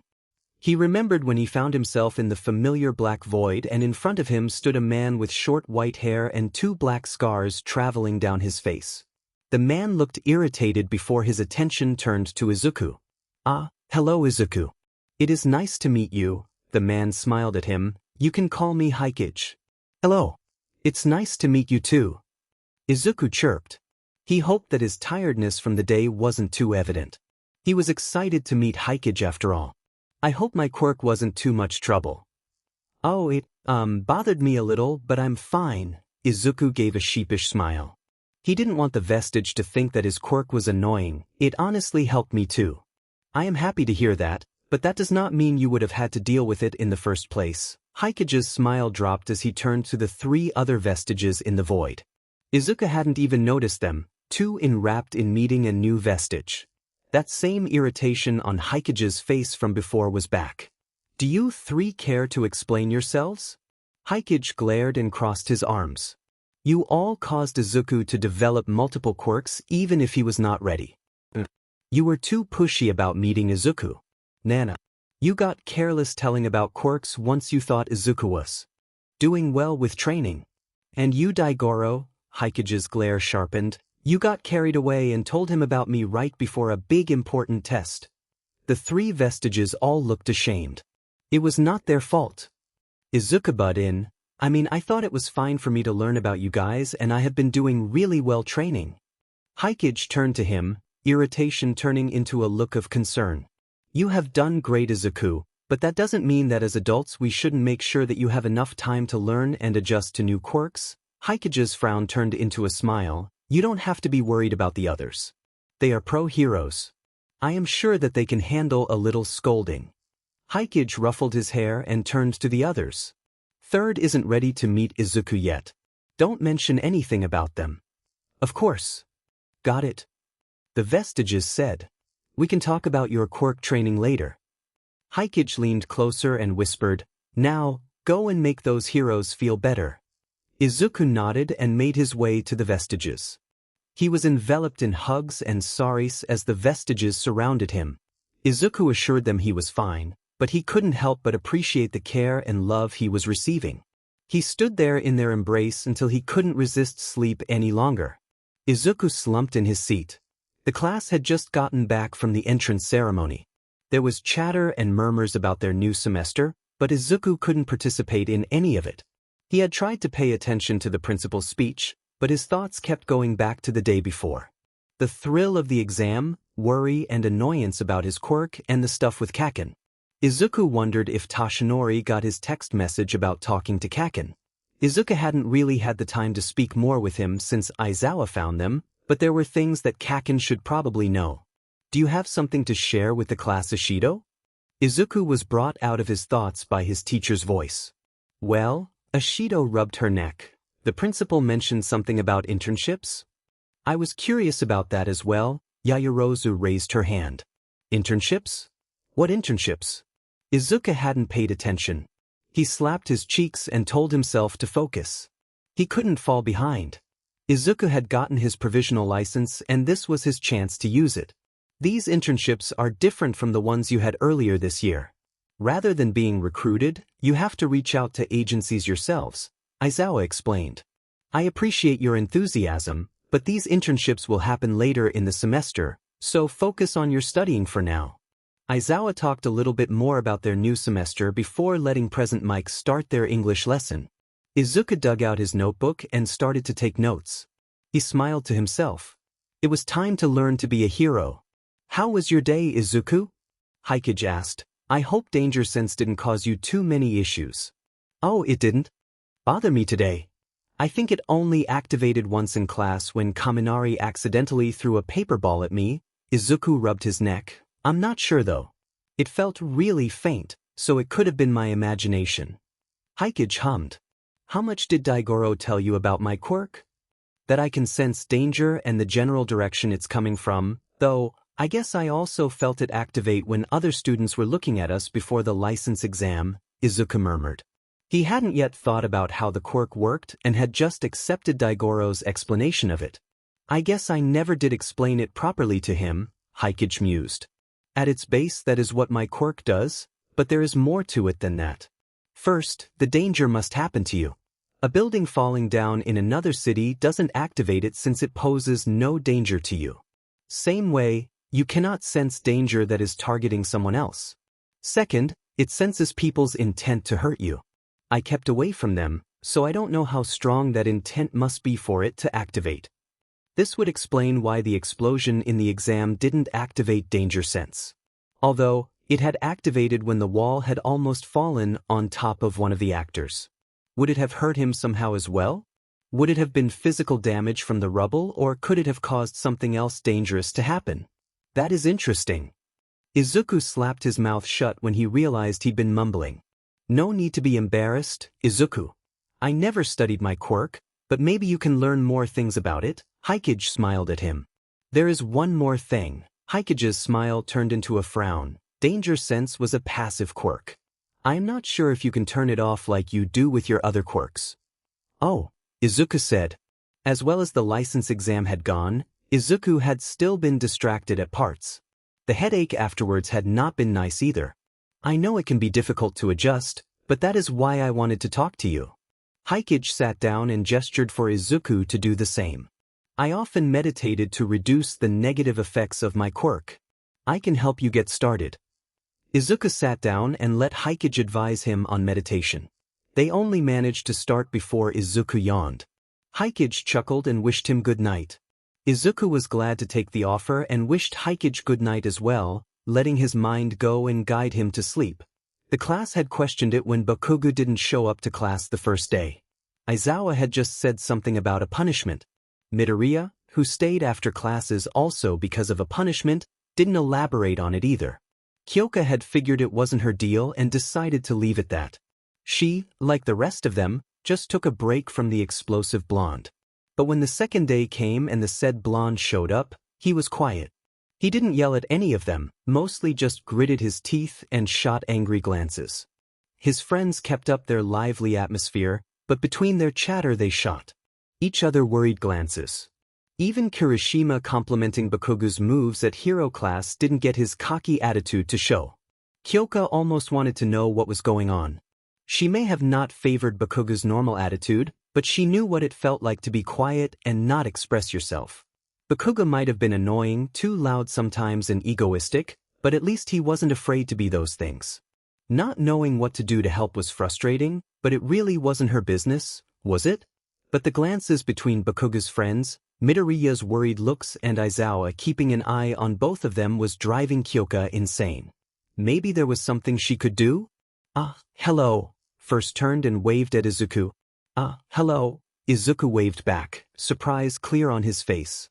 Izuku had expected to find Hikage or at least one of the other vestiges instead. He hadn't seen First since the sport festival and had not really thought about him after Nana showed up. It is nice to see you again, Izuku. You can call me Yoichi, First, or Yoichi smiled at him. You're my uncle, Izuku said, his mind racing back to the second time they had met. It is nice to have a nephew like you, Yoichi's voice lowered, even if it's because of him. Was there something you wanted to talk to me about? Izuku asked. He wasn't too excited to talk about his father. Not like his father cared anyway. I was talking with the others and we thought you should focus your training on one for all for now. You are still only at 5% and Hikage thought that training only one quirk alongside Danger Sense would be easier for you. The others agreed. I guess that makes sense, Izuku muttered. He really hadn't tried to advance his skill over one for all. Still, 5% sounded so small and Izuku felt slightly disappointed. His whole journey had started with figuring out how to control one for all, but the last time he did anything significant was in Hosu. You don't need to rush the training. Gaining more control over one for all is good, but it is a very strong quirk. There's so much power stored up. It makes sense for you to only wield a fraction of it, Yoichi assured, making Izuku feel a little better. I may have not had one for all long myself, but I've been with it the longest and seen this power used time and time again, Yoichi continued. We all decided that I would be the one to help with your training. I'll do my best, Izuku said. He was excited to train with one for all. His very first, third quirk. The one he had gotten as a proof for his ability to be a hero. In addition, he would get to know his uncle as well. Izuku couldn't wait. Midoriya. You're not in trouble, Shota sighed. Midoriya and him were once again sitting in his office. Yeah, Midoriya said. He still sounded nervous, but visibly relaxed after the confirmation. Bakugo told me about Aldra. Midoriya's shoulders immediately stiffened. He told me that a student, you, faced bullying and quirk discrimination, which he was a part of. In addition, the teachers were neglectful towards both of you and possibly multiple other students. Midoriya squirmed in his seat. Rest assured, Aldra will not get away with this. But what I really wanted to ask was, why didn't you mention anything about this? Bakugo's negative demeanor towards you could have been addressed sooner. Midoriya stuttered. I didn't want to compromise Kaken's chances to become a hero. So that is what this is about. It seemed that Midoriya's self-sacrificial tendencies extended beyond just physical injuries. Bakugo has shown willingness to change and take responsibility for his actions. It would be illogical to expel him now. However, he will not go unpunished. Bakugo has been signed up for anger management classes as well as general therapy. Additionally, he will be compiling multiple written works about quirk discrimination and its harmful effects. Bakugo has also been chosen as UA's representative for our new anti-bullying campaign and will go to local elementary schools to talk against bullying. Midoriya stared, mouth agape, at Shota. Shota just stared back, seeing if Midoriya had anything to say. When no words left the kid's mouth, Shota continued, I cannot make therapy mandatory for you since you have done nothing wrong, but I did sign you to one session with Hound Dog. Shota put a hand on Midoriya's shoulder. At least give it a chance.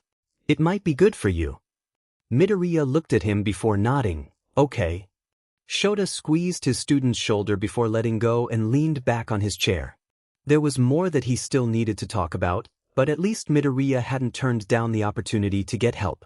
One thing Bakugo didn't tell me about was the type of quirk discrimination you were facing. So I checked your school file and quirk registration records. The nervousness on his student's face was back in full force. A quirk had been registered a few weeks before the entrance exam. Before that you were registered as quirkless. I was a late bloomer, Midoriya murmured. I can believe that, Shota assured. Your quirk is strange, but unprecedented quirk cases have happened before. But there is something that you know about it that you haven't told me. Why is that? I can't, Midoriya mumbled. Why? Because, Midoriya mulled over his words before giving Shota an unsure smile. It's confidential? Your quirk is confidential? Shota gave Midoriya an unconvinced look. Yes. And it would be dangerous for you to know about it, so I can't tell you. Midoriya was looking at Shota, clearly hoping that his reasoning had worked. Right. And how many people know about it? Shota wouldn't let the kid get away that easily. Shota knew that a lot of hero work consisted of confidential secrets, but why would his student be involved in any of that? And something to do with his strange quirk no less. In UA, the principal, recovery girl, one teacher and one student, the kid's smile was strained, and some other people outside of school. Putting the one student aside, is the teacher you're talking about All Might? Midoriya turned his head away, the answer clear just with the movement. The kid really couldn't pretend that it wasn't him, though neither could Yagi hide his clear favoritism. But why was All Might told and not Shota, Midoriya's homeroom teacher? Hey Aizawa, I was wondering if you had the time to look at these papers. Yagi had barreled into his office, without knocking, and was now glancing between nervous Midoriya and Shota. Is this a bad time? Yagi, why is Midoriya's quirk confidential and dangerous? Shota glared. Yagi spluttered, blood escaping his lips before he could calm himself down. He looked at Midoriya, who looked ashamed. That is not something that I can tell you about, Aizawa. As is, young Midoriya probably told you, this knowledge is quite dangerous, Yagi said. And why, as his homeroom teacher, was I not informed? Shota pressed on. It's best that as few people as possible know about it. Yagi's voice was stern, but Aizawa wouldn't be so easily deterred. I can understand that. But wouldn't it be logical to tell his homeroom teacher, who can offer him the help when he needs it? You're not going to give up, are you? Yagi sighed and looked at him. No. My student is involved in something dangerous. I want to at least know why, Shota said. Shota looked at Midoriya, who was wringing his hands. He wouldn't press the kid about it, but Nezu and Yagi were different cases. I know Nezu trusts you and your judgment, Yagi relented. I must stress, however, that this is a secret that can put you in danger and must be kept hidden from the general public. I understand.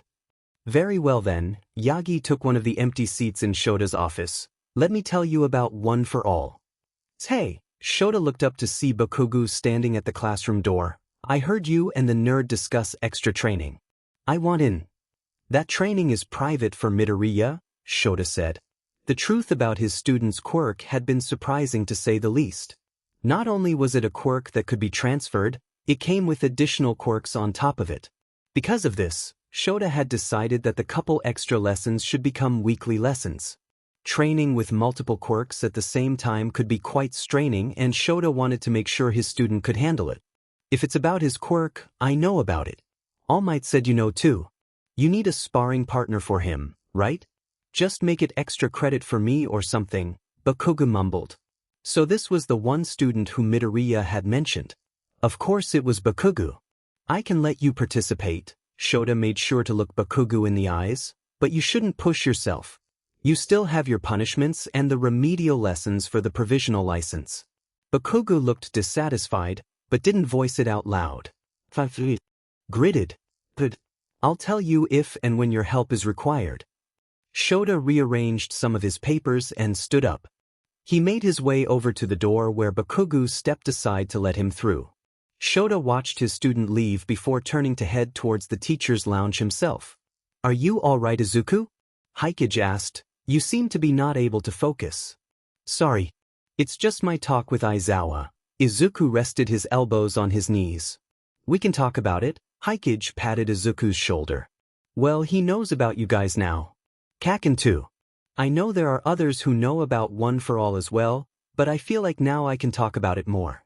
Not like I couldn't talk about it with you guys. They're just alive. Yeah.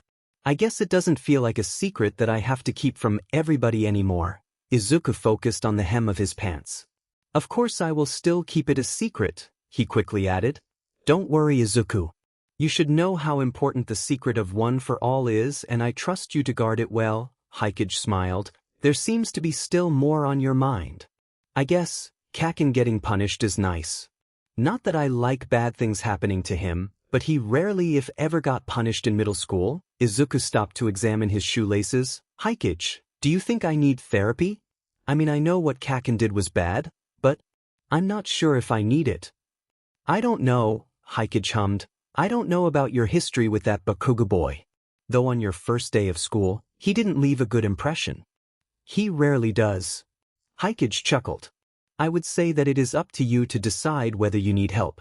You can try and see whether you need it. Okay. Izuku turned to Hikage and gave him a smile. Are you ready to continue meditating now? Hikage smiled back. Yeah. Izuku was doing warm-ups in the gym as Toshinori and Aizawa were discussing what Izuku was going to do today. He was just about done when Aizawa walked up to him. Midoriya, you said that you wanted to train with only one for all today, right? Yes. Yoichi, that's the first holder, said that it would be for the best, Izuku said while flexing his fingers. It is still weird to think that you have ghosts in your head, Aizawa muttered. Since you can gauge the percentage of your power, you will be raising the percentage limit until you feel like you can't raise it anymore. You ready? Yes. Izuku shook his body once before taking a deep breath and activating one for all. The power coursed through his body, familiar and warm. Izuku took another breath and raised it from 5% to 6%. The change was barely noticeable and Izuku raised it again to 7%. Izuku tested the percentage by swaying side to side and not noticing any problems raised it to 8%. 8% was already more distinct than 6% had been. His skin was tingling with his power and it caused Izuku to smile. He raised it to 9% and the sensation got stronger. Izuku felt like he could burst with energy and felt eager to. He swayed again, his movement more rapid than before. He shifted the weight on his legs faster and faster. Feeling good, he decided to raise the percentage to 10. Izuku dropped one for all. You okay, kid? Aizawa was checking him over injuries. Toshinori had moved closer to Izuku, eyeing if he was alright. I'm alright. It didn't actually hurt that much. Danger sense just activated at the same time. 10% must have been too much. Izuku rubbed his neck, smiling at his two teachers. So 9% is your limit? Aizawa asked. Yes. Good. Now that we know your current limit, you'll be running an obstacle course. First at 5% and then at 9% to familiarize you with your new power. It is a standard obstacle course you would find in any middle school. It shouldn't pose any problem for you. Aizawa's eyes drifted over to Toshinori, who rubbed his neck. Even I went through it for my own training. Toshinori sheepishly smiled. Your training? Izuku asked. Now that I can focus on my teacher duties full-time, I have to take care of my own health. I need to set a good example for you kids. Toshinori offered a huge grin. Now come along. Toshinori and Aizawa guided Izuku to Gym Gamma, where the obstacle course was. It truly was basic in design. It had a net you had to crawl under, a wall that you climbed over with a rope, some poles to zigzag through, poles to duck under and jump over, and at last a pole to balance on before the finish line. Like Aizawa said, it wasn't hard for Izuku to run through it. It was nothing compared to their hero training, but Izuku supposed it was a good way of testing his new power limit. Izuku almost tripped on the net when he started running with 9%, not expecting to go so fast. Besides his speed, he also felt more stronger, the short climbing wall being no match for one for all. The rest of the course went by in a similar manner. Even after a whole school day and the 2 runs of the obstacle course, Izuku was full of energy. He completed the course a couple more times to better his time until both of his teachers ushered him back to the dorms. That night Izuku slept well. Wait. Izuku stared at Yoichi. There's manga with quirkless heroes? Yeah, Yoichi nodded. Superhero series often had people with superpowers, but there were exceptions. Other media also had people with powers, but many main characters didn't have them. But are they rare? I have never seen a quirkless person be a main character. Izuku dragged his hands across his face. You're telling me I could have been a quirkless hero all this time if I just knew how to build inventions? Well, Yoichi tilted his head. Iron Man and Batman were both rich? My father is probably super rich, being the #1 villain. Izuku continued his rant. Yoichi gave Izuku a disbelieving look. I doubt my brother would have funded your hero career, he deadpanned. Izuku just shrugged. Still, I could have become a hero by just being good at fighting. Teacher fights quirkless. Hakigure has the advantage of invisibility, but she fights mostly without using her special move and basically with the same moves that I could do. Heck, I even beat the obstacle course in the sports festival with just good strategy. Wow, Yoichi said, I have never felt more appreciated by any other vestige for not having a usable quirk. Izuku stopped his internal ranting about the Hero Society's failure to help quirkless people to look at Yoichi. You're welcome, Izuku said. Yoichi looked at him intensely. You'll be a great hero, Izuku. Izuku just looked at the vestige before nodding. The vestige nodded back without breaking eye contact. So, what manga from the past did you want to hear about next? Yoichi asked, changing his stare into a smile. Izuku shook himself out of his rant mood and positioned himself across Yoichi. Oh, tell me more about that kid whose parents sold him to a demon, he chirped. Okay, class. Midnight clapped her hands to gain the class attention. Today you will be drawing one of your classmates' quirk in action. Though this is simple sketch practice, I would like to see all of you try to experiment with style or the general subject matter. You can see your partner on the screen. Izuku searched for his name, but was interrupted by a tap on his shoulder. Seems we're partnered for this exercise, Mon Ami. Aoyama smiled at him. If you've found your partner, let's move into one of the gyms. You'll have more space to showcase your quirks there, Midnight said, starting to lead first of the students out of the classroom. Izuku and Aoyama moved out as well, falling into step with each other. What do you think of this exercise, Midoriya? Aoyama asked.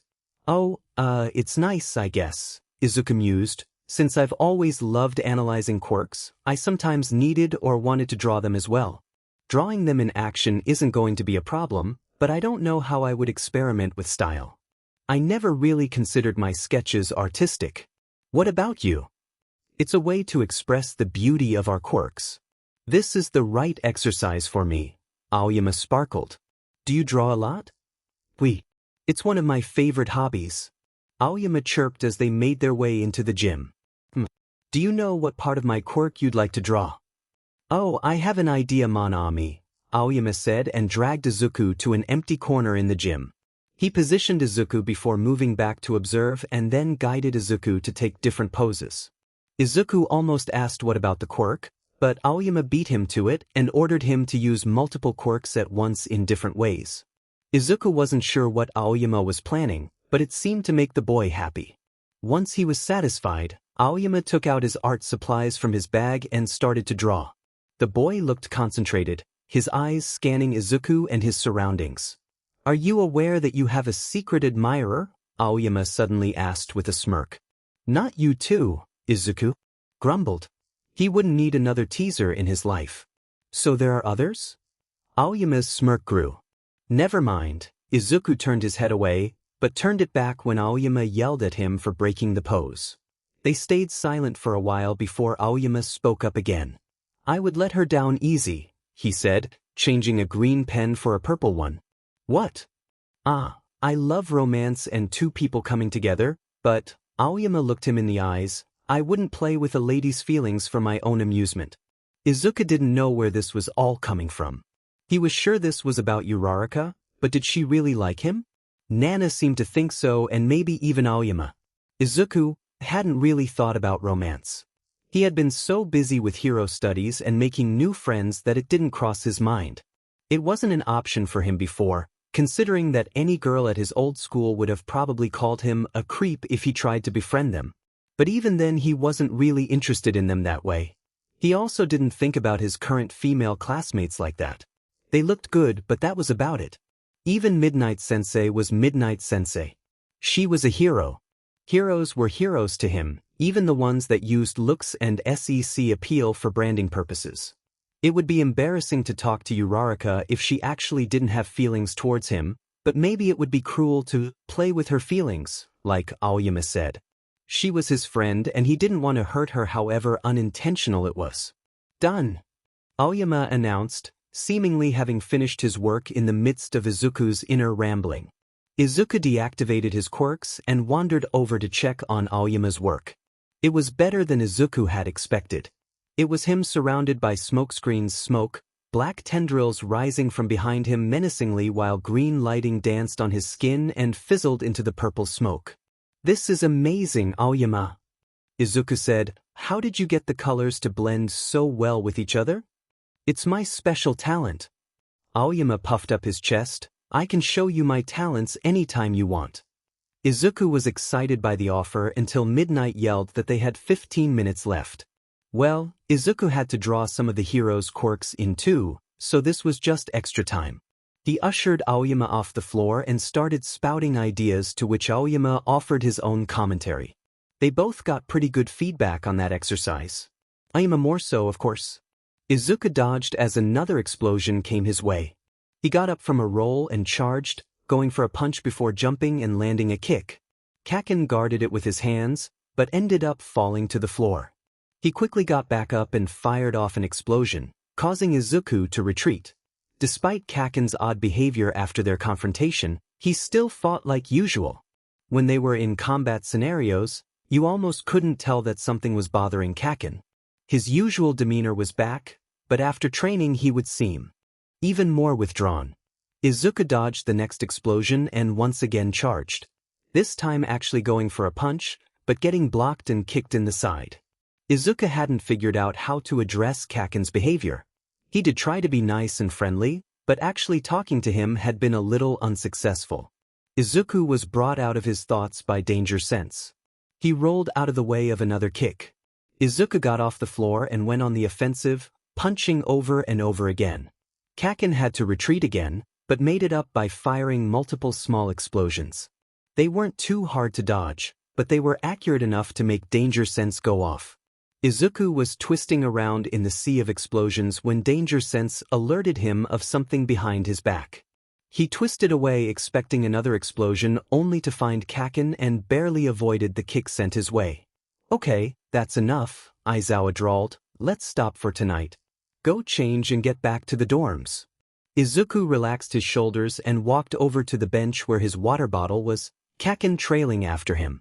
"Well done, Baku. I'm Midoriya." Tashinori smiled. "You've both trained excellently with your quirks." "Thanks." Izuku bid goodbye to both of his teachers and made his way to the locker room. Kaken walked a little bit behind him. "You were great today," Izuku started. Kaken only grunted in response. "You know, what you're doing for those elementary kids is nice." "Whatever," Kaken mumbled. "What you're doing for me is nice," Izuku said while examining his hands. When he heard no response, he turned around to see that Kaken had stopped. "Are you all right?" "I'm fine, just don't worry about me, okay?" Kaken averted his gaze. Izuku examined him before turning and continuing his way to the locker room. "You know I can't do that," he hummed. "You should," Kaken shot back. "I'll try," Izuku smiled. "So, a radioactive spider bit him and he gained a spider mutation?" Izuku asked. "Well, he got stronger, his eyesight improved and he could stick to walls," Yoichi listed, "but he had to make the webbing artificially. Animalistic mutations can enhance the strength of the quirk user and people with them don't always express all the traits of the animal the mutation takes after. For example, Azui seems to portray traits of multiple frogs, but Tokoyami only has a bird head. His origins are similar to some of the quirk origin theories," Izuku babbled. "Some scientists speculated that quirks were caused by external DNA. The first quirk holder was even accused of being a genetically altered baby who had been altered with DNA that caused bioluminescence. Similar experiments had been done with mice and squids before. This theory was disproved, of course, but many early quirk scientists still believed that quirks originated from animals and mutation quirks were strong evidence for this. Others believed quirks to be a result of viruses. The part of the human reproductive system is actually from a virus and it is essential for it to function. Scientists think that another virus might have also gotten to be a part of our genetic code and then mutated over time to present as a quirk. I never thought about that when reading Spider-Man. You know quite a lot about quirks, Izuku, Yoichi leaned back. Yeah. I've always been interested in quirks and went out of my way to study them. I read so many books and articles on the internet, I analyzed them and Izuku faltered a little, And my father told me a lot about them too. He did like to talk about quirks, Yoichi scoffed. But the way you talk about them, Izuku, is amazing. Yeah, Izuku gave a weak smile. The way his father had talked about them was amazing too. The class wandered to the gym, chattering about their day. The chatters turned into murmurs as more and more students noticed the 3 other people in the gym. Izuku had a vague feeling that he had seen at least one of them before. They looked older, probably upperclassmen. Class, Aizawa said as he stepped in the gym, meet UA's big 3. The class murmurs intensified, some recognizing the name, some even claiming to have seen one of them. Izuku had heard of them as well from Todoroki, who'd heard it from Ishido. He also remembered seeing them in the last year's sports festival, but none of them made it to one-on-ones. So these were the big 3. The internships we discussed earlier are nearing. Due to the uncertainty of villains' actions, we teachers decided to test both of the hero classes. These 3 are at the top of UA and their skills rival that of pros. You're going to fight them. The experience will help you decide whether you feel that you're ready for field experience or that you need more time to train. Bakugo, Todoroki, you can participate if you feel it would be beneficial for you. I haven't obtained my license yet, Todoroki shook his head. I know I need more training, so I will be watching and observing my classmates. Yeah, that, Kaken grumbled. Alright, you'll be sorted into 3 random groups of 6. We'll draw lots using colored sticks, Aizawa said. He picked up a box from one of the benches and waited for the students to form a line. Izuku stepped up to get his own stick. Yellow, who was yellow? Izuku's eyes landed on a blonde boy. The boy smiled and waved at him. Izuku waved hurriedly back, causing the boy to laugh. Izuku lowered his head embarrassed and wandered away when the boy started to discuss something with the other big 3. Izuku hoped it wasn't something bad about him. The first thing that Nijire did was charge into the air, avoiding a kick from Ida. She aimed an energy wave at him that knocked him down. She turned her wave toward the other students, only to have Uraraka come at her in the air. Azui had seemingly thrown her up. Smart, but Uraraka couldn't block her wave midair and was blown back. Nijire turned around quickly at a whirring sound. And was met with a bolt of lightning. She was flown back in the air and almost didn't notice the flock of birds coming at her.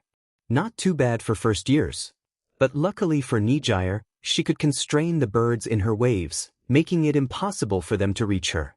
Next came a giant rope of sticky ball flinging through the air. Nijire dodged it with ease, but didn't expect the hand on her side that made her weightless in an instant. Azui's tongue pulled Uraraka away in an attempt to avoid Nijire's attack. She smiled at the two, thanks for saving my energy, before raising both of her hands and blasting all the first years away with one of her special moves. She might have used a bit too much energy if the groaning of the hero students was anything to go by. Well, some of them were getting back up, so it must not have been too bad. Nijire smiled. She was ready for round 2. Why did Tamaki have to fight? He'd been happy when Aizawa had done the introduction, but then came the part where he had to face all these students. Mirio could have probably done this alone, so why was Tamaki here? The first student shot tape at him and tried to tie his hands. Tamaki waited until the student was next to him before turning one of his hands to an oyster shell and knocking him away. The second student tried to hit him with a beam of light, but Tamaki hid behind the shell. Once the light show ended, Tamaki withdrew his shell, only to be met with 2 students. One had a tail and the other one had been eating cookies earlier. Tamaki would have wanted to go home and eat cookies, but alas, he had to fight with enthusiastic hero students. He transformed both of his hands to cow foots, prioritizing the student with a tail and hitting him in the stomach. Tamaki blocked the other student's punch and decked him in the face. A pink dash in his peripheral vision had him transform his other hand into the shell again. The pink turned into white as pain shot through his arm. "Your shell can't do anything against my acid attack," the pink student yelled. She withdrew her other hand that had an acid ball, ready to throw it at Tamaki's face when his shell lowered, but Tamaki aimed at her side with the remaining cow leg. She dodged it only to get hit in the chest with the crumbling shell. Almost immediately after, Tamaki leaned back, avoiding a punch from a red-haired student. He retreated back and drew up his damaged shell. The redhead charged at him again, his punch crumbling the rest of the cell. Tamaki sighed. That was his good hand too. He threw a punch with his other hand and was met with a hardened skin. The redhead grinned and punched Tamaki in the stomach, causing him to stagger back. Tamaki thanked his mother for sending that crab meal yesterday, since it allowed him to create armor plates, protecting him from the hard punch. He transformed the cow foot hand into a big tentacle. It wrapped around the surprised redhead and threw him to a wall. This attack didn't deter the student, however, and neither did it deter the others, who had all gotten back to their feet and were charging at him again. Honestly, why couldn't these students just give up when they knew they were going to lose? Tamaki wanted to go home. Mirio looked at the students in front of him. They all looked determined, a fit look for a hero student. 2 of them were long-range fighters and the other 2 more close-range fighters. Yaoyorozu and Midoriya could both attack from either range, so Mirio should be careful with them. When Aizawa started the fight, Mirio activated his quirk everywhere but his head and legs. Confusion was a great tactic, and he should aim for those that were most affected. He angled himself swiftly, avoiding a kick from Midoriya, and used his quirk to launch himself at Jiro. She was quickly knocked out and accompanied by Tokoyami, who had been standing next to her. That was the 2 long rangers gone. Who should he aim for next? Oh, Yaoyorozu was creating something. Mirio angled himself again and dropped below the earth, soon enough merging out of it again to knock the girl out. A half-formed taser fell to the ground. Mirio grinned. If he hadn't been careful, that really could have gotten him. He eyed the room and spotted Shoji behind Midoriya. Perfect. Mirio charged at Midoriya, who looked confused, and activated his quirk. He appeared behind Shoji and first hit him on the side and then hit him on the head. Mirio's attention turned back to Midoriya, but a kick to his side drew his attention to a floating gym uniform. Almost missed you there. He smiled, activating his quirk and causing Hakigure to stumble. He swiftly knocked the girl out. Little bit more practice and those kicks could knock villains out. Mirio turned back to Midoriya, but his field of vision was quickly blocked by thick smoke. So this was the smoke that was mentioned in Midoriya's file. Mirio couldn't use his earlier tactic, but that didn't leave him helpless. In this kind of situation, people usually attack you from behind. Mirio turned around, ready for an attack, but his legs caught on something and before he could activate his quirk he stumbled and fell down. He caught a glimpse of something black slithering away and then green lightning entered his vision. Midoriya's fist hit the ground under Mirio's chest and Mirio didn't waste any time throwing a punch towards Midoriya. Midoriya rolled away from him, back into the smoke. So they were back to where they started, but now Midoriya's surprise element would be weaker. Mirio could easily have most of his legs be intangible so that he wouldn't trip again. Mirio waited and kept his senses sharp for any possible attacks. What he didn't remember to count for was Midoriya's special attack. Midoriya's foot slipped by his head and went through his shoulder. It was bold to try to attack from above in such a smoke and Mirio was caught by surprise. After the initial shock, he grabbed Midoriya's shoulder and pushed him onto the ground, pinning him. Midoriya struggled in his grip, but gave up when he realized that Mirio didn't have any intention to let him go. Mirio decided to spare Midoriya from knocking him out and helped him up instead. Midoriya predictably went for a surprise punch, which Mirio avoided and didn't manage to dodge the punch to his own face. Mirio laughed at the student holding his cheek. I did expect that since the match wasn't over, but it's still great to see every time someone tries it. Midoriya looked disappointed and Mirio patted him on the back. Come on. You did great. Midoriya nodded and turned away to walk out of the smoke. Mirio joined behind him, only to be knocked to the ground by black tendrils. Midoriya turned around smiling, but it dropped as soon as Mirio started to slip through the floor. It seemed that they weren't finished yet. Izuku was walking to the cafeteria. He hadn't gone with his friends, wanting to finalize some of the details from yesterday's fight in his analysis notebook. All of the Big Three's quirks were so interesting. Izuku was sad that after his fight, the third years had to go back to their own classes and he couldn't ask them any questions. Aizawa said he could always go and ask, but Izuku didn't want to bother them. Besides, he had other worries to take care of. Where would he do his internship? Last time Toshinori handled it for him. All Might was a connection that he could use again, but Toshinori could probably direct him almost anywhere. There was still so much to choose from. In his musings, Izuku forgot to look where he was going, and only a very dull sensation alerted him of his surroundings. He walked straight through a person. Literally. Izuku stumbled and turned around to see one of the big three laughing. "Nice to see you again, Midoriya." Tagada laughed. "I'm sorry," Izuku said. "No worries," Tagada waved him off. "What's up?" I was going to the cafeteria." "Me too. Mind if I tag along?" Tagada smiled. "No," Izuku smiled back. They started heading toward the cafeteria. "Actually, can I ask about your quirk?" Izuku hummed. "My quirk?" Tagada shot him a curious glance. "Yeah. It seems to be some sort of phasing quirk, but I'm not exactly sure how it works." Izuku rubbed his neck. "You don't have to answer, of course." "Of course I can answer," Tagada assured him. "My quirk's name is permeation. It allows me to become intangible and phase through things." "Right. But how did you then manage to appear all around the arena?" "When my quirk activates fully, I fall through the ground, but since matter can't overlap with one another, I get shot up from the ground when I deactivate it. From there I just have to angle my body properly to get shot in the right direction." Wow. Izuku really hoped he had his notebook with him, but Ida always says he should focus on eating while in the cafeteria. "I know, right?"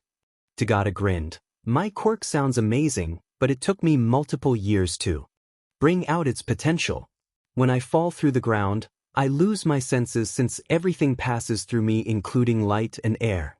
And if I don't want to fall, I have to keep at least one of my legs tangible. It's a hassle, but I made it my own. Though, I couldn't have done it all without Sir." "Sir?" Izuku tilted his head. "Ah, Sir Night Eye." "Sir Night Eye?" "The all-might sidekick Sir Night Eye." Izuku stared. "The one and only," Tagada laughed. "I've been internshipping with him since my second year. He's helped me a lot." "That's amazing, Tagada." Izuku grinned. The big three truly were amazing. "Your internships are coming, right?" Tagada grinned. "I could introduce you." "What?" Izuku screamed. "I'm sure Sir would like you," Tagada said. "I can recommend you the next time I see him." Izuku didn't know what to say. An internship with Sir Night Eye would be a great opportunity. He wasn't the most famous hero, but he was respected enough in his area of expertise, and maybe he could help Izuku train with One for All. If he helped Tagada train with his quirk, why not with Izuku's? Izuku hesitated for a moment longer before nodding. Tagada patted him on the back. "It's decided then. I will tell him about you as soon as I can. It's going to be fun." "Yeah." Izuku agreed, smiling brightly as the duo continued their way to the cafeteria. Turns out both of his worries could be fixed by talking to Tagada. Who would have known? Aizawa did. "Toshinori." Toshinori raised his head as Izuku rushed into the currently empty teacher's lounge. He was going to remind his successor to call him All Might, but his student spoke up first. "Tagada said he would introduce me to Sir Night Eye." Izuku's bright smile didn't fall as Toshinori coughed up blood. He took a minute to compose himself before turning to his student. "Did you say Night Eye?" he hummed. "Yeah. Are you sure you want to do an internship? Didn't the Vestiges say you needed time training?" Toshinori didn't want to quell Izuku's excitement, but he did want his student to think about this. The Vestiges didn't apparently want him to rush, and Toshinori didn't really either. "Sir Night Eye helped Tagada with his quirk, so he could help me as well. What you and Aizawa-sensei are doing is great, but training my quirk and getting in-the-field experience at the same time would be great. Of course I won't reveal anything sensitive about One for All." "He knows," Toshinori sighed. "What?" "Night Eye knows about One for All." "Of course, since he was your sidekick," Izuku muttered to himself. "But wouldn't that make it better? Someone who knows about One for All. Gran Torino knew and he helped me advance with it." "Perhaps. But I haven't spoken to Night Eye since our falling out, so I don't know what kind of reception you are going to get." Toshinori brought his hands together. He wasn't sure how Night Eye had reacted to the news of Izuku being his successor, and it made him worry. Sasaki wasn't a cruel man, but he could be as stubborn as Toshinori. "But I can go, right?" His successor asked wearily. I'm not here to stop you, Toshinori chuckled. You are training to be a hero after all, and it is a good idea to intern with people who know about One for All. Izuku's face brightened. Thanks. I'll do great, I promise. I know you will. Toshinori ruffled his student's hair and smiled. Izuku always did great. Izuku was standing behind the door of Sir Naito's office. He flexed his hands a couple times and took a calming breath. It was going to be fine. Sir Night-Eye was known to be strict, but the way Tagata talked about him revealed a softer side to him. He was probably one of those mentor characters, who were harsh but secretly very caring and kind. Izuku would get that kind of mentor as long as he got the job. He just had to be funny. Izuku had an idea of what to do, but it still took him a moment before he opened the door. Sir Night-Eye was sitting behind his desk, rifling through papers and documents. Hey sir. This is the first year I told you about. Tagata announced, smiling. Night-Eye lifted his head to eye the two students. When it was apparent that the man wasn't going to say anything, Izuku took it as his K to make him laugh. I'm Izuku Midoriya, he said with his best all-might expression that he could muster. When Izuku had been young, he had falsely believed that to be a hero, your face needed to be similar to a manga character's face like All Might's. Izuku had spent countless hours in front of a mirror practicing. He did realize how stupid it sounded later, but at that point he was already so good that he just kept going. Izuku even practiced some other heroes' faces, but none of them was as good as his All Might impression. Todoroki had once asked to see an impression of Aizawa, and the way he chuckled uncontrollably at it made Izuku feel both insulted and delighted. Some of the other students had also called his All Might impression funny, so it was his go-to. Night-Eye leveled a glare at him, and Izuku started to think that an impression might not have been the best idea. Mirio, leave at once, the man said, not taking his eyes off Izuku. Tagata looked between them with concern before obeying Night-Eye's orders. Night-Eye spoke up when the door shut behind Tagata. What do you gain by making that face? What? Izuku wasn't quite sure how things had gotten to this point. Was his impression that bad? You're imitating him, Night-Eye said with slight annoyance in his voice. You may have his power, but you're not him. You're never going to be him. It seems you don't have anything to offer other than a mere imitation. Izuku didn't know what to say as the man stood up from behind his desk. There is talk of Mirio being the next number one. The next All Might.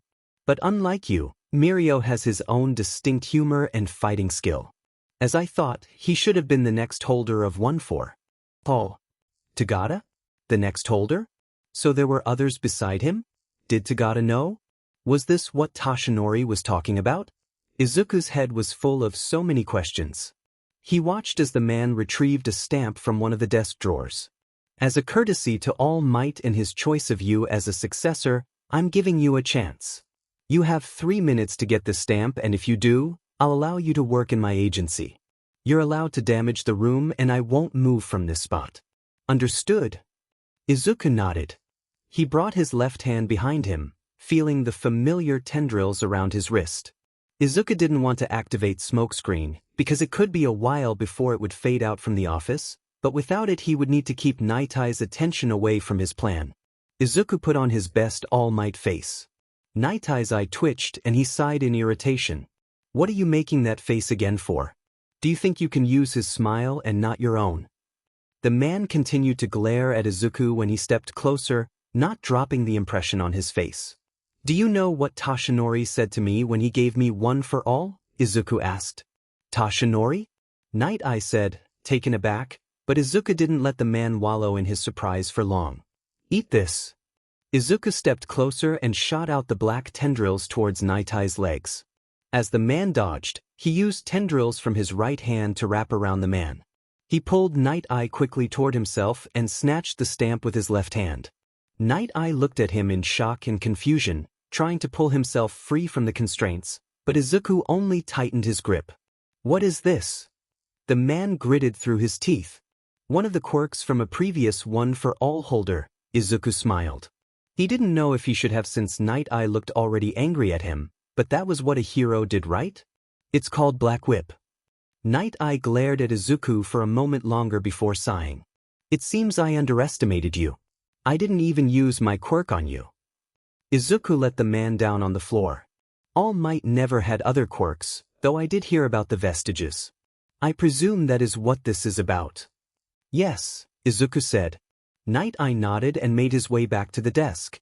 I guess, I promised you a place of work here if you met my conditions. Night Eye extended his hands and Izuku dug for the employment paper in his bag, giving it to Night Eye once he found it. Night Eye looked at Izuku and said, "The stamp," and Izuku realized he was still holding it in his left hand.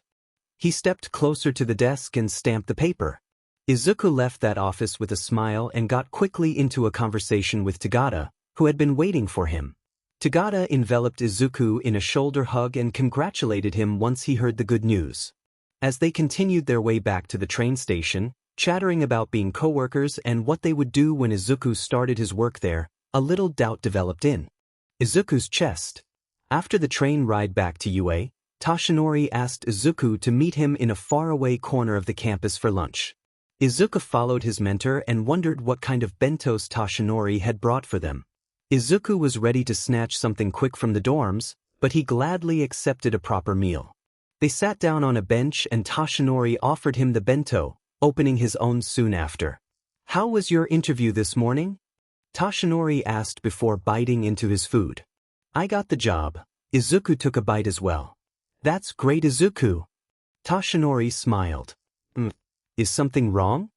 Sir Night Eye said something about Tagada being the successor. Izuku lowered his chopsticks and played with his food. Toshinori's expression dimmed and a sigh escaped his lips. Tagada was a candidate for one for all, as Night Eye said. He had a heroic spirit and skill as well. Toshinori turned to him and smiled. "But I chose you, Izuku. And I haven't regretted my decision for a second. You're the right holder for one for all, and I'm sure that the other holders think so as well." Toshinori ruffled his hair and pulled him into a side hug, which Izuku happily melted into. "It's not that exactly. Besides, I'm sure the others wouldn't let me go just like that." Izuku smiled sadly. "It's just, what if I don't master one for all or all the other quirks? What if I'm not good enough?" Toshinori squeezed him harder. "You're already enough, Izuku." Izuku buried himself deeper to the man's side and smiled. He wiped a few stray tears from his eyes. "Thanks I mean Toshinori," Izuku stammered, a blush forming on his face. Toshinori chuckled and pulled him even closer. If he noticed Izuku's slip-up, and how could he not? "What were you thinking, Izuku?" He didn't mention it. "So we'll be taking this route today. Our first spot is here." Tagada rambled on about where and what he and Izuku would be doing. Izuku listened carefully and tried to memorize the route. He was so focused on Tagada that he didn't notice the little girl running up to him before she crashed into him. "Are you all right?" Izuku bent down to examine the girl. Her clothes were a rag of a dress and her arms and legs were covered in bandages. What could have caused her such injuries? The sound of footsteps made the little girl freeze up. "Let me apologize on my daughter's behalf, hero. She's having a tantrum and happened to slip by me. We hope to not cause you any trouble." The man in front of Izuku was no other than Overhaul, who he had heard about this morning from Night Eye. "Straight to the action, huh?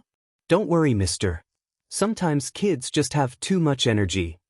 Tagada laughed beside Izuku, grabbing the man's attention to himself. It took Izuku a moment to remember that he shouldn't know Overhaul from the man's perspective. He tried to steel himself and turned his attention back to the girl, who was eyeing Overhaul and Tagada warily. Izuku assessed her injuries once again. It didn't look like normal injuries, and the way she looked at Overhaul didn't really make you think of a happy family. She clutched her hands tighter around his hero costume. "Please, don't leave me," she said. Her voice was so small Izuku almost missed it. "So it's time for us to get going.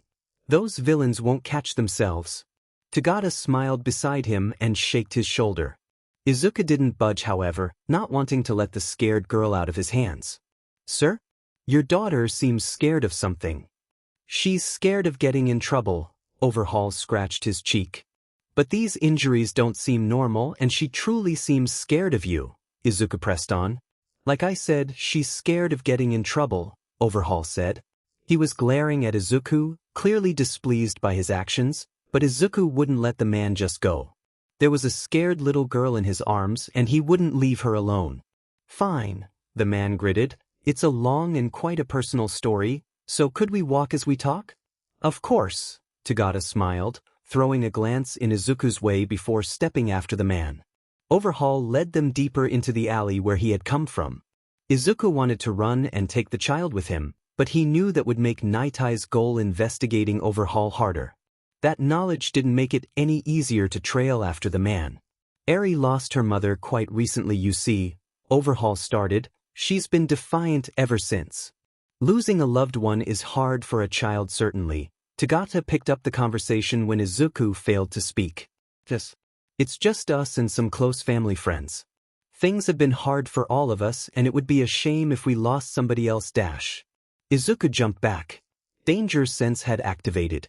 Tagata seemed surprised, but Overhaul looked at him angrily and tugged his glove. Eri was twisting in his hold, but Izuku just held on tighter. Overhaul's bloodlust consumed his mind, making it hard to focus on anything else. Eri only trashed harder. I don't want him to hurt you, she whispered.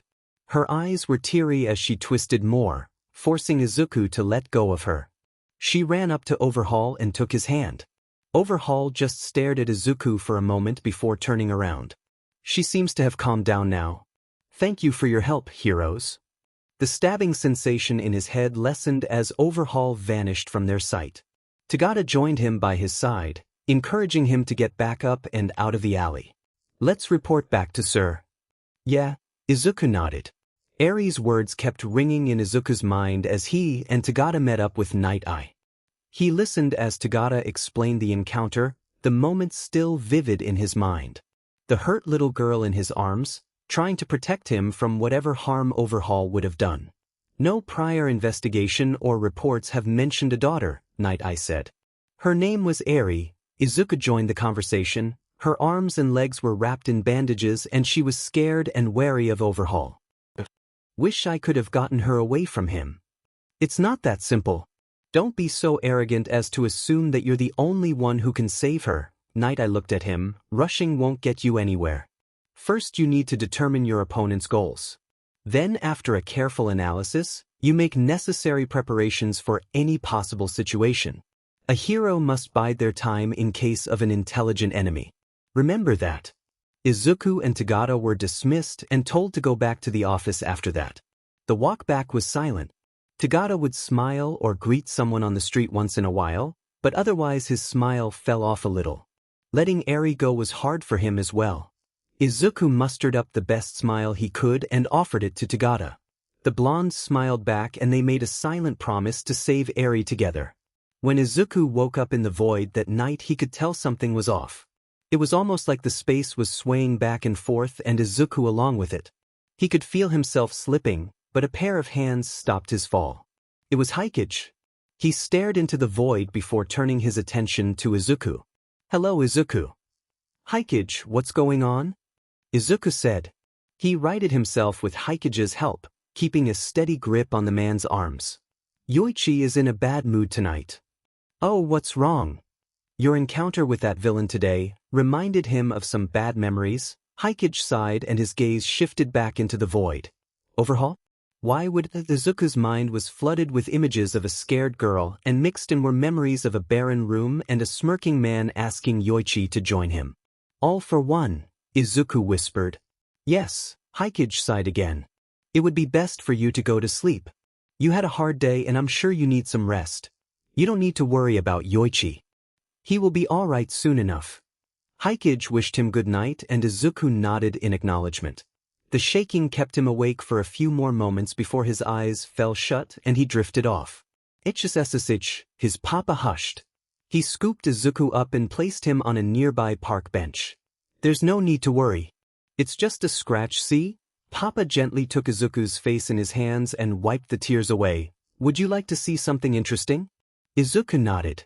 Papa brought one of his fingers near the slightly bleeding scratch and traced it along the wound. A soft glow accompanied the finger as the wound closed under its touch, only leaving a little smudge of blood behind. Papa wiped it off with his thumb. Izuku examined his knee, mesmerized. There was no sign of the scratch. That was one of my healing quirks. They come in handy in situations like these. Papa smirked and Izuku's face brightened. He launched himself at the man and hugged him. That was amazing. Thanks, Papa. You're welcome. Papa ruffled his hair. Now, would you like to get some ice cream? Izuku tilted his head to look up. Mama says we shouldn't eat snacks before dinner. It will be our secret, Papa put a finger to his lips and Izuku mimicked him. He loved Papa's secrets. Papa took his hand and started to lead Izuku to an ice cream stand. Just be sure to not dirty your shirt. Izuku looked down to see the big smiling face of All Might. I won't, since All Might is the best hero. Right, Papa? He smiled. Yes. He's the most amazing and the most talented hero ever. You're my hero too. Really now? Papa smirked. Yeah. Mama too. Izuku giggled. Papa ruffled his hair again, chuckling with Izuku. Thank you, Izuku, he smiled. Now, what flavor of ice cream do you want? After the incident with Eri, things calmed down for a bit. Izuku was still called to the office, but he did just basic patrols with Tagata. They both were still eager to help with the Shy Hasakai case, but Night Eye said that for now it was better for them to focus on standard hero work. Izuku didn't complain because he was still gaining the experience he hoped for and helped multiple people. But the thought of Eri didn't leave his head. It was morning like the others when Izuku met Kirishima at the school gates. Apparently both of them had internship duties that day. They were soon joined by Azui and Uraraka, and all of them decided to head to the train station together. Izuku was happy to chat with his friends before they would go their separate ways. But they didn't. All of his classmates followed him to Night Eye's agency, and as they stepped in, they were met with a reception full of heroes. Some of them Izuku only knew from articles and hero forums, but there were familiar faces there too, like Gran Torino and Aizawa. I think, Izuku felt a hand on his shoulder and looked up to see Tagata, that this might be about Sir's research. Yes. We might know more about Eri, Tagata nodded. Izuku was about to say more when Night Eye called all the people there to a meeting room. Izuku followed Tagata in and sat next to him. Normally he would have been excited to be in a room with so many heroes, but now his mind was just set on Eri. Welcome everyone, Night Eye said once everyone was seated. I hope to discuss with you a case that I've been working on. This agency has been keeping an eye on a Yakuza group called Shy Hasakai. Over the past year, Shy Hasakai has been involved in multiple incidents, has had contact with minor criminal groups, and recently the League of Villains. The leader Overhaul also has a daughter who showed signs of domestic abuse. Couple of days ago, I came upon a robbery. When the robber noticed me, he first insulted me and then said that calling the cops would be useless since his family could bail him out. In this area, family is often a synonym for the Yakuza. The man attacked me and I used my quirk foresight on him. In my vision I saw him getting arrested, but he got bailed out and returned to the Shy Hasakai's headquarters. At some point he sees the leader of the league getting escorted in and out. Sometime after Overhaul ends his life. This man also saw a young girl in the headquarters basement. The man wasn't involved in her case and didn't seem to know much about her, but it is likely that this girl is Overhaul's daughter. But my word alone on this won't be enough to make an arrest. Night Eye motioned to his right. I asked Detective Tsukachi here to confirm that I am speaking the truth. I see. Tsukachi sighed. I can confirm that you're speaking the truth, but I presume that even that is not enough evidence to make an arrest. Your earlier statements about their involvement in incidents and with other criminals and the possible child abuse raise suspicion, but without more concrete evidence, you have no grounds to plan anything. You're correct. That's why I have asked all of you here today. I will be launching a full-blown investigation into these suspicions. The robber gave me enough information to launch a raid, but I need enough evidence to back this decision up. You all have been involved with people or incidents that can be connected to Shy Hasakai. Besides compiling new evidence against them, exploring their past actions will gain us more credibility. Fatgum, if you may. Thanks, Night Eye. Fatgum stood up. My work involves stopping and preventing drag distribution. A branch of one of the larger drag webs around the country has been confirmed to have made contact and possibly business with Shy Hasakai. A member of the branch was captured a couple days ago by Red Riot. A bullet shot by him managed to erase Sunniator's quirk. What? Rang all around the room. Tagata shifted towards his friend, clear worry in his face. He managed to gain it back, but his quirk factor had been damaged. Thanks to Red Riot's quirk, we were able to find a second bullet still intact and able to examine the substance in it. What we found was truly horrible. The substance contained human blood and cells. The substance's ability to damage the quirk factor is most likely derived from someone's quirk. A quirk that can dash. Izuku's senses blurred, the sound of talking muffled into a background noise. He could feel those tiny little hands clutching his hero outfit. Images of bandage-covered arms and legs, the words that Fat Gum said, mixed in an uncomfortable anxiety in his gut. The quirk, Overhaul, can disassemble and reassemble its target at once. Add that to the quirk destroying bullets dash. That can't be. Please, don't leave me. Izuku grabbed his wrist. The black tendrils wrapped around his arm, flexing around it. Izuku focused on it, breathing in rhythm with the tendrils' movements. The world came back to focus along with the tendrils receding. Izuku took a couple more breaths before he rose, Tagata following his movements. We'll save her. They both declared. Yes. Night Eye nodded, we will. Izuku was playing with his hands. He and Tagata had just recounted their encounter with Overhaul and Eri. Their friends sat quiet, the true horror of the situation settling in. Their guts. After a moment, the quietness of the reception was broken by footsteps. Sensei. Ajui's voice made Izuku lift his head to see the man in question. This is developing to be quite a big case. Aizawa sighed once he reached them, even the League is involved. Aizawa looked at each of them before continuing, there's no shame in stepping aside for this kind of mission. I know you all are willing to help, but I must be sure that you're really prepared to do this. I don't want any of you to rush into a fight. Aizawa shot a quick glance at Izuku before turning his attention back to the whole group.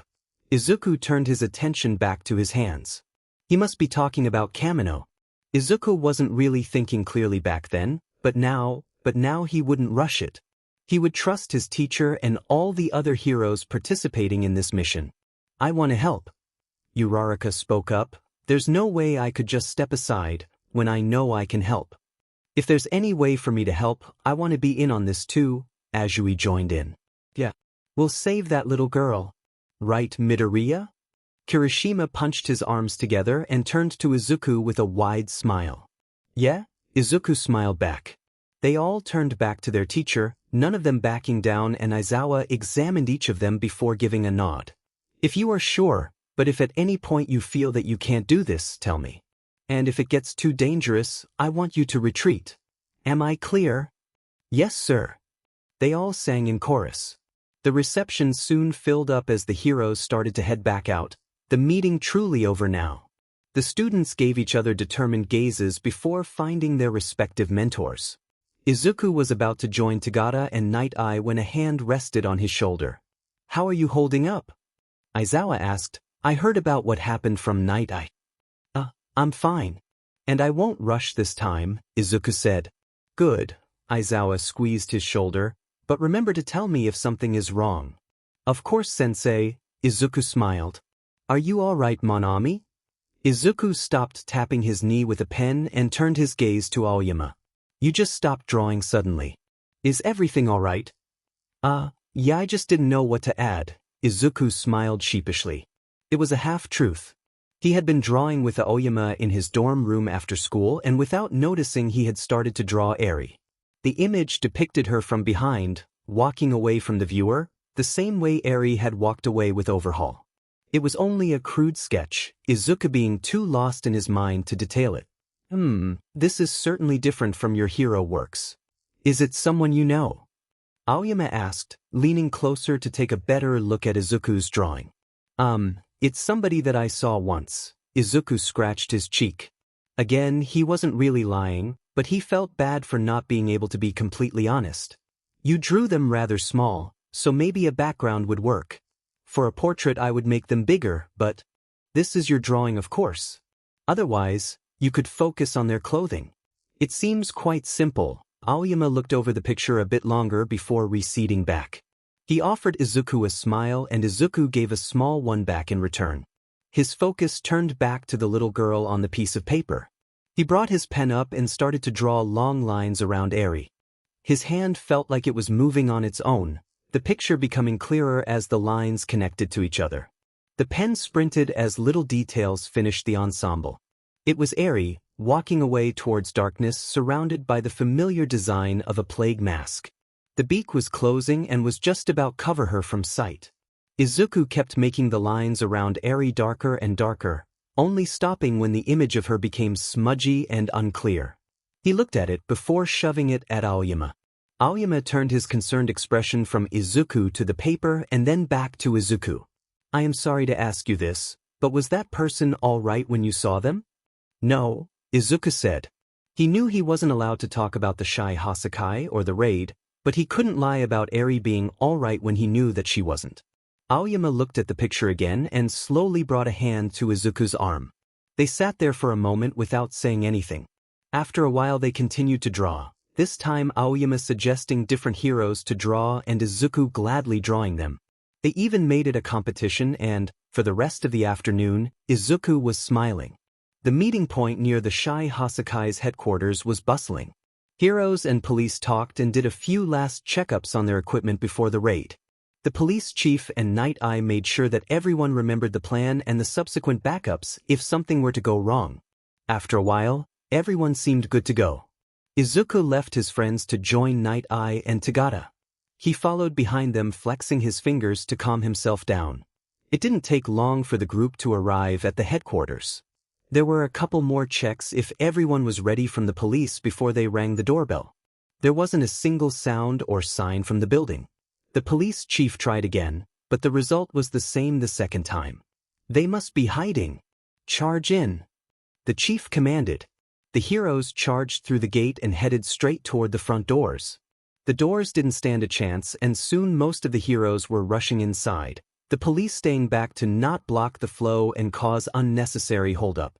The inside was as quiet as the front. "Why is there so much dust in the air?" someone coughed. "Put your mask on," someone else responded. "We need to search the premises quickly." Izuku pulled up his own hood and mask. The dust wasn't dense, but the amount of it felt unnatural. He picked up his speed, following Night Eye to the basement entrance. The man opened the door and covered his face. The smell coming from the basement was something indescribable, but Night Eye moved onward. As they descended down the stairs, something slippery made Izuku lose his balance momentarily. "Is this mud?" Tagata asked next to him, examining his own feet. Izuku looked down the stairs. A grayish sludge was dripping down, intensifying in quantity the deeper one went. They were forced to be careful in their descent. The putrid smell intensified every step down, the sludge making it impossible to rush. The squishy sounds of steps echoed in the stairway. Izuku didn't know how long it took for them to reach the bottom, but once they did, a new horror awaited them. There was blood and decaying bodies in the hallways, all surrounded by mud. The dust in the air had become denser and Izuku could see that both Night Eye and Tagata had trouble breathing. There was more and more blood in every hall that they passed. None of them knew where they were going. Night Eye shouted orders from behind his hand for other heroes to search every nook and cranny. Izuku couldn't look down and he hoped that every crunch he heard was just some kind of trash or equipment. They walked for a while, following the main hallway, passing doors and hallways. Some of the doors were open, the rooms in the same kind of shape as the rest of the basement, some even worse. Eventually Night Eye stopped in front of a closed door. It was the last one. Night Eye carefully set his hand on the handle and slowly twisted it down. Izuku and Tagata both fell into their battle stances, ready for trouble. The room was empty, beside a bed and toys laying around. There was no blood. Izuku didn't know whether to breathe or not. Eri's not here. She could be anywhere, but there's no blood. A small sigh from Tagata made Izuku release one of his own. They all stood still before Night Eye turned around and ordered them to go. The drive back to UA was quiet. After it became clear that a group of pro-heroes had infiltrated a building with only dead Yakuza members inside, the raid was called off and the students were sent back to school. Shota rested his tired eyes. He had called ahead to make sure that none of the other students would bother the group. Shota understood the benefits of receiving comfort from friends, but after what these kids went through, they needed peace. Shota checked on his students from the front seat. They were all looking into nowhere, faces blank. Shota honestly would have liked to strangle somebody, maybe even himself. He should have told them all to pull back at the first sign of trouble. Hell, maybe he shouldn't have even let them participate. Hero work was brutal and you experienced it soon enough when you started. Bodies after accidents or villains going on a rampage. The failed rescue missions. The activities of the criminal underworld, involving countless victims on the streets or in quirk trafficking rings. Any hero, underground or limelight, would learn the cruelty of people once they started. That didn't mean that. First years would have to experience something like this. Shota couldn't and wouldn't shield them from the horrors of the hero world forever, but as a teacher his duty was to keep his students safe. He wouldn't let them deal with this on their own. Today Shota would keep an eye on them and help them with whatever they needed. Tomorrow he would make sure that they get the help that they need. And after that he would teach them how to be heroes. Okay brats. Gather around, Gang Orca yelled. Katsuki finished his stretches before joining Half and Half and the other two extras beside the hero. Today they were supposed to have some kind of special training. Katsuki couldn't say he was excited. He just hoped it would be over quickly. Gang Orca looked them over and motioned for the doors to the gym to be opened. Little footsteps and screams filled the gym as a bunch of elementary schoolers barged in. They scattered the moment they appeared, looking and examining the world around them.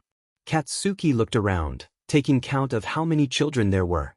It looked to be the size of an average class. Katsuki had dealt with more. You don't look worried. Half and Half popped up beside him.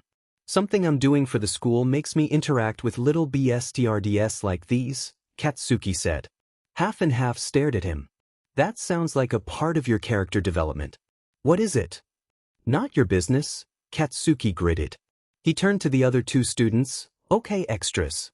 If you want these brats to like you, there will be no yelling unless you want to make them cry and you should try talking to them dash. Before Katsuki could finish, the big baldy was already running to a group of kids. Hey there. I'm Yarashi and I'm going to be a hero. Too loud, one kid said. Let's leave. Some others moved away while covering their ears. What did I just say? Katsuki let little explosions pop in his hand. His therapist had said that as long as they were small, it was all right for him to use them as a calming mechanism. What? The baldy smiled. For F's sake. Katsuki turned around to see the other extra just standing there. So like, I low-key have no idea what to do, she said, letting some of the children just parade around her. Katsuki dragged a hand down his face and then realized that Half and Half had gone somewhere. He scanned the gym and found him talking to a fuming girl. He keeps glancing in her direction, so I thought that maybe he liked her, the BGD said calmly. Aimi, how dare she steal Satsuki from me? The little girl bared her teeth and marched up toward the supposed Aimi. The resulting screaming match was not pretty and Half and Half had the gall to look helpless. Don't go causing problems, Katsuki yelled while dragging Half and Half back to the others. Are you all effing idiots? The three students in front of him looked varying levels of ashamed. Mostly just the baldy, who had hit his head against the ground, and Todoroki who kept glancing toward the two girls, now raging war against each other. Just let me finish telling you what you need to do. Kids like yelling, but they don't like when you're too loud. They like talking about whatever interests them, so focus on that. They also probably like heroes and quirks. Katsuki looked the students in the eyes, so show them yours. He straightened out and turned to the kids. Listen up. Who here wants to be a hero? Me. I do. Heroes. So which of you want to see our quirks in action? All the hands around the room shot up and Katsuki smiled. Works every time. The first one to go was Katsuki, of course, and he made sure to show the other students that they should keep their quirks in check around children. After his turn the other students and children scattered around the gym. My turn. My turn, a girl yelled. Of course, the baldy smiled, raising the kid high above the grounds with wind. The kid giggled and mimicked flying like a bird. The girl's screams got the Baldy surrounded by more and more students wanting to fly until he raised them all in the air at the same time. Their laughter and squeals encompassed the whole gym. "You know Pixie Adventures?" A shout echoed from the other side of the gym. "Yeah. It's like the most popular show on TV right now," the other Shiketsu extra said. She blew into the air and a person with a firefly mutation spun into existence and striked a pose. "I'm Yura, savior of the Pixie Land and the one who the darkness fears." "Wow. It looks just like Yura. So pretty. Can you do the Prince of Darkness next?" The kids jumped all around her, some farther away dropping their own games to come look at the cartoon heroine. "Totally," the extra said and blew into air again. Another figure with black hair appeared, taking the heroine's place. "I'm going to strike him down and be a hero," some kid yelled. He jumped and cut through the illusion, a moment later face planting on the ground to the sound of his classmates' laughter. Katsuki also chuckled and turned his attention to an ice slide. Children were playing on it, but Half and Half had disappeared again. "Seriously, where did he go?" Katsuki looked around before murmuring behind an odd wall of ice caught his attention. "Actually, I think Ayaka likes Aimi and not Satsuki, but she doesn't want to admit it." It was some girl with glasses sitting right next to Half and Half. "A love story," the fucker said. "Just. Though I don't know if Ayaka will realize her feelings." "Why don't you talk to her about it?" "What?" The girl frantically waved her hands. "I couldn't. You're her friend, aren't you?" "Yeah, but..." The girl lowered her head. "What if she gets mad at me?" Half and Half nodded. "I'm sure she will be more thankful after she realizes that you're right," he smiled. "Okay," the girl nodded. They kept talking, but Katsuki stopped listening, having had enough. "Really, Half and Half? This is what you do? Fixing 8-year-olds' love lives?" And Katsuki thought. That raccoon eyes was the one meddling in people's business. He was shaken out of his thoughts when he spotted a lone boy leaning against one of the gym walls. The boy eyed his classmates with disdain. Katsuki looked around the gym before marching up to the boy. "Why aren't you playing with the others?" The boy looked up at him, the scowl on his face not lessening in the slightest. "I'm too good to play with you heroes," the boy scoffed. Katsuki sighed and crouched next to the boy. "Listen, brat. If you keep thinking that you're too good for something, you'll only make yourself weaker." Katsuki turned to look at two boys heading their way. "You might also miss some good things in your life." "Kinjiro," one of the other boys tackled the boy. "Kinjiro, the slide is super fun." The second one grabbed Kinjiro's arm. "Yeah. And one of these heroes can make you fly." The boys started to drag Kinjiro away despite his refusals. "Come on. Sensei said we would be leaving soon." Katsuki watched as all the boys wandered over to the crowd of kids and vanished only for Kinjiro to appear on top of the slide, smiling. Katsuki's own lips turned up as he got up to check on the others again. This special training went quite well. Thanks to him, of course. Izuku stumbled into the void. He looked around himself confused before realizing that he'd fallen asleep. He didn't remember falling asleep, just crashing on his bed and staring up. A soft hum alerted Izuku of another presence in the void as a familiar woman came into view. She sat down and motioned for Izuku to join her. Nana wrapped her arms around Izuku, softly stroking his hair, without saying a word. Izuku was thankful. He didn't know if he could talk right now, his brain was too scrambled up for that. Nana hummed a melody that Izuku didn't quite recognize, its softness lulling him into security and warmth. Even in his hazy state of mind, he could feel others around them. Their presence was not as strong as Nana's, but still welcomed. Izuku thanked them all, but whether he said it out loud or not, he wasn't sure. His eyelids drooped as the melody came to an end, and with a small kiss on the forehead, he was out. Mina marched up to Aizawa's desk and slammed her hands on it, not caring about the teacher's angry glare from his sleeping bag. She could get scolded later. She eyed the students present in the room, all accounted for except 4. "You've all seen the news, right?" Flashes of recognition could be seen all across the room. "Yeah," Ida gritted. "It was truly horrible," Yamamo continued. She was met with words and nods of agreements. But they all knew what Mina was talking about. "Right. So we need to do something about it." "What do you mean?" Todoroki asked. Mina looked over to Aizawa, whose glare had not left his face. Sensei, is the school festival still happening? Yes, Aizawa grumbled. It's a chance for the other courses beside the hero course to shine. For many of them, this is their last chance to have fun and show off their skills before they graduate. Netsu made sure that they got that chance. Mina nodded. I was thinking that we could do something that cheered up our classmates for the festival. Can we, Sensei? Mina was half expecting grumbling and maybe indirect encouragement. What she got, however, was much better. What ideas do you have? He asked. Mina couldn't help but smile brightly. Well, that's why I'm doing this now. I thought we could all try to come up with something. Her excitement wasn't one-sided as murmurs and ideas flew across the room. But a singular hand from the back of the class caught Mina's attention. Hey, Koda, do you have any ideas? She smiled. Well, what usually cheers me up is spending time with my friends.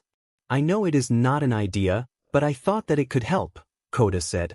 Ida rubbed his chin. Then the activity should be something that we can do together. That means no food stands or other activities that keep us too focused on other people. I agree. But the class activity is something to be shared with other students. We can't just leave them out of this, Yamamo pointed out. Silence returned to the room as each one of them tried to come up with something good enough. Mina racked her own brain. What was something fun that could be done in a group? That's it. What about a dance show? A dance show?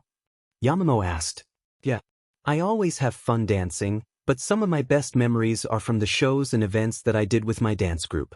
Planning a show and dancing together is super fun. Mina hoped that people understood what she meant. That sounds fun. Hagakure said. It could work, Todoroki agreed. After a bit the class was filled once again with murmurs of agreement and Mina grinned wider. The Operation Dance show was a go. Aizawa seemed to not mind either, if his quiet observing was anything to go by. Oh, but you need music for dancing, right? Zero asked.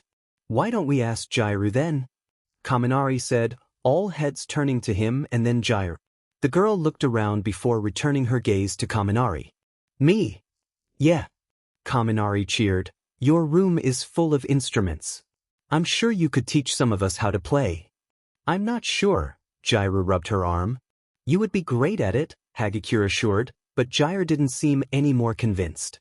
Mina looked at her. She knew that Jairu was great at playing instruments and it would be amazing if some of them played together, but she couldn't force her friend.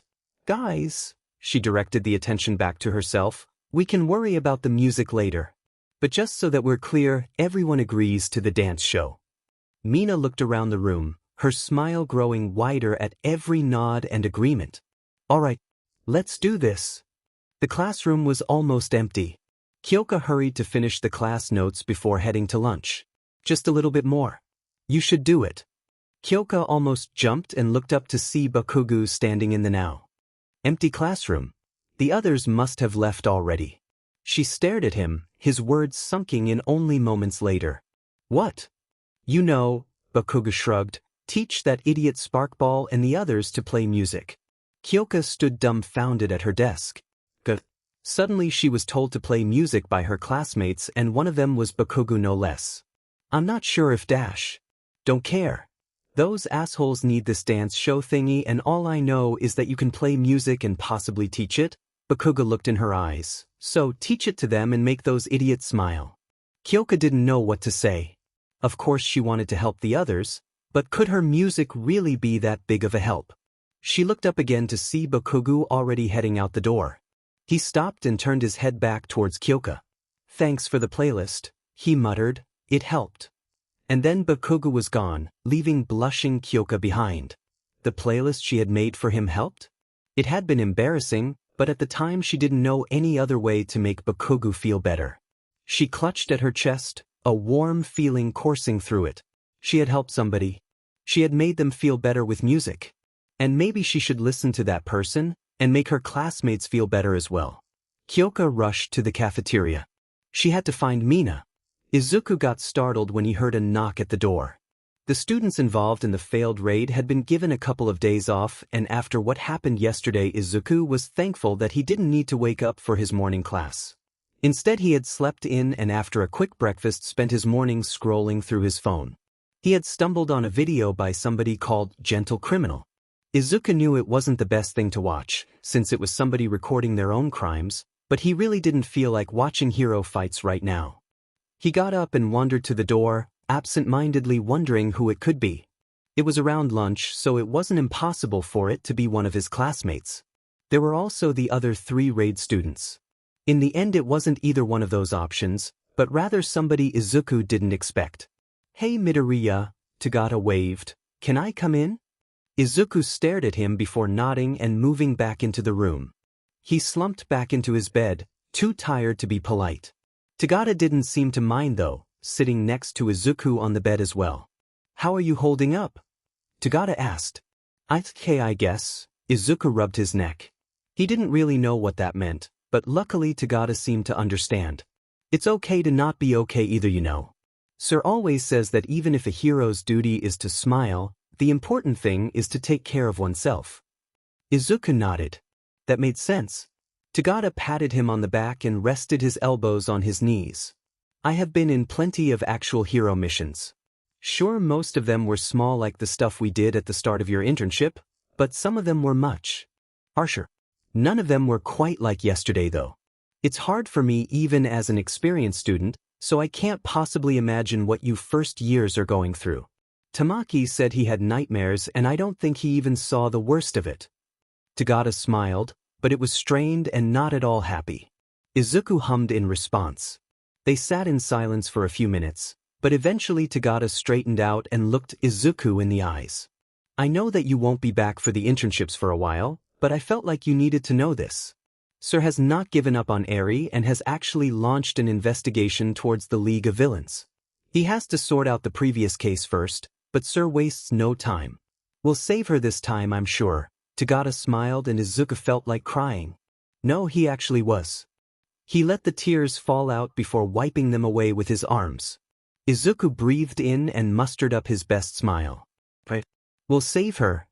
Tagata patted his back. The silence enveloped the room again, their promise to save sealed once more. They ate lunch together, Tagata telling about his own plans to stay at school for a bit before returning to the agency. He would help his friends in the upcoming cultural festival and catch up to his studies. Tagata joked that he may not even graduate with his current track record. Though Izuku respected him, he hoped that he would never fall too much behind on his own studies. Izuku had worked too much to get here to risk it like that. Soon enough their lunch was over and it was time for Tagata to go. He was leaving when he suddenly turned around and dug around his pocket. "Oh, this was at your door." Tagata pulled out a small bag of cheese. Izuku looked at it before a small chuckle escaped his lips. Who other than Aoyama would give him a small bag of cheese? Izuku wondered if the others had gotten little gifts as well from the boy. He took the bag and wished Tagata goodbye. He jumped onto his bed, placing the cheese bag on his table. Izuku dug around for his phone. Now where had he left off? Gentle was about to rob a convenience store. A familiar figure of swaying green smoke stood in front of Izuku. The silhouette extended his hand as if waiting for Izuku to grab it, but no matter what, Izuku couldn't move. Some kind of smoke had enveloped his body from his feet to his nose. The figure just stood as Izuku desperately tried to reach out again and again, each attempt as fruitless as the last. He tried to scream for the figure to just come closer, but no sound came out. The figure didn't move, didn't make a sound, just swayed a little when Izuku started to slip away. Izuku tried one more time to reach the figure before his eyes slipped shut, but he was too late to see if he had moved at all. His mind emptied and he fell into unconsciousness.